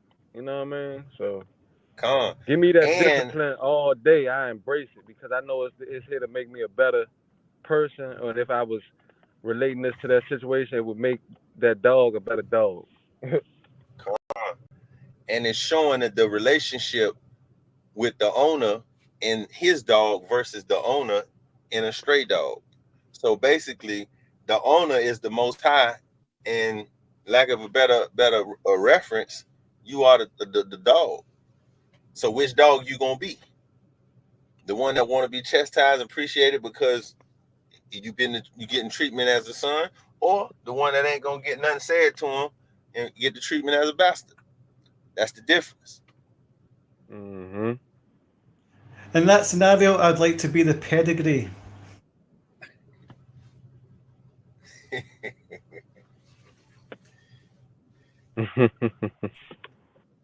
He said, I mean, So now you still got that same mindset about not going through something Uh, or not yeah. chastised by the Most High. As we went over it, something did click. A slight nuance did click. Yeah, but if we're to go over it again, I would say no. It did. It certainly did click. So yeah. that's good. That's good. That's good. Fine.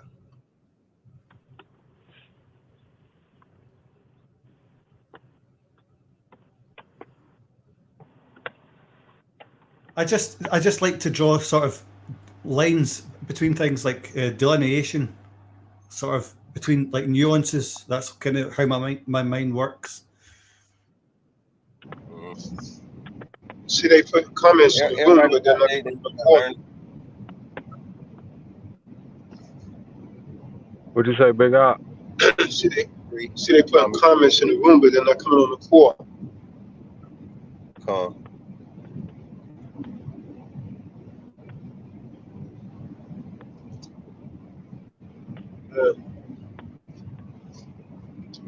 Ain't nothing but a click of a stream, y'all.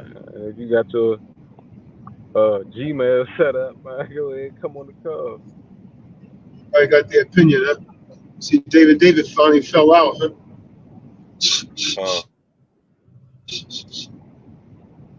He might be dealing with that neighbor, man. That's a crazy old lady right there. That lady crazy. She breaking up in that man's house like that. Oh man, goodness. Woo.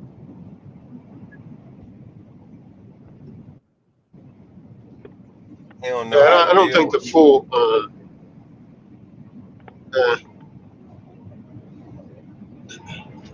You don't think that's a full story, y'all? No. I seen David. I seen him when he lit up. He could be very provocative. Okay. As people that get lit do sometimes, right?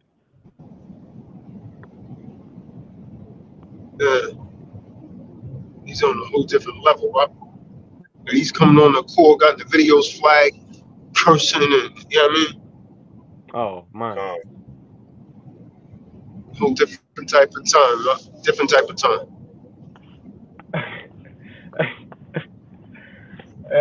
Man, y'all think I'm being funny on everything I love. I'm just realizing he wasn't AI today. Like, other than that, man. That was funny, though. No. I know officially he a real person.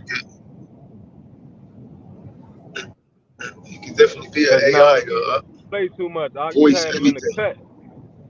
You had him in the cut on your phone, so I ain't know the brother.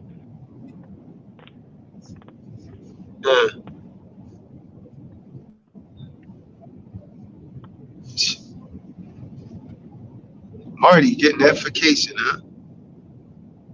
Come.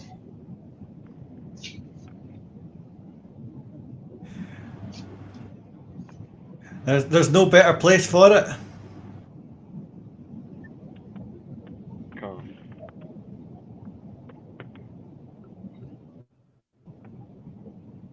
True. Man. What you looking like, Ock, on that road? How long till you make it back?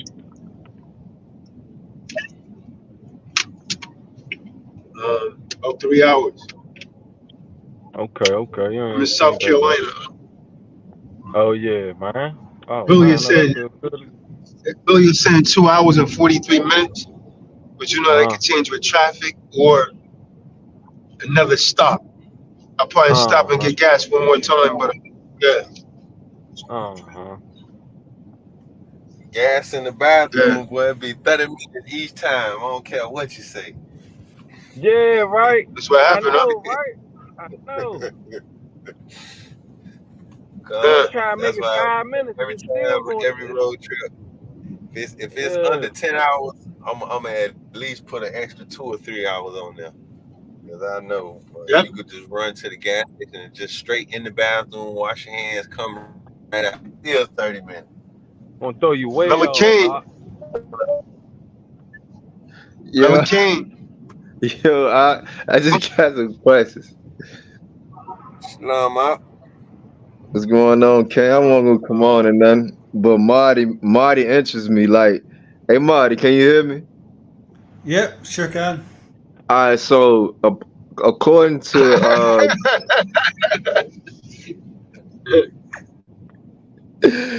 hey, all right, so my brother Kadar was edifying you with our scripts or whatnot.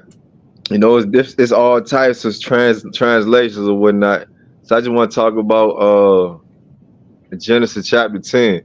What from Genesis chapter 10, Table of Nations, like what is your representation? Like, what nation you from?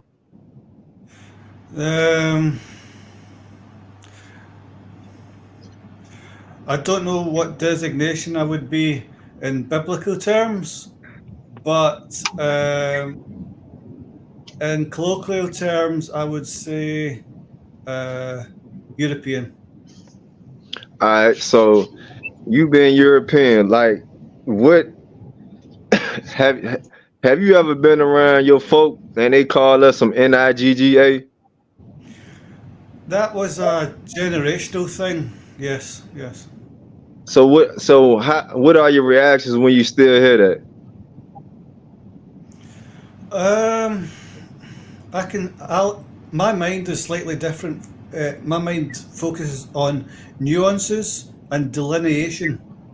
I always know if I apply my mind, you can always find a delineation, that is to say, a nuance. So it's a misnomer to say that, to stereotype, to say, like the older generation did, which was to say, "Oh, they're all just you know what's," or that's to me. To me, that's small-minded, that's ignorant, and it shows a lack of critical thinking. Mm. Okay, so wherever you at throughout Europe, the same brothers that speak to you, they still get prosecuted at your area. What do you mean? All right, so just layman's terms. Okay, say like if T Dot come and visit you, right? T Dot come and visit you. Will the same members of T Dot get prosecuted from I would say the council or the government out there at your area? No, I would say no. I think for some time now, um, that whole sort of what do you call it? What's that phrase? Like what paint everyone with the same brush. You know that phrase? Tar everyone with the same brush. That sort of way of life is kind of antiquated at this point. Um, that's not to say that there are people who there's no getting through to, and their biases will show. So Okay, that's so my question is that is it a ghetto out there? not in the terms that you would categorize it as to say. Um, uh, well, a ghetto is universal. It's just a place for the poor people. So yes, we have ghettos. Okay, so now I'm getting somewhere. So the ghettos out there is mainly for, I would say, the minority, just to keep it plain and simple. Men and women of melanation that have like a salary. I don't know how No, I don't know. no, it's not a melanation thing. I just told you that the ghettos universally are to do with poor people, and that's no different where I stay, and that's no different where you stay. Right. I comprehend that, but usually the ghetto is for families that have low income.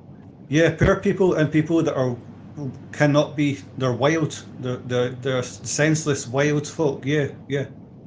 So my question is, do the family with the low income, do they get prosecuted by the government out there?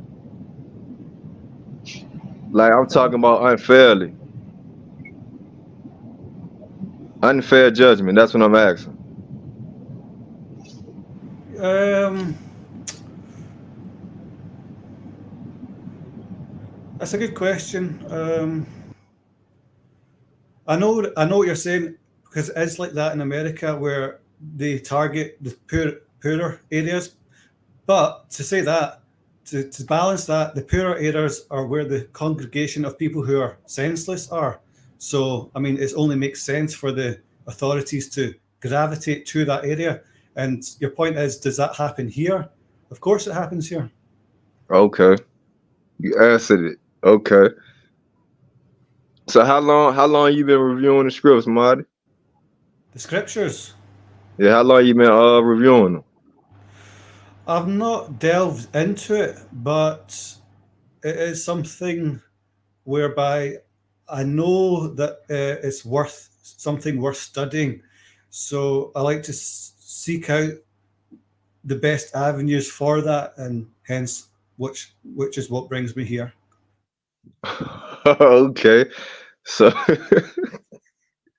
and then once you find out the reality and the truth of it, your peers gonna look at you different. Right. Well, peers. I mean, um, I, peers. I'm not really. I am sociable. Sociable, as you can tell. I join the chat and I like to get involved in things. But peers, like Kahan says, you have to be extra careful about who you consider or who you would call your one's peers. So I'm inclined in that way also. So Yeah. All right. So yeah, I just asked that because when my brother Q was talking to you earlier, I wanted to ask all types of questions. But you basically answered it like if you think the scripts is really our book, Marty. But once you it's plenty of avenues for you to build. You know what I'm saying? It's plenty of ways for you to be in contact with us, but it's certain guidelines and regulations that I would say the other nations will have to gear to in order to be around us. So if you stick around, you'll find out more of how you have to conduct yourself amongst me and my brothers. I It's don't yeah I don't like to categorize and group people ever. So that's maybe where we kind of see things differently. I think every man should have is entitled to their opinion. Every man's entitled to affiliate with who they want to affiliate with, and I don't see any barriers to that whatsoever. Would okay. you agree? I truth. I'd rather have truth. I can listen to opinions, facts, but the truth is above opinions, Marty. So, but I just want to ask you no questions because you know we still get prosecuted. We be called all types of bad words, and I just want to know if your part of town, your country, prosecute your fellow men that you speaking to unfairly. That's what I just wanted to know because it will fulfill certain scripts and throughout our book. That's why I I, asked you that. I wouldn't say so, but I've made the point, and I'm not going to. Try to reiterate quickly. Hmm. What I made it clear is that pe- people's biases do tend to tar like groups with the same brush. People, that's just human nature. It goes on everywhere. So, but my point, your point is like, do they get unfairly targeted? And my response would be, well, it's not unfair, and it's it's not unfair if you're born into a ghetto area and you continue to be of that ghetto mindset, then you've got whatever's coming to you. You can expect to be targeted and treated as the worst would be. Does that make sense? Hey, Marty, dude, do your folk get upset when we impregnate y'all women? Like I don't I the generational thing is quite distinct now. So whereas you're talking 50 years ago, then that Okay. obviously that would be like that's it's like it's unheard of. It's like what on earth is it? It's like an abomination. I think that's the word they would use. Um, And me being against the grain, I would actually go along with that. But I'm quite strange in that regard. Mm-hmm. Okay. Then that's all my questions, Marty.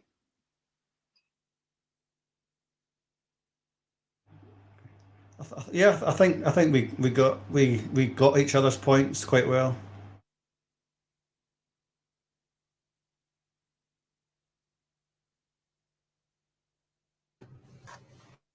Yeah. You got any more questions, Marty, pertaining to the scriptures, or any other things that you might want to address, get a little clarity on, as far as the scriptures concerned, because it's good for the listeners, for the audience that may have the same questions. No, no, no, no. I just like to kind of. I think the best way of learning is just there's a way of learning called immersion, where you don't really learn anything until you immerse yourself in that subject. And so I've kind of always had a slight interest in scriptural type things, and so I'm just kind of following on that kind of interest, I would say. What was you going with before the scriptures, Marty? What was your thing that was helping keep you grounded or whatnot? If you were grounded, I don't know. I wouldn't even classify myself as being grounded at this point in time. So, but I get your point. I get your point. Your point. I like kind of philosophical things and sort of just self education, and that kind of keeps my sort of my mental gears kind of going and sharp. But the scriptural stuff is a whole different ball game. And what make you say it's a different ball game comparing to others? Because you're not gonna you can pick anyone can pick up the book and read it, and even if they read it, they're not really gonna have like I've not even attempted to read the Bible personally because I think there's something else to it, whereby you're not going to get it by picking up and reading it. You're not going to grasp it, I don't think, unless you have some sort of other influence involved. And I think, that's what's great about this stream.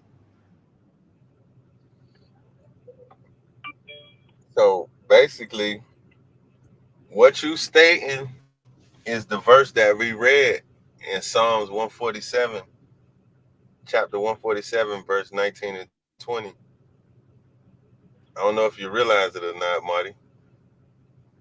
All right. Okay. Yeah. Yeah. I do have a knowing about these sort of things. I'm quite inclined in that way sometimes from time to time. So, uh, yeah, yeah, I know. I So, know certain things kind of draw me. Like I know to have like a Bible in hand, but I know that if it's something different to having a Bible in hand and then having the sort of impetus to kind of dive into it. Is completely different. so were you living by any type of principles? Like that's what I was asking. Like, or was it like your thing was like do as thou wilt? You get what I'm saying? No, I like to kind of It's free fall or what? no, no. I've always been like I said. I just said that I've always had a spiritual kind of inclination of things. So, Okay. but nothing's ever kind of presented itself in a way that would allow me to immerse myself in learning more. Mm, okay.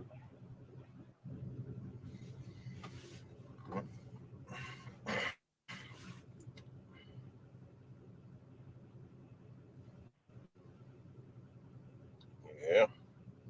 No, it's just that the reason why I stated that for Psalms 147, because it was a clear example from what he just stated, and then it's like it's answering.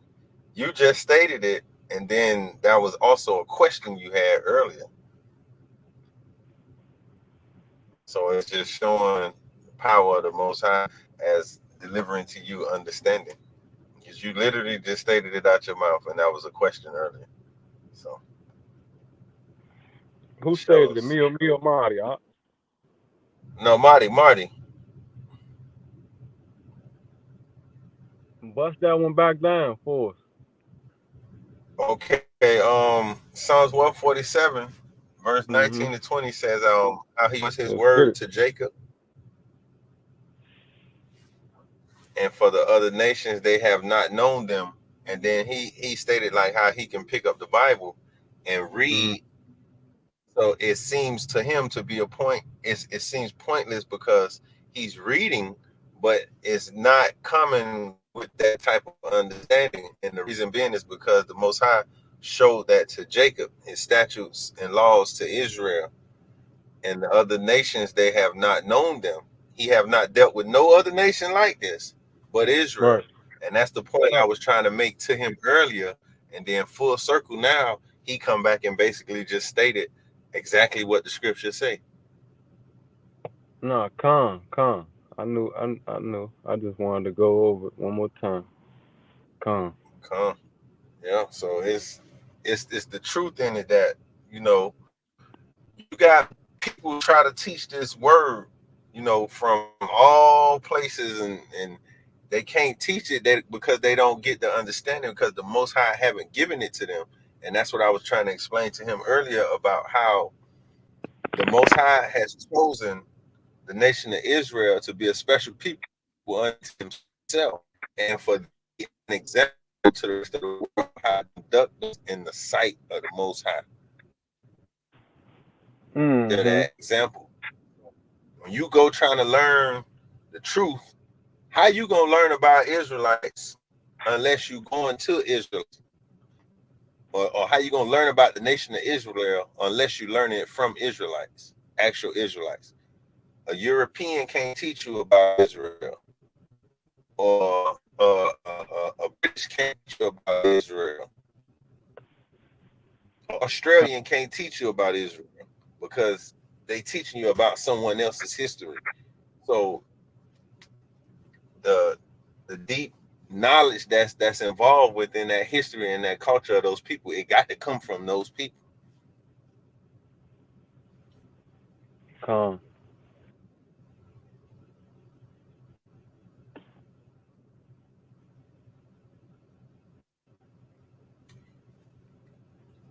Yeah.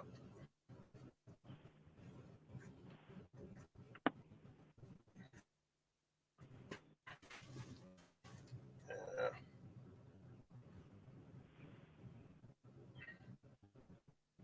And he was saying like he was getting, as we was going on, he was getting, nuances, basically understand of what we're reading. Yeah, which is good because you learning from the actual people. So Come. yeah.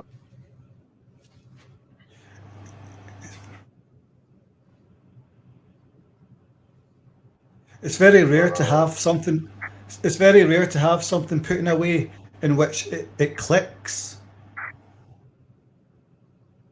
Uh-huh. I mean, that ain't rare. It may be rare for you, but that ain't rare. But I get what you trying to say though. Are you For you, sure? that Have a look around. Have a look around in the world. See how many people it's clicking for.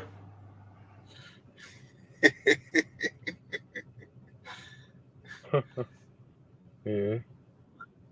Nah, I think though that if you set down the majority of people, but the thing is that the interest, you gotta have some type of interest into this for it to even click. And the most time gotta really be, delivering it to you because a lot of people it's not for them. Mm-hmm. So that's more so how I look at it. Like It's not for everybody. Those who is for, they're gonna hear it. That's just like in the book of Matthew, that's the 13th chapter, when the disciples went to Hamashiach asking him about why he's speaking them parables. Those who is intended for, they gonna hear it, because it's not intended for everybody. And once you get the clicking, man, you get excited to get to reading the scriptures, because it's like listening to a rap song that you just love, because you get to, even if it ain't the same verse, it's just like, man, what I'm gonna hear today that's just going to just excite me and put that joke through my body, like. And then especially when you listen to one particular person, I love the scriptures all together, but you know, I especially love reading what the Hamashiach got to say. Like I was telling you when we had our private convo a couple months ago, Kadah, you know what I mean? Like it just I get excited, you know what I mean? While the next person may be like, hold on, what is he talking about? Like I can't understand what he's saying, you know? It's like me, I can't wait to wake up. Just what do you say? Like, all right, what's this? What's that? See, like the thing that get me with all the Hamashiach sayings is like, okay, sometimes you could it's like how can I explain it? It's like you can hear it and it may seem to have like a surface value meaning, but when you break it down line for line, word for word, is more power into it. So it's like layers of understanding in everything that he was saying, because he's so well versed, law, scriptures. So it's like the way they used to be trying to trap him up, his way of answering them is just next level. I'm telling you. Yeah.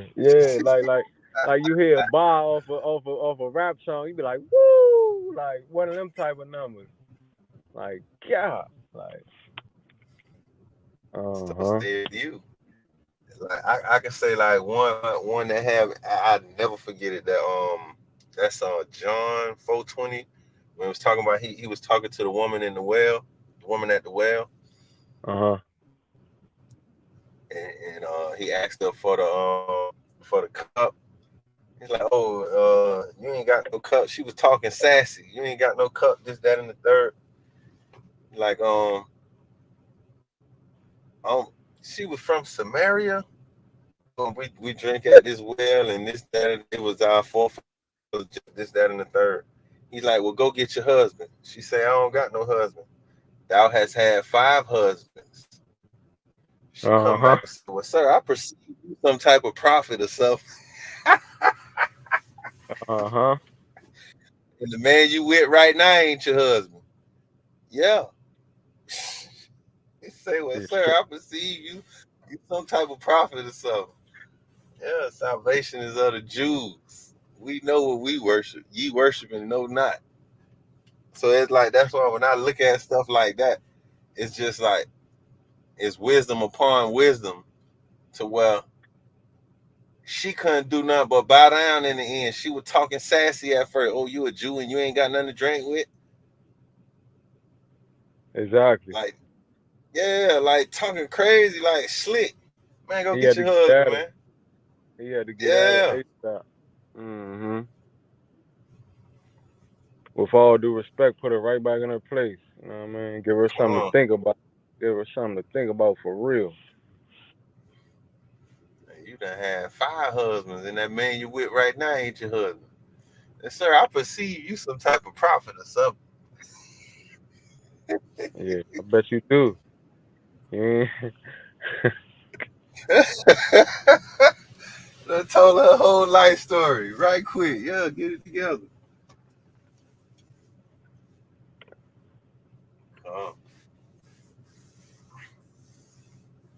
So like when you hear stuff like that, and that's just one encounter. It's so many, like they just be trying to trap the man up. Like when he was going from the Pharisees, from in front of Pharisees to Pontius Pilate and all that, they couldn't find nothing on him. Straight up. So just imagine what type of pressure you under, that they trying to charge you and they can't find nothing on you, but they don't want to release you. So the questions that they throwing at you, you know they trickery, trying to trap you up. And they still couldn't do it. That That's how Ruach, it what? be. That's how it be. That's how it be. And that's why I think even I be getting misunderstood when I be like, I'm walking in the path of the humble shit, because like, that's like, you be feeling like him when they coming at you like that. And it's like, what's really going on. It's like, I don't be meaning it the wrong way. It's just, you know. Well, he told you they're gonna hate him for they're gonna hate you for his sake, his name's sake. Exactly. We're hating him first. That truth, because you gotta understand that, okay, boom. We already know what's going on, that the earth been given over to the hands of the wicked. Job 9:24. We know that. Come. They painted the faces of the judges thereof. We know they did all that. Okay, boom. Now, even after all the earth being given into the hands of the wicked and them changing the colors of the faces of the judges, right? Now here you come with the original true color of the faces of the judges. And you coming with that same truth that they came with. You finna tear up this whole foundation of lies that this society built on. Come. So how can they not help you? Because those that's living the lie and perpetuating the lie, they gaining from it. So here you come with the truth that not everything that they built up stand on. It knock it down. I'm telling you. I'm telling you. And because I tell you the truth, you believe me not.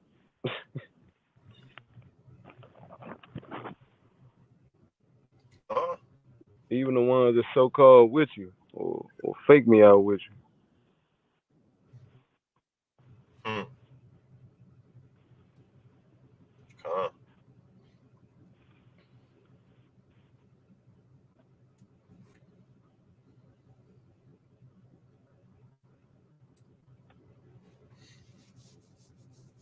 That's how we got a few things like that. Here you come with the truth, tearing down our whole foundation, making us powerless, exposing us. They hated them. Man. They hated them.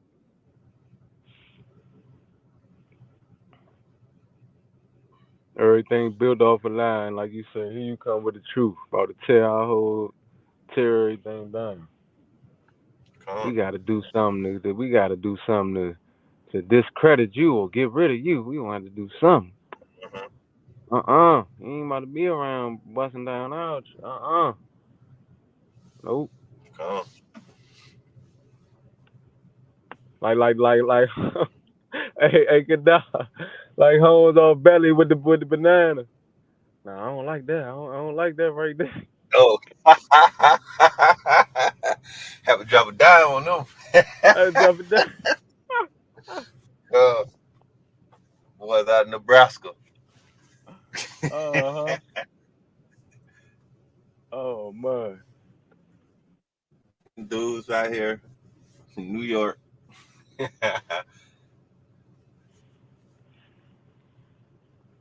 They showing them really how to hustle.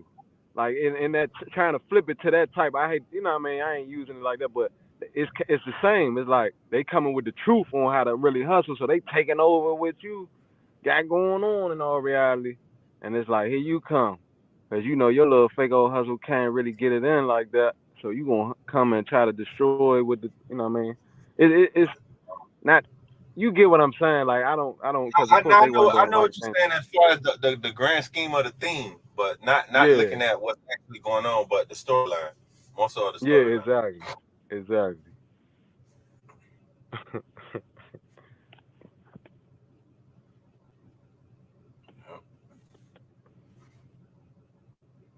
That's all it be, and then that's why the Most High tell us, how to maneuver. Like you gotta be blameless, basically, move in a certain way, especially when you're pushing this truth.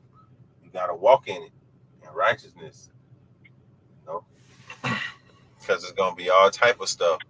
Like I already know, like man, the Kahan go through all type of stuff, all type of hate mail, all that. I can only imagine. You feel what I'm saying? Calm. People be hating for pushing the truth, still doing the same thing. Ain't nothing changed. Even with the trolls in the chat and all that. Come, And that's just little stuff. And like I said, I know personally you go through a lot, just like you said, that we don't even see. But one thing about it, I done learned. I personally embrace all of that because I know that that's what come with it. So the way I come. always say, bring it on. Come on with it. Bring it on. It's just like a conditioning of the mind, and like it's a conditioning of the mind and a test of a test of your strength and focusing. Because, and the reason I say that, I think back to the situation with Peter. Remember when Peter was walking on the water when Hamashiach told him to get out the boat, walk on the water, and how he Yeah. walked on the water until he began to focus on his surroundings. And when he broke his focus on walking on the water to focus on what's going on around him. So and once he went to focusing on that tempest that was around him, the storm, he began to sink. So when I look at that, it's like focus on your purpose and pursue your purpose and channel in. You got to block out what's going on around you, because the minute you pay attention to what's going on around you, you broke your focus from your purpose. And now those things that's going on around you begin to overwhelm you and consume you and distract you and pull you away from your purpose. So the main goal is to focus on your purpose, and that's how you continue to walk on water, which is something that was deemed to be a miracle or outstanding or out of the ordinary. So the only way you're going to accomplish these certain things is having that you're going to accomplish these things that's aligned with your purpose in life, that others may look at it and seem, oh, that's incredible, oh, he did something amazing, is because you have to focus on your purpose and not your condition or not your surroundings. Calm. I get tested every day like that. So every day for the most part.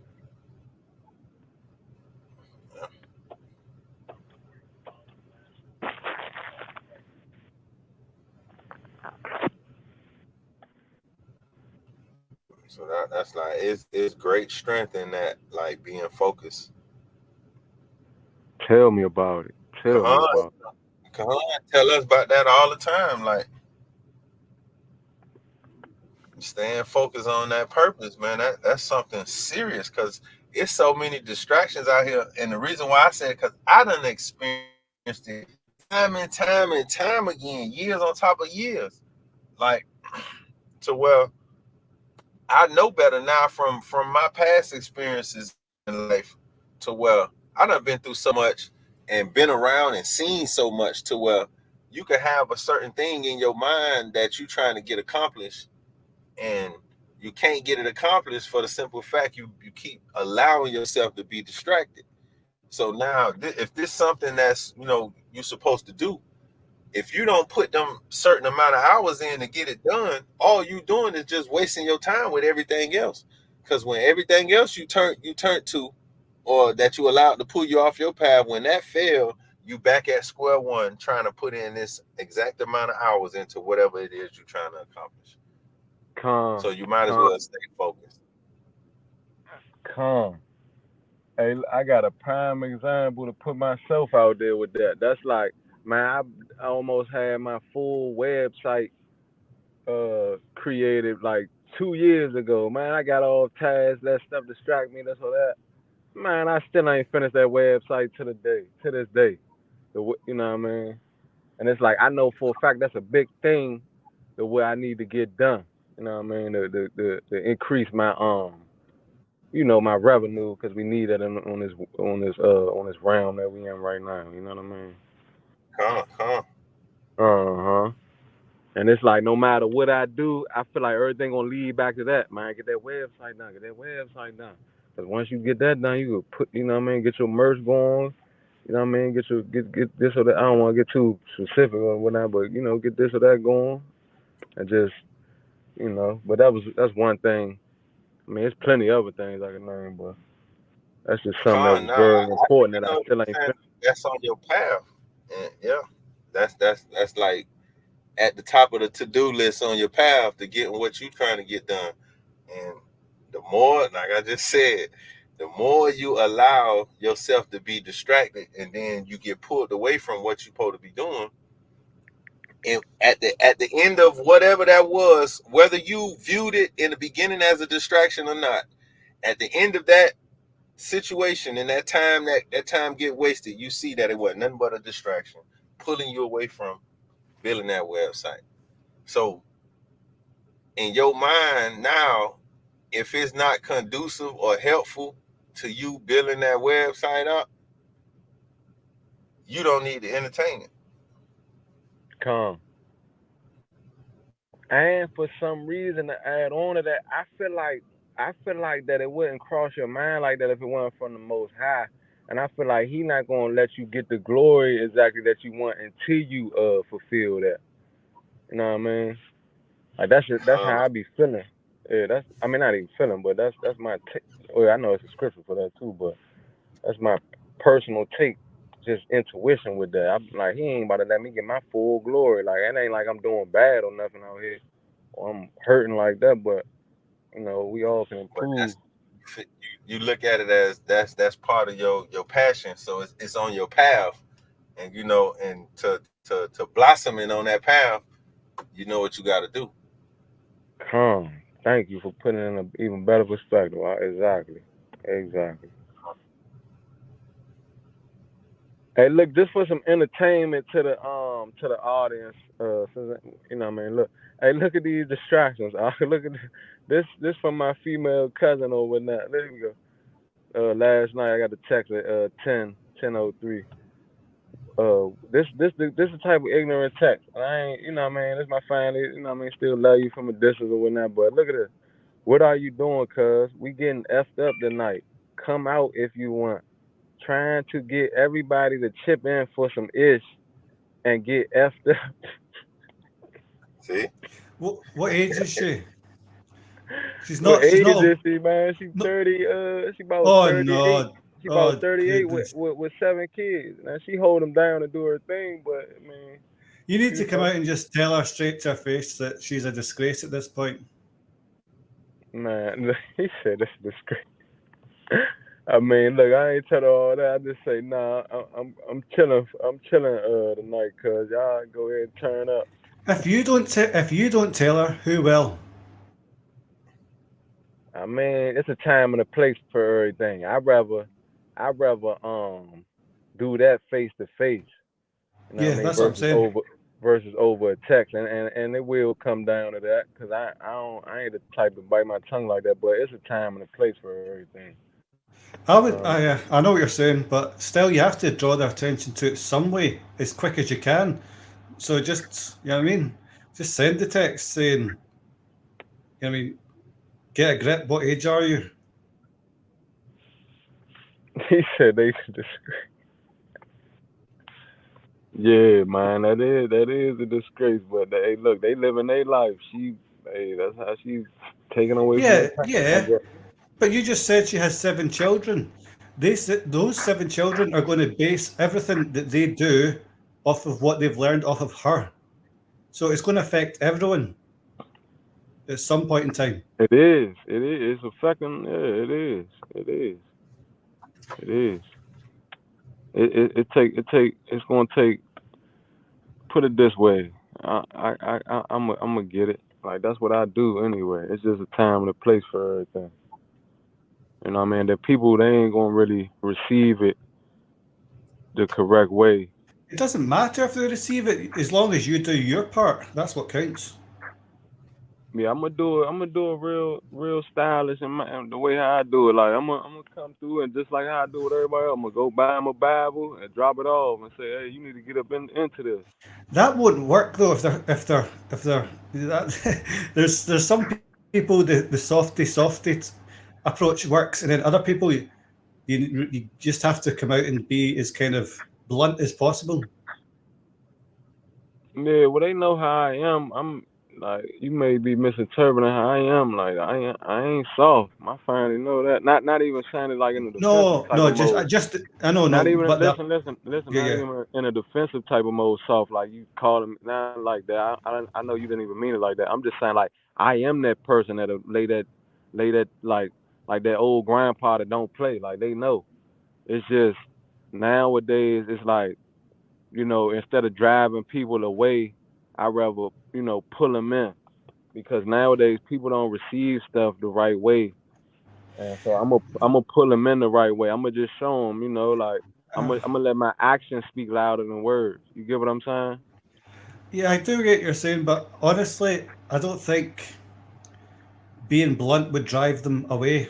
They're not interested. They're not interested. The only thing that's going to work at this point, in my point of view, is some sort of shock to them, like you know what I mean. What I said, but everyone's approach is different.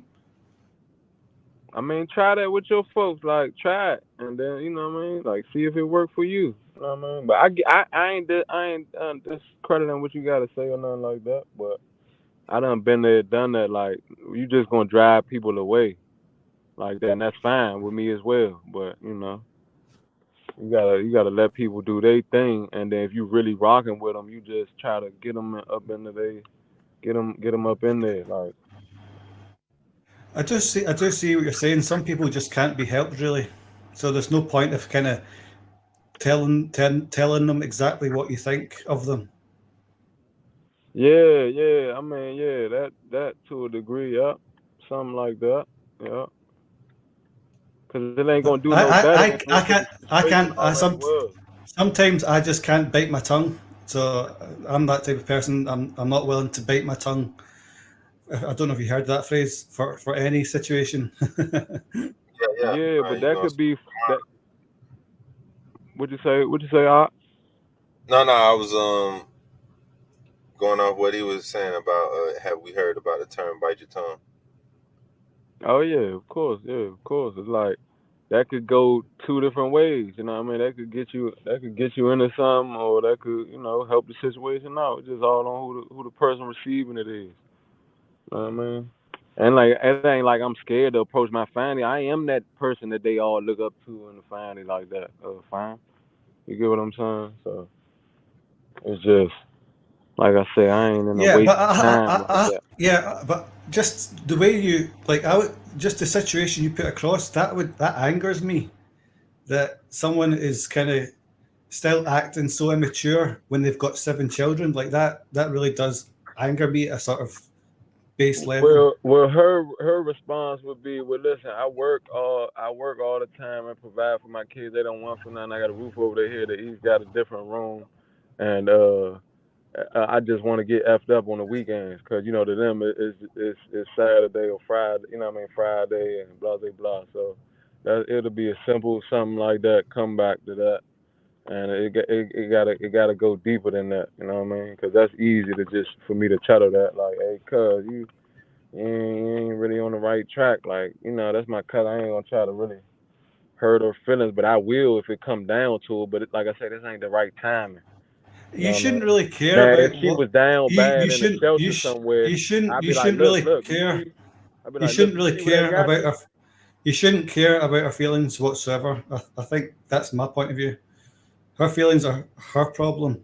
You've got to come out and tell her exactly what you think at all times. I know there's different approaches to things, and that's what you're saying. But for me, some things just anger me, and I'm not willing to kind of Yeah, well, I to. already motivated her to get to one level, and what I'm telling you, like, cuz, man, you look, man, you got these kids in the shelter, man. You ain't, man, what you doing? Like, man, what's going on, man? Y'all ain't you out here? Got But like listen, it's listen, like listen.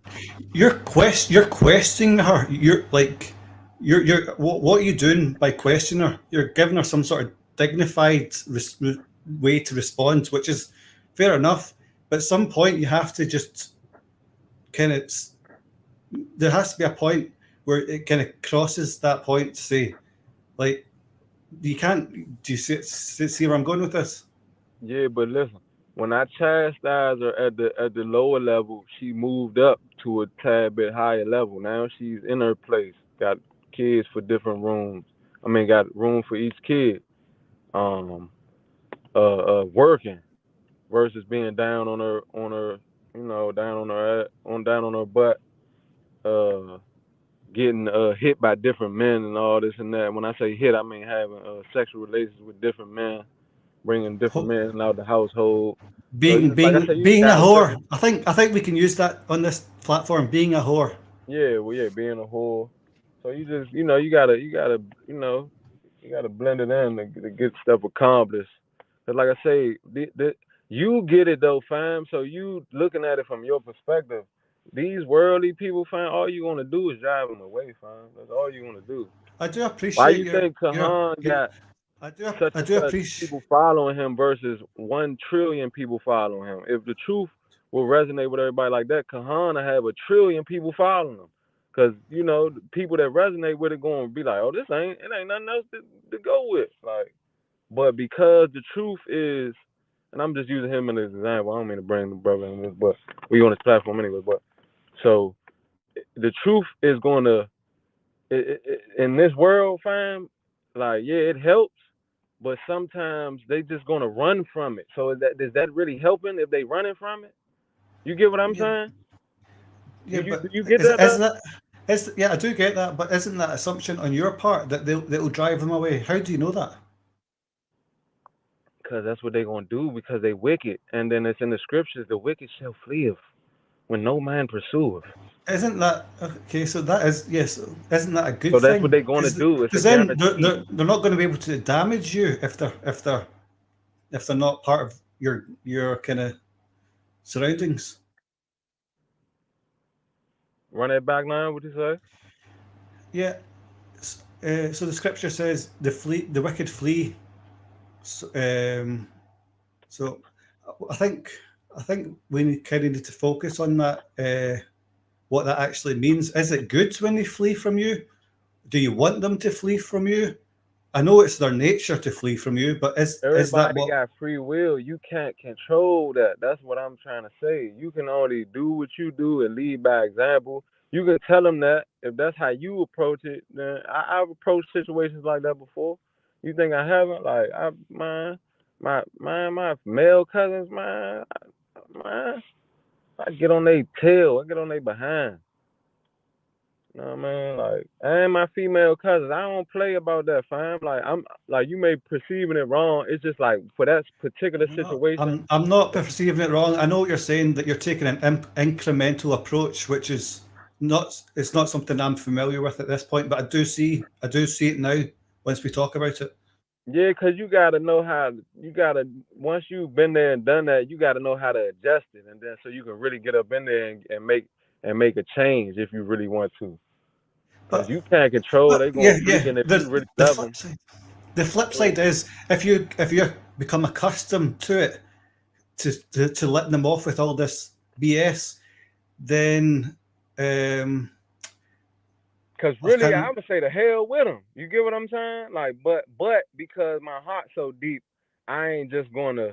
I'm gonna try to maneuver it a different type of way, and that may be to my downfall. But I certainly ain't about to just waste my time and just be harsh to them when the ones that can't even take it, cause all they gonna do is flee. I know what they gonna do, fam. It's already written. I know what they gonna do. I done already done it before. You know what I mean? They pew, I'm out of there. So now you can't even really get through to them how you need to, because now they, like looking at you as the villain, which who cares? But it's If like okay, so my now point you is, if can't get to them at all. You get what I'm saying? So you got to know how to adjust with it. You got to know how to my adjust with it. my my point is, if you let them continue to communicate with you, you're going to get used to that, used to not having an anger response. That's my point. If you let them stick around, you're going to get used to not having an angry response to this type of what they come out with. That's my point. No, I don't say that because patience is a virtue, and then is the test of time. Uh, what I mean, to supersede all of that. You just got, like I said, it's a time and a place for everything. Yeah, patience comes into it when you think that they can come round. Do you think when she's reached 38 that she can come round? Really? Run that back now. What you say? Yeah, patience comes into it when you think the person can come round, but she's just proven herself that she's 38. She's not going to come round. Hey, look. So that's well, like I say, It's really like almost like I ain't even really trying to just. I already did it. I already did it before. So it's like, all right, if you made a transition, you got much better than when I scorned you when you was in the shelter. You know what I mean? So I'm a just, I'm a like now all you doing is on your. I mean, you know how many people do that? We just even the dude. They say the dude that was on the call, he like to drink. So people gonna do their stuff in different ways. People gonna do their thing and hide their pain or really. If she had everything together, she wouldn't be having to work so hard to stress herself out. She it's at the point of no return. So it's like, what's the point of wasting my time? Like, you really need to really need to just be with your baby father. But then guess what? You got 7 kids by and it all ain't by the same father at the end of the day. So it's like it's hard to navigate that because it's like. It's like I can't just tell her, hey, you stick with your baby father because it's like, which one? You know what I mean? And he needs to be the provider because and that ain't the reality that's going on right now. So it's like I just let her, at least do best by the kids. I'm more thinking about the youth than her. So the kids is good. They got a room for they she ain't letting them per se just do what she do. You know what I mean? She ain't letting them go out and do what she do and all that. And Yeah, they will see they have seen and will see things, and that's why ain't nothing perfect. You know what I mean? But and I ain't using that as an excuse at all. I'm just saying like that's why I'm not really getting involved because it's almost at the point of no return. It's like as long as you look, you're doing much better than you was. You in the shelter. Hey, look. I mean, you was in the shelter. Now you got a house and rooms for each one of your kids. Hey, look. Hey, you know what I mean? Like I ain't gonna jump on your case because you know what I mean. You'd be like, dang, well, cuz you was just telling me I need to get out of the shelter and get myself to work and do this and do that so I can provide for the kids and do much better. Wake yeah, up and this and that. So it's like, what more can I say? It's like now I'm gonna get mad at you for doing what I told you to do. You get what I'm saying? It's all messed up, man. It's all screwed up. It's all out of order. no, it does. It does make it worth it. Now you've brought that up, that you do you do see the results, and the results are not necessarily for her. It's for the people that are closest to her, the people she brought into the world. So that puts a completely different light on it. Mm-hmm. Mm-hmm. Cause So I yeah, I told you, got a man, they had heart, but I'm like hell with them. that's what I told you. You broke up. Ak, what'd you say?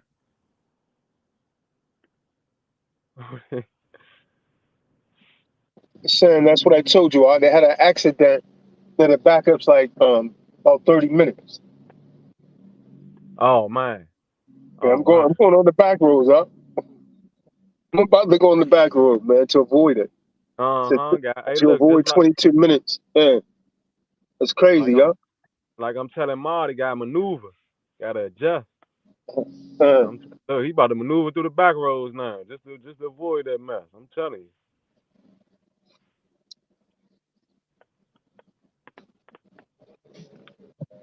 Safe travels though, cause I know it's rain. Is it raining yet out there? Oh yeah, he in South sun's Carolina. back out. Sun's back out. Oh man, okay, okay.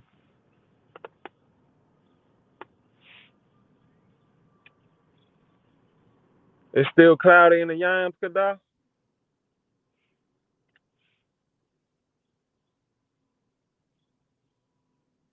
Oh, he probably not by his mic. And where you at anyway, Marty? You say you in I think I heard before you in Scotland or where? Yeah, correct. Scotland, okay.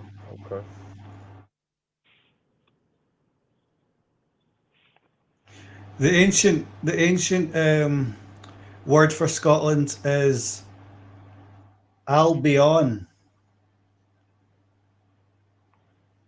That might have been my service. Now you went out for a second. You say the Yeah, ancient word for Scotland is what now?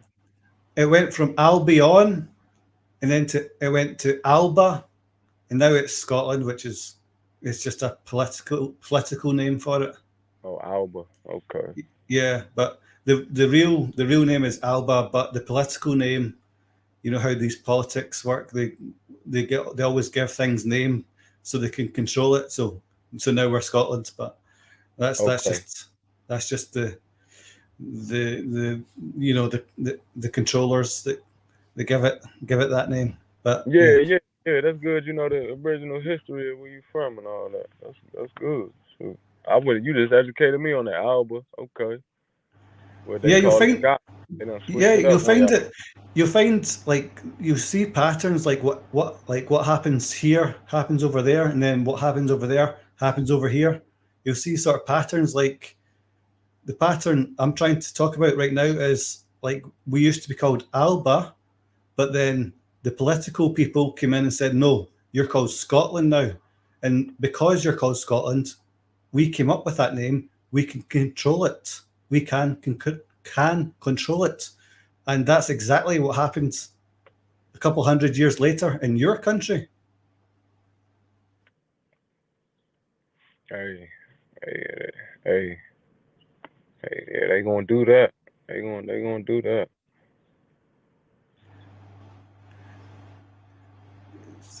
They gonna make it his story. Sure. Right. Once they give it their name, then it's their property and they control it. It happened hundreds of years ago in Scotland, and it happens like not so far back in America. The exact same thing happened again, and it's still in effect today. Hey, what the weather looking like out that way? What is it like majority of the time, and then what is it like today? It's pretty grim most of the time, but when the summers come out, it's quite spectacular, I would say. It's real sunny out there during the summertime. Yeah, it's very brief.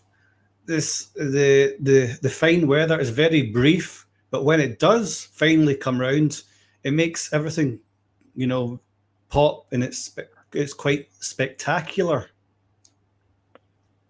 And what is it? A lot of in your particular area, it's a lot of woods, or you in a big city somewhere out there? No, I'm just kind of how would you say? I'm at the very edge of town. Very edge of town. Okay. I'm at the furthest edge of town or city, as you put it. Okay. But I like the countryside. I was kind of born in the countryside. I don't know if you use that term, countryside. Do you? Yeah, that's what I meant by like a bunch of woods or whatnot. Like that's what I meant for the most part. Like, yeah. Yeah, that's what you would say that you in right now, a countryside. No, I was just where you from. I was born in the countryside, but you know how everything always expands and expands and expands. So even you might be in the countryside 1 year, and then a couple of years down the line, you're not. That's how it works. So, okay. But being around people, I've found is very problematic in the modern day. So I've got my sights firmly set on kind of having my own land and for miles sort of thing. Do you know what I mean? Yeah, no doubt.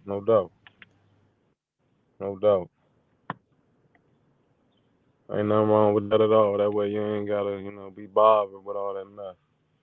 Yeah, because it really does drag you down. And I've just learned recently that stress, like if you're in a stressful environment, any sort of anything, like see the way your body works, it kind of interprets stress on a sort of very acute level. So you might not feel like you're being stressed out, but on a physiological and a psychological level, you are. Does that make sense? Oh, that makes perfect sense. I understand what you're saying. Trust me. Trust me. Yeah. That's facts.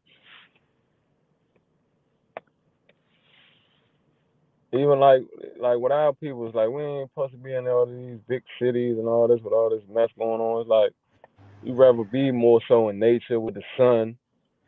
You know Yeah, what I mean? Nice old oxygen around you, H2O and all of that. And you wouldn't even have a lot of people that's ill if that was the real case. You know what I mean? If that was the actual case, you wouldn't I have was people that's ill. I was You would thinking have the about oxygen that the body need, and you would have everything else that the body needs.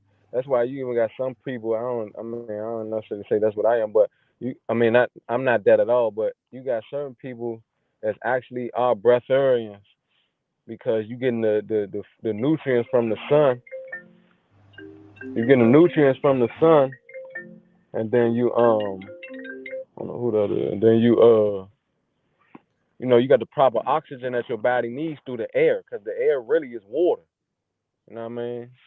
Just vibrating at a much yes, faster pace. That's why when it get humid, that's why they turn into that liquid. You know what I mean? yeah. Health is one of my big areas of study as well, so I completely understand that. And Mm. it's funny that you brought up like not being in the countryside will kind of make you sick, because I thought that exact thing. I think it was yesterday, basically. I was thinking about that exact thing. Oh, you better believe it. Whatever you going through, you could just go 30 days and eat you some nice. So I mean, that's all depending on your genetic makeup, but eat you some nice old fruits and over anybody, to be honest, even if whatever culture you from, like eat you some nice old fruits and vegetables and get you some nice H2O up in your system and be living on an island somewhere. And it's pretty much guaranteed, and you stress free, ain't worried about no bills or worry about all of this mess. Man, you're gonna be in the maximum health that you ever been there. Give it about 60 days or 30 days, whatever you was going through, all that stuff gonna change. I mean, but they designed this like that though, fam, man, and I'm sure you probably understand that. They designed it like that, so they gonna Yeah, keep us but sick, keep us it stressed out. bears it definitely bears repeating, even if you know it. It bears repeating because you just you get accustomed to what your surroundings are. So it's always good to kind of just remind yourself, or you know what I mean, have someone remind you of, like, some things are by design to kind of to bring about this sort of discordance within, like, city dwellers. Facts, facts.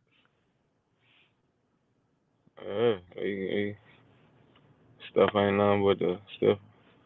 Stuff And really ain't devil. do you, yeah, do you know what kind, like, I just thought what that brought to mind? Like, do you know how, like, everything used to be cobblestones, didn't they? Like the walkways, the pathways, the roadways, they all used to be they're always cobblestone, and now it's all tarmacked over. And I know tarmac and whatnot is a good material to use, a modern material, but like, uh, like I Nah, I like get to, what you're saying. I get what you're saying. yeah, It was more natural. You know what I mean? And yeah, I even like, the rocks that used to be yeah, yeah, yeah, that yeah. the roads, like how you saying, like you could ground yourself. Because I mean, it's, yeah, it's stone. That put it stone this has way, that. fam. Put it this Yeah, way. That even go down to what you got on your feet right now. I don't know exactly what you got on feet. Maybe you barefoot, maybe not. But you got the rubber soles on. That's keeping you from the earth at the end of the day, in which you need them electric magnetic pulses coming up inside your body to get rid of all this mess that you really toxin and stuff that you really putting in your body unknowingly throughout the day. So they get us away from everything. So you gotta understand, it's even that. It's just that deep. But like I say, you may know this, maybe not, but it's just that deep from what we got on our feet right now. I got some old shoes on right now with all the soles of them. They made of rubber. So what don't conduct any electricity? Rubber don't conduct no electricity. So if your body is electric, then you're gonna need electric flowing into your body, but you can't get that with the rubber blocking it because now the average person, you thinking that that's strange to be barefoot, especially in these big cities or whatnot. But the country people got it right when they walking barefoot and all that. And the people on islands, man, you want to walk as barefoot as possible. That's called grounding, and that's bringing them electric pulses into your body that the body needs. I was reflecting on this exact topic yesterday myself, um, because I study health quite a lot, and sometimes like these things like revelations, just sort of epiphanies, just come to you, and you think, like, what sort of effect is that having? Like all these little changes that the modern world has, all these things add up, and they all kind of drive towards a certain outcome. Yeah, they gonna get you one way or another. They going down. This is oblivious to the masses. I mean, this may be common to what we talking about with the masses. They don't understand nothing like that. I mean, it's starting to get more common nowadays with the internet and stuff. But even that, ain't like nobody listening or paying attention. No, because you really have to study like this sort of understanding of things, and a lot of people are too busy to study anything. Yeah, they too busy because they on the plantation, and then they got the constant bills coming in, so they gotta, So it's just they gonna get you one way or another. They gonna get you one way or another. That's why you gotta be focused, and you gotta have some goals to reach and get to that can get you up out of this madness. If you want to be up out of this madness, that's why I don't be understanding people. Yeah, vacation cool and all, but it's like it's just a facade because you coming right back to the same mess. Like I rather work hard, and I don't even mean it that way because you ain't supposed to stretch your body out and work too hard. But I rather work towards making the rest of my life a vacation versus just trying to go on a vacation just to come back to the same mess, and then you probably be more stressed out than you is before you left. Cause you for real, you like, damn, I was just on this vacation, now I'm back here. Like that's really playing people's psyche, and they don't understand that. In Yes, all reality, that is the modern sickness is this idea of not living a wholesome life. I can't remember what my exact point was, but like they think I work and then I don't work, a vacation and then I don't vacation. That like that's a modern concept, and I think it kind of fractures the psychology of the person into sort of black and white way of thinking, like a binary thing, and they they living kind of off lose of touch with dopamine. reality. My bad, Yes, cut yes, you and then off. they lose touch with reality, and then they strive for, like you say, the little joys, the little impulses, whatever can kind of stimulate them because they're so dulled down. Mm-hmm. Yeah. Mm-hmm. Yeah. And people think they doing it when they living like that. I'm telling you, they think they living the life when they living like that sometimes. But Daggone food. they've got the modern mindset of, well, I'm entitled to get wrecked on the weekend. I'm entitled to get go crazy on my vacations. That's that modern mindset, and it's really pervasive nowadays. But what it signifies is a broken psyche, like a fraction sort of a binary black and white way of thinking. Well, I'm not on holiday. Sorry, I'm not on work, so therefore I get to get shit faced, And it's sort of, do you see my point? It's sort of binary, black and white. It's not a wholesome way of having your psyche, and I see that a lot. Yeah, that's facts, man. I ain't got nothing against that. That's gigantic facts. Gigantic facts right there. And that's a big problem. But, you know, people they gonna be sheep, man, and they gonna be the sheep, and they gonna go with the 90, whatever you want to call it, 90%, 95, 98, whatever you want to call it, they gonna go along with that, and they will be slaughtered, whether it's mentally or physically or whatever. Trust and believe, it ain't gonna turn out good. It's going to turn to mush. Yeah. Yeah.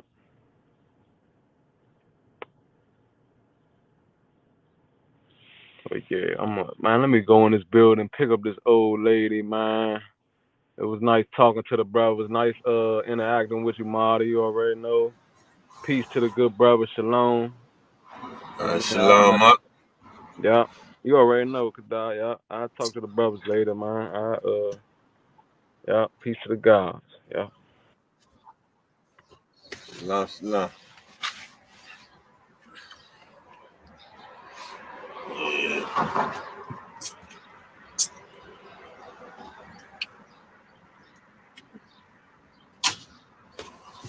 Marty, yeah. Yeah, that was a good call. What you say, Marty? That was a good call, wasn't it? Tom.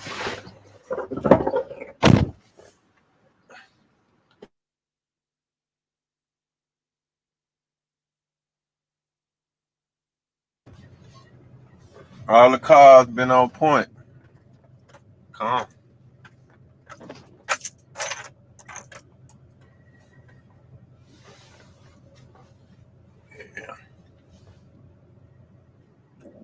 Put the link Back on the in. interstate now, Julio. Julio logged off, huh? Oh, damn. All right. He We're just making a good logged point. off, too. Let's shut this down. Calm. All right, shalom. Shabbat shalom. That's about so much.